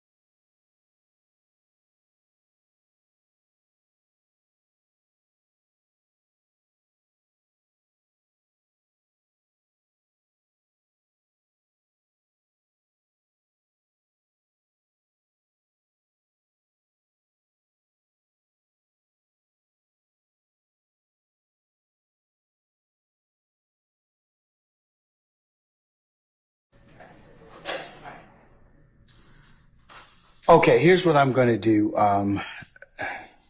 After reading and considering Mr. Stillwell's motion limit regarding redaction of out-of-court statements of Walter Murphy. You know, we actually have an agreement. I think we talked while the court was on recess. So we can Okay. tell you what we've come up with. All right, and what is your agreement? This all council have had an opportunity to consider this? Mr. Sharp? Mr. Steele and I. Okay, all right. So What's that agreement? Or what have you proffered? we're just going to redact the initial portion of the proper agreement in which Mr. Surly Child will give some instruction about this being proper and what proper is. And then we'll just redact that portion and we'll start if we have to play it, we'll start it once they start the interview process. If it becomes an issue. Right, and if we're going to decide to play it through to Gator or someone else, then we'll do it. But we'll go ahead and get the redactions done so that they're already be completed, and we'll give that over to the defense counsel. They can review it. All right. Mr. Sharp? So, if I understand the proposal correctly, that would, I think, take out from the start to about the 10-minute mark. That's where Mr. Chada Jimenez's recognizable involvement is. I would, and that would be suitable. Now, Your Honor, you have my motion in front of you. There's other objectionable parts. Again, this is an out-of-court statement, so it should not be played for the jury unless certain things occur in Mr. Murphy's testimony. Like, these are prior statements, and so I'm not going to assume that his out-of-court statements at different times would be admissible at trial.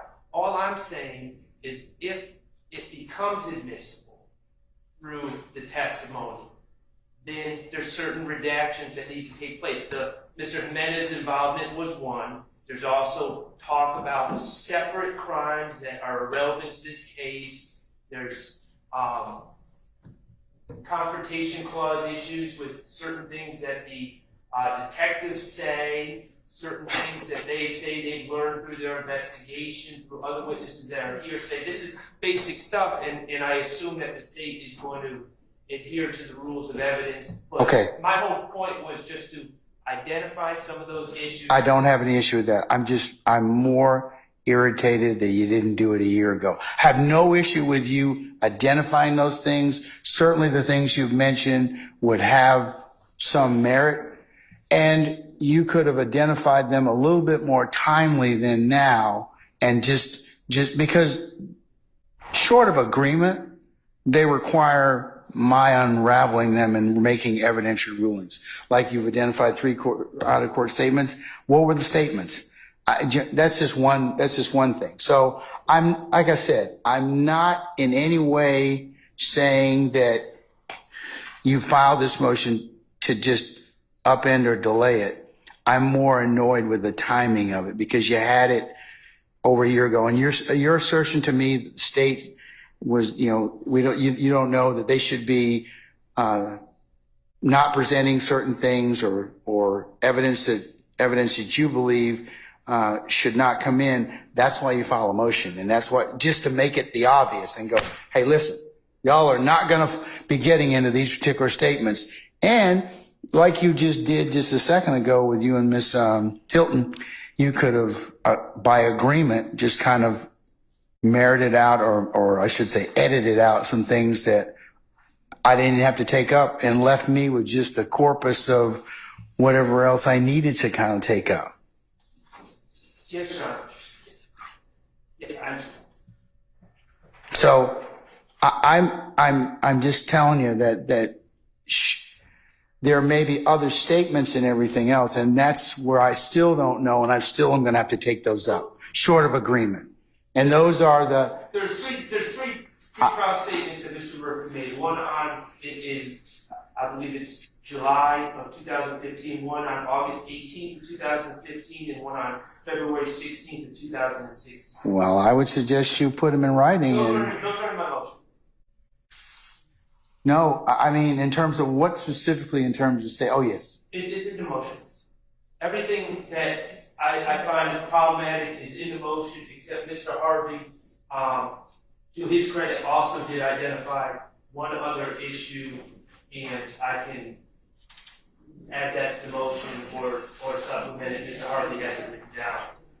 It's a conclusory statement by Investigator Gaither, I believe, in the August 18, 2015 motion at 1 hour and 42 minutes, I believe.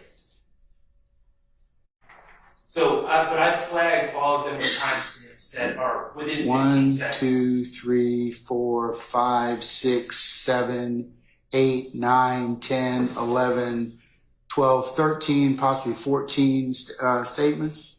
But, Your Honor, some of these things there's discussion about a corrupt Atlanta police officer. All right. I wouldn't know why the state would never want to admit that, but I was just putting that in as an abundance of caution. There's discussion about a separate murder that's not charged, that has nothing to do with this case. I was just flagging that. I don't know why the state would want to present that. There's conclusory statements by an investigator saying, for instance, I know it was YSL that committed this crime. That based on nothing other than her just saying she knows. That's the type of thing that obviously would not be admissible at trial, and I would think that the state would not. Okay, but you still have to file the motion and flag it like you did now. Okay. Because we could have done this a year ago. We really could have done this a year ago. We really could have. I understand. But again, I don't think that based on the testimony so far, I see no reason why these statements would even be played.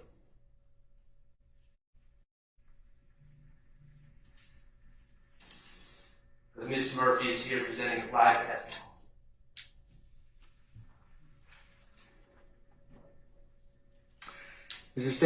What's the state's position on the other statements? Your Honor, we have not had the opportunity to look at the other statements yet. I believe it was filed while we've been in court, Your Honor. And the state's intention is only to play these statements if we have to impeach Mr. Murphy. So what we're doing is asking him questions. If he answers them the way that he's answered them previously, we won't have to impeach him. We don't intend to just play the statement just to play the statement. It would be solely for impeachment purposes. And so what we're doing is we're asking him the question here in court. Depending on his answer, we're confronting him with his prior inconsistent statement in order to set up Investigator Gaither or Investigator Dennis coming in and playing those portions in which he has denied. And so that's what we're doing. The state does not intend to, at this moment, to just play his statement. We know that is improper. However, But Mr. Short has identified these particular 9 statements or whatever else. Like, for example, on the July 15th, Your Honor, he just filed it today while we've been in court. So I haven't had the opportunity to review them to be able to adequately. We could maybe have a consent. I just haven't seen them to be able to process and read it and to know which of these statements we can consent to, or if there needs to be a motion because we disagree. There might be some that we consent to. There might be some that we can agree upon, but there might be others that we may have to have argument. The state just needs an opportunity to review the motion.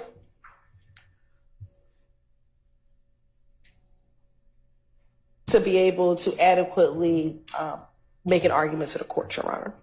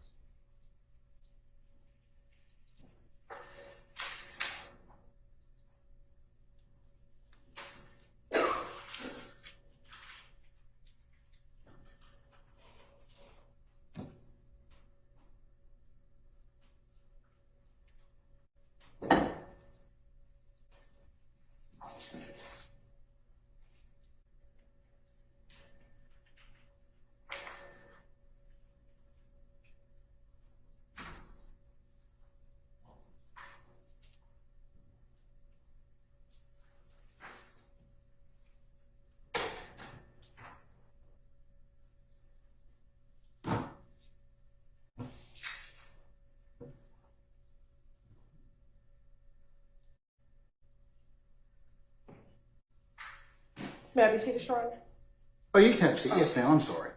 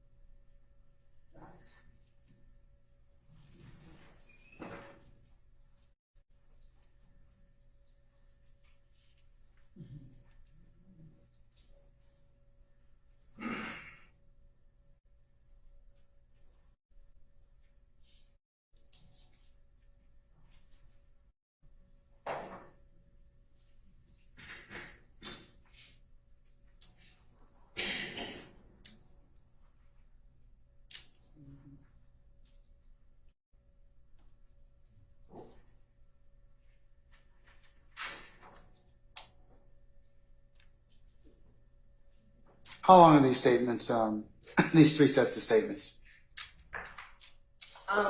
Let's start out with, all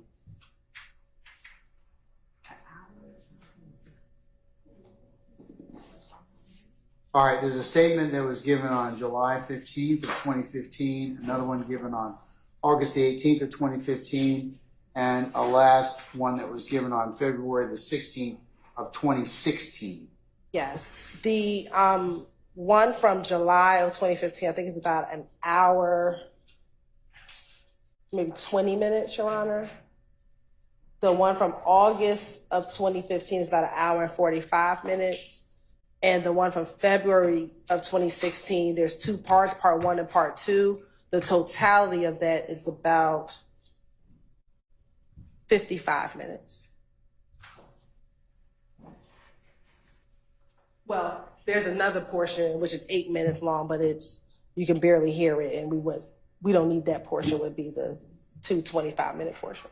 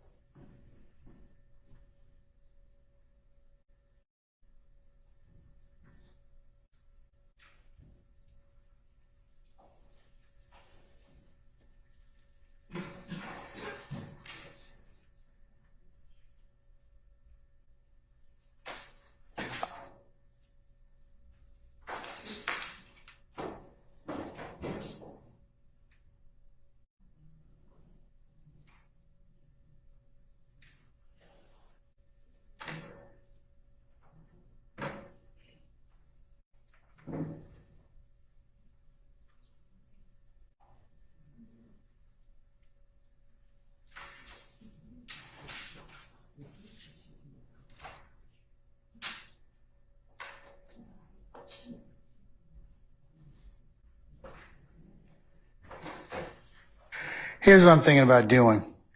How many is there, Wes? How many statements? How many statements? Statements out of 1, 8, 12, 13, 12, 13. No, but there's these statements from A through L. That's what, 13?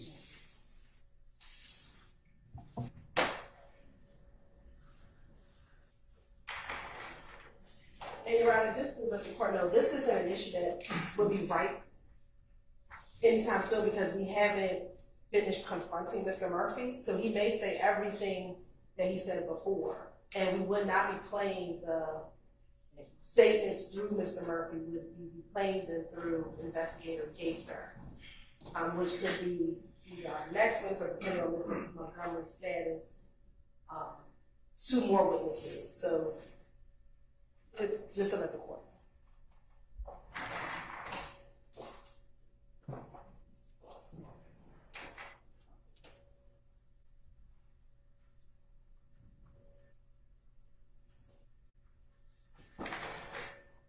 But we do have to confront the witness if he does. I do want to be clear. We do have to confront Mr. Murphy with this prior inconsistent statement before we would actually play the statement. So I would have had to ask some questions about it. But we would not be playing the actual recording.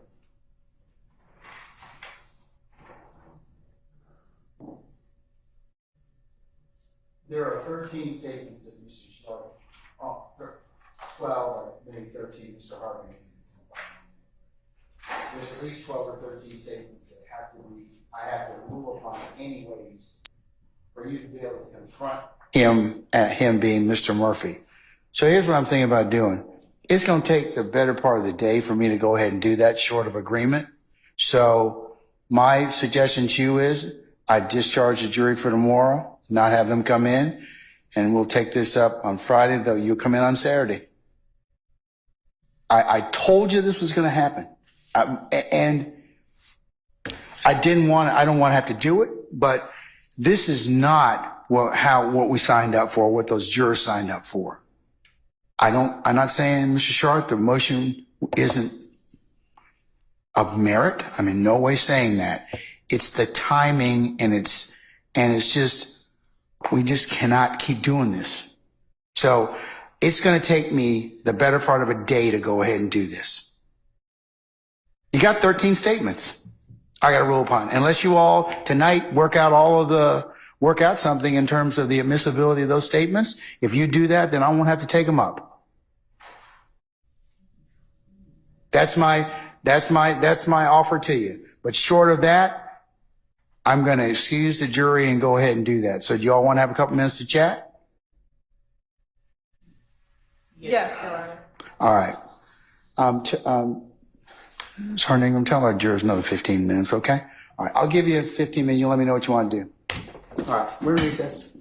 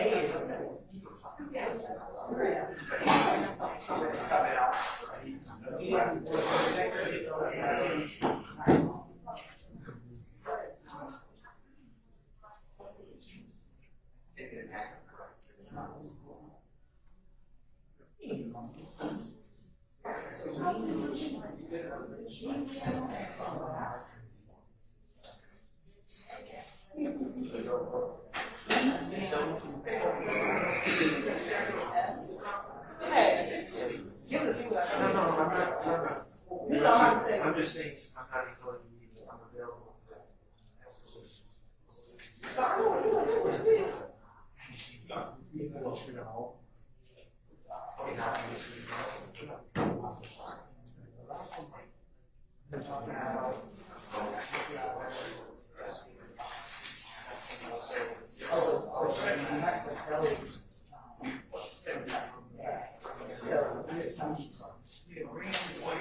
Well, let's finish one. I guess we only got 10. We got 2. So, right now,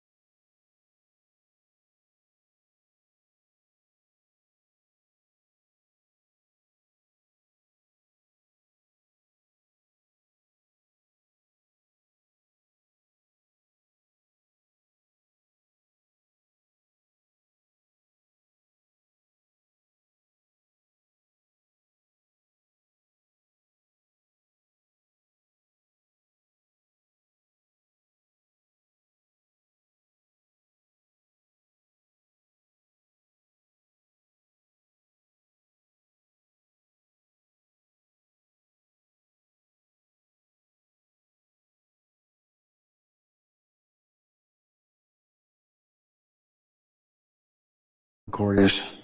Yes, Your Honor. We've had an opportunity to go over the motion, Your Honor, and there are a few of the particular statements that the state and the defense have agreed that the state would not be getting into. I can let the court know what those letters are. Yeah, I have the motion, which I marked as a court exhibit. So the statement started A on page 3. So you want to start from there, or do you need to go further? We can start. I would prefer to start with the ones we agree with and then focus on the ones that we don't agree That's on. fine. Whatever you put. So the ones that we agree that we would not, the state would not be intending to get into is letter D. That's the August 18, 2015 statement at 44 minutes. Yes. That's D. The next one, Your Honor, is letter E. That's the same date at 49 minutes. The next one is G, but we do have to clarify something with That's G. G at 1:03 and 00. And while the state does not intend to ask Mr. Murphy to speculate as to who shot the bus, we do believe Mr. Murphy was present at least at the Compound nightclub, which is where the group of individuals that shot the bus were prior to the bus shooting. But that doesn't have anything to do with the statement. Correct, but we want to be clear that we do intend on getting to some details surrounding this statement, but not to ask Mr. Murphy to speculate as to who shot the bus up. No. The next statement that the state and defense agree upon is H with a caveat. That H is the one, August 18, 2015 statement at 1:07. Yes, we do not intend to go into the murder that Mr. Murphy discusses. However, there are some individuals that he speaks about, and we will ask him if he knows certain people, but not to go into the facts of that unrelated murder. All right. I. No. What's the next one? I'm sorry. So the next one is I, Your Honor. The Okay. state does not intend to get into I. And I is the August 18, 2015 statement at 1:17:50. Yes, Your Honor. And then last is L, which is what we've already discussed, Your Honor. And that is the a February 16, 2016 proffer from basically the start of the tape to 12 minutes. Yes, and we just need to look at the 16-minute portion of it, but I think that we can agree upon that. But we just need to, we know definitely about the 12 minutes, 'cause that's the early part in which Mr. Jimenez is going over the proffer.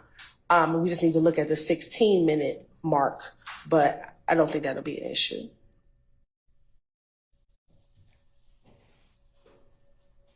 Mr. Shard, are you in agreement with D, E, G, H, I, and L?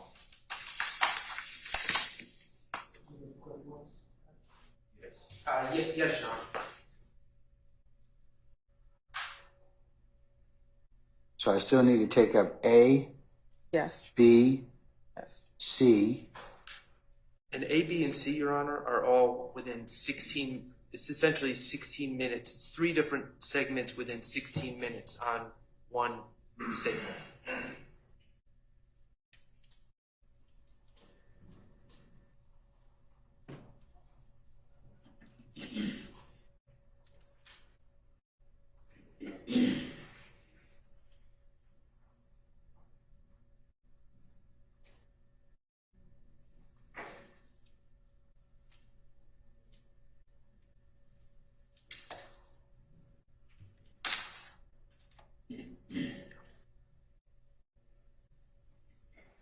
F is also what I have to take up, is that correct? So which one, Your Honor? F? Yes. And do you want to discuss that? F, Your Honor. We discussed F. F is, my concern about F, Your Honor, is That's the investigator, statement on August the 18th, 2015 Right. at 58:20. and Investigator Dennis is basically telling Mr. Hudson, Attorney Hudson, and Walter Murphy what he saw that night at Compound. Now, if Investigator Dennis takes the stand, my I get it. He's going to be subject to cross-examination. I anticipate his statements will be similar to this, so that wouldn't be an issue. My only issue was to be playing Investigator Dennis's statements about what he saw as a witness before he testifies And what the state and is subject to cross-examination. That was my only issue. And so the state plans on calling him, then, I mean, if the state enters this through Investigator Dennis, then that probably takes care of that issue. Exactly, Your Honor. I mean, we told defense counsel that if we introduce this through another detective, then we can deal with redacting it. However, if it's through Investigator Dennis, then we believe the issue will resolve itself. All right, I don't see any reason why that would not be the case. So I'm agreeing with you, counsels. So other than ABC, So the really only what's other left? two, J and K, Your Honor.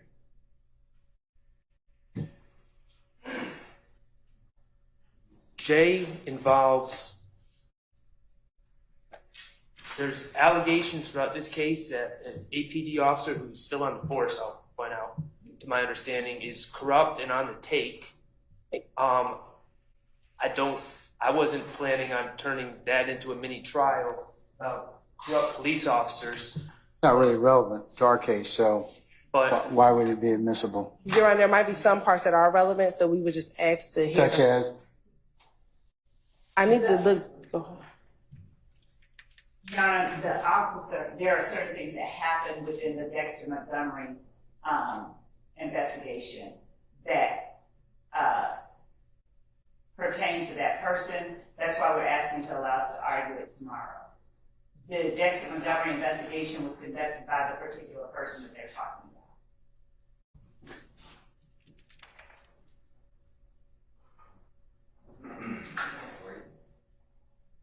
Oh,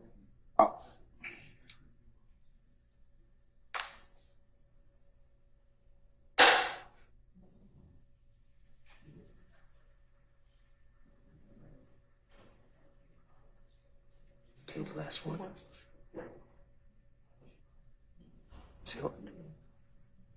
If we just have a moment, that's how we are asking. If we do have to have the motion tomorrow, Your Honor, we don't believe this is going to take all day. We don't. I think the defense and the state believe that this will take about an hour and a half to discuss. If we look at the totality of the minutes of the 6 sections, Your Honor, we believe total the 6 sections is roughly 30 minutes. When you look at the timestamps of where we are going to need to have argument, Your Honor. So we don't believe that this will be something where the court has to be down the entire day. Unless it was already going to be a half a day, guys, that's a different conversation. But if it was going to be a full day, Your Honor, the state believes that even if we came in, and I believe tomorrow's one of our 8:45 days, that if we came in at 8:45, I do believe we could be done arguing this, if not by lunch, if not before lunch, definitely by lunch. And Your Honor, lest I forget, Attorney Harvey's contribution, which is 8:18:15 at 1 hour and 42 minutes. And that is, according to my notes, there's no transcript that's been prepared, but my notes is Investigator Gaither opining that YSL killed Donovan Thomas in a conclusive statement. Of course, she's not a witness to anything, and we would object to that as well. that wouldn't be relevant anyways, would it? I mean, We just need to see what if any Mr. Murphy's response. We just need to look at that portion one more time, at least to go back to our to actually watch the video again, just to hone in on that particular section. what? So this is on the August 18, 2015 video at 1 hour and 42 minutes in the video.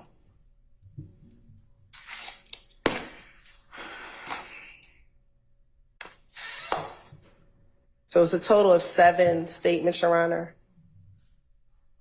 And again, we believe if we come in at 8:45, we would definitely conclude, if not before lunch, by lunch.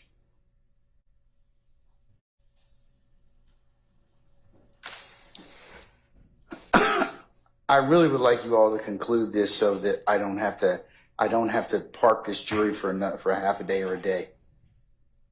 Now, I appreciate you all working together, and this is kind of what you should have done all along. I mean, this is what I told you all. I mean, this ain't your first rodeo, and both of you all, this is not your first case you've tried. Either one of you. No, none of you. So in that respect, you all can work something out. So it sounds like you all been working pretty well in terms of your agreement as to these statements. So you got 1A, B, C, F. We're not going to cover unless it becomes an issue. J and K, correct? Correct. And if I hear you, Ms. Hilton, you're saying that you all need to listen to those statements. Is that correct? Particularly, yes, all of them. Yes, we need to re-listen to all of them again this evening once court concludes. If we have any more concessions, we can definitely reach out to defense this evening. But we do believe at least A through C we're going to have to argue. I don't think we're going to concede on A through C. For sure. I don't. We won't be conceding on A, B, and C.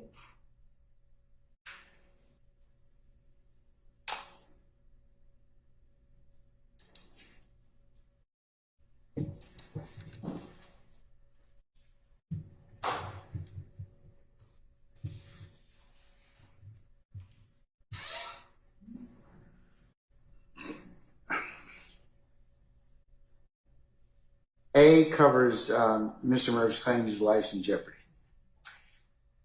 B covers the same day, July 15th, at about 35 minutes, repeats statements. His statement's going to get him killed. And he repeats this at 48:30 and 1 minute and 20 seconds. And then July 15th, 47, he complains of investigating officers who jeopardizing his safety by telling Mr. Williams Sr. that Mr. Murphy was involved or brought down to speak to the detectives.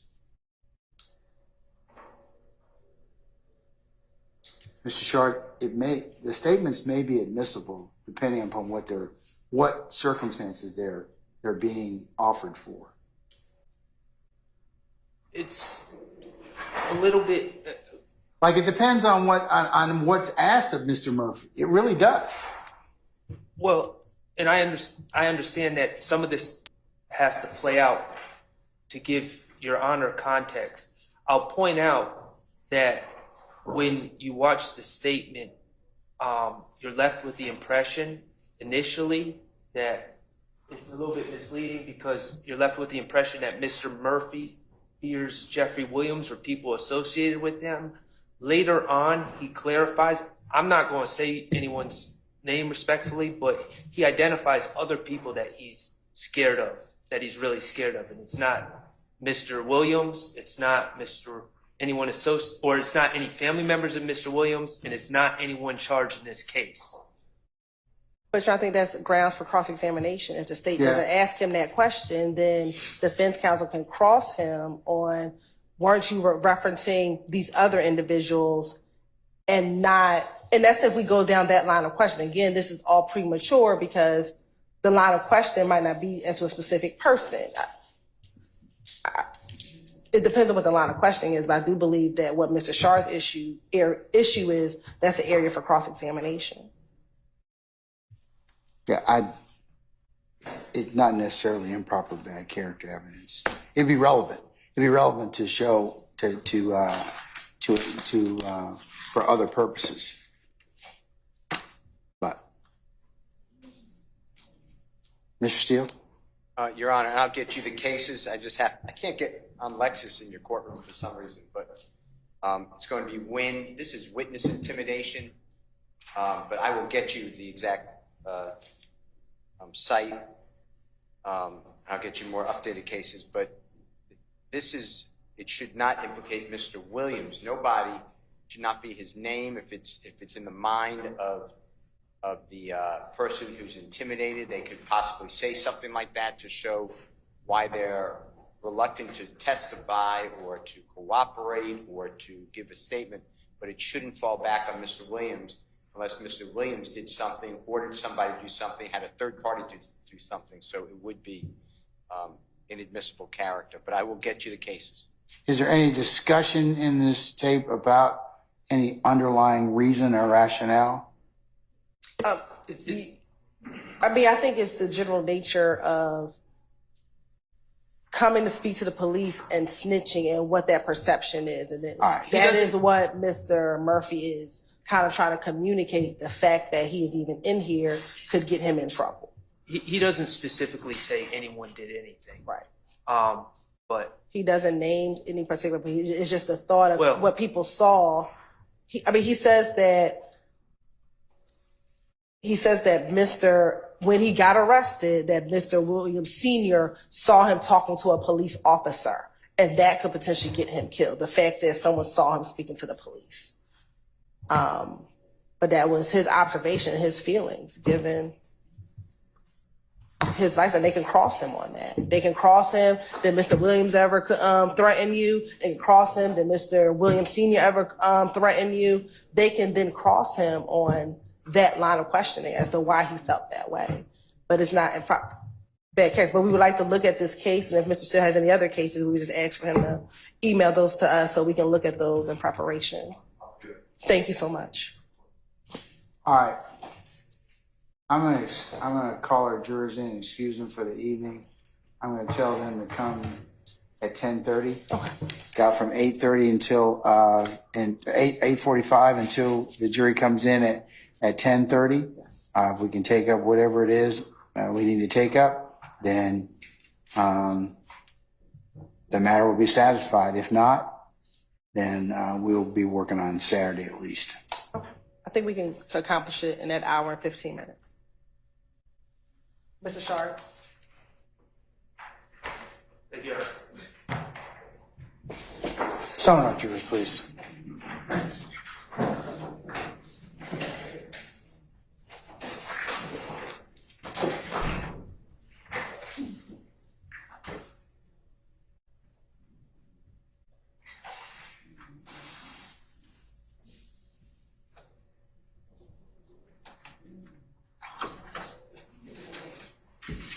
Yeah, we do. Can we get Mr. Murphy back here, please? Thank you, madam.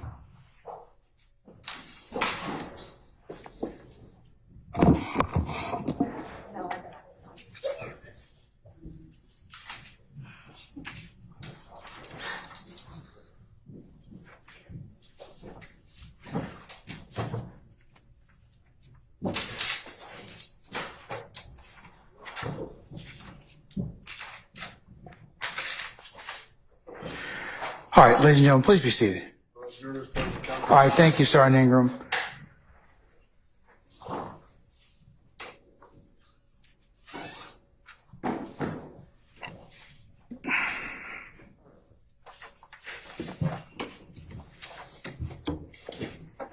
Ladies and gentlemen, the jury and Mr. Murphy, sorry that we took up so much time and taking up a matter we need to resolve.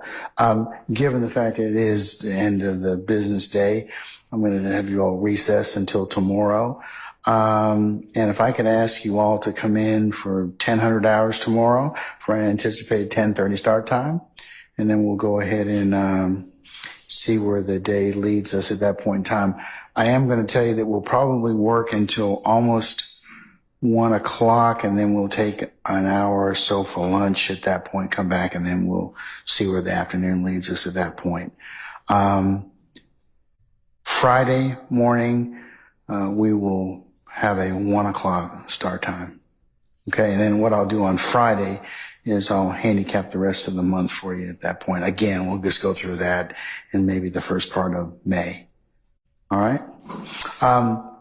Mr. Murphy, I'll excuse you till tomorrow morning.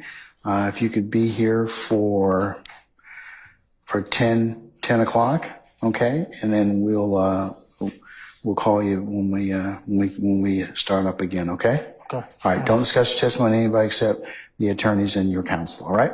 Okay.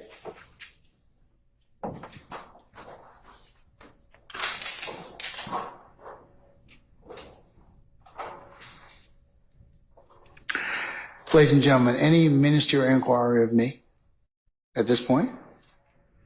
Okay, so tomorrow, be here for 10 hours. We'll start about 10:30, and we'll probably recess probably around 12:45 or thereabouts, and then we'll come back probably around the 2 p.m. hour and go till about somewhere between 5 and 6 o'clock tomorrow. Okay. All right. Let's review your ad nauseum admonitions. Leave your notepads in the basket. Don't discuss the matter amongst yourselves in onesies or twosies as you go about getting back home, wherever you live in our fair county. Please do not let any third parties discuss this case with you in your presence and hearing. If anybody should try and do that or approach you as this case, let myself and Sergeant Ingram know immediately. Don't go by any of the scenes that are depicted or you've heard of thus far in this case.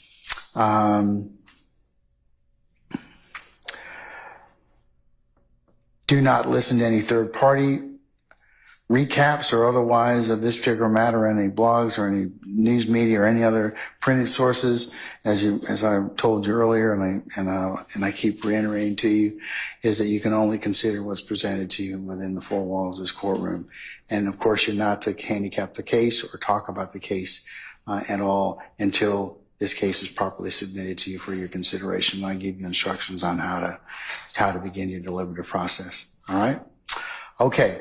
Ladies and gentlemen, and the last thing is, again, thank you for your patience with us.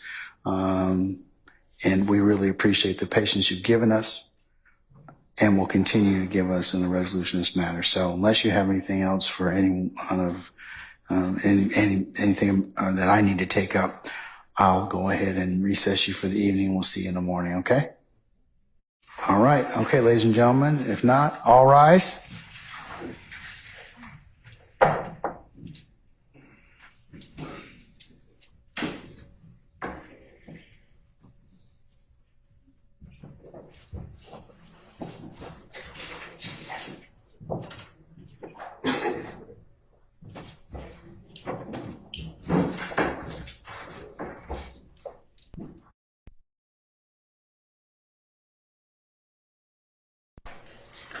All right, ladies and gentlemen, our jury has left us. Unless there's anything I need to cover with you all, I'll see you all tomorrow morning, 8:45. If you have any further agreements or anything else, be prepared to cover those tomorrow morning. And is there anything else? Nothing. If not, I will see you all in the morning for 8:45. Thank you, Your Honor. Have a good night. Thank you, Your Honor. You're welcome. Yes, please. Let's see if I can send it to you.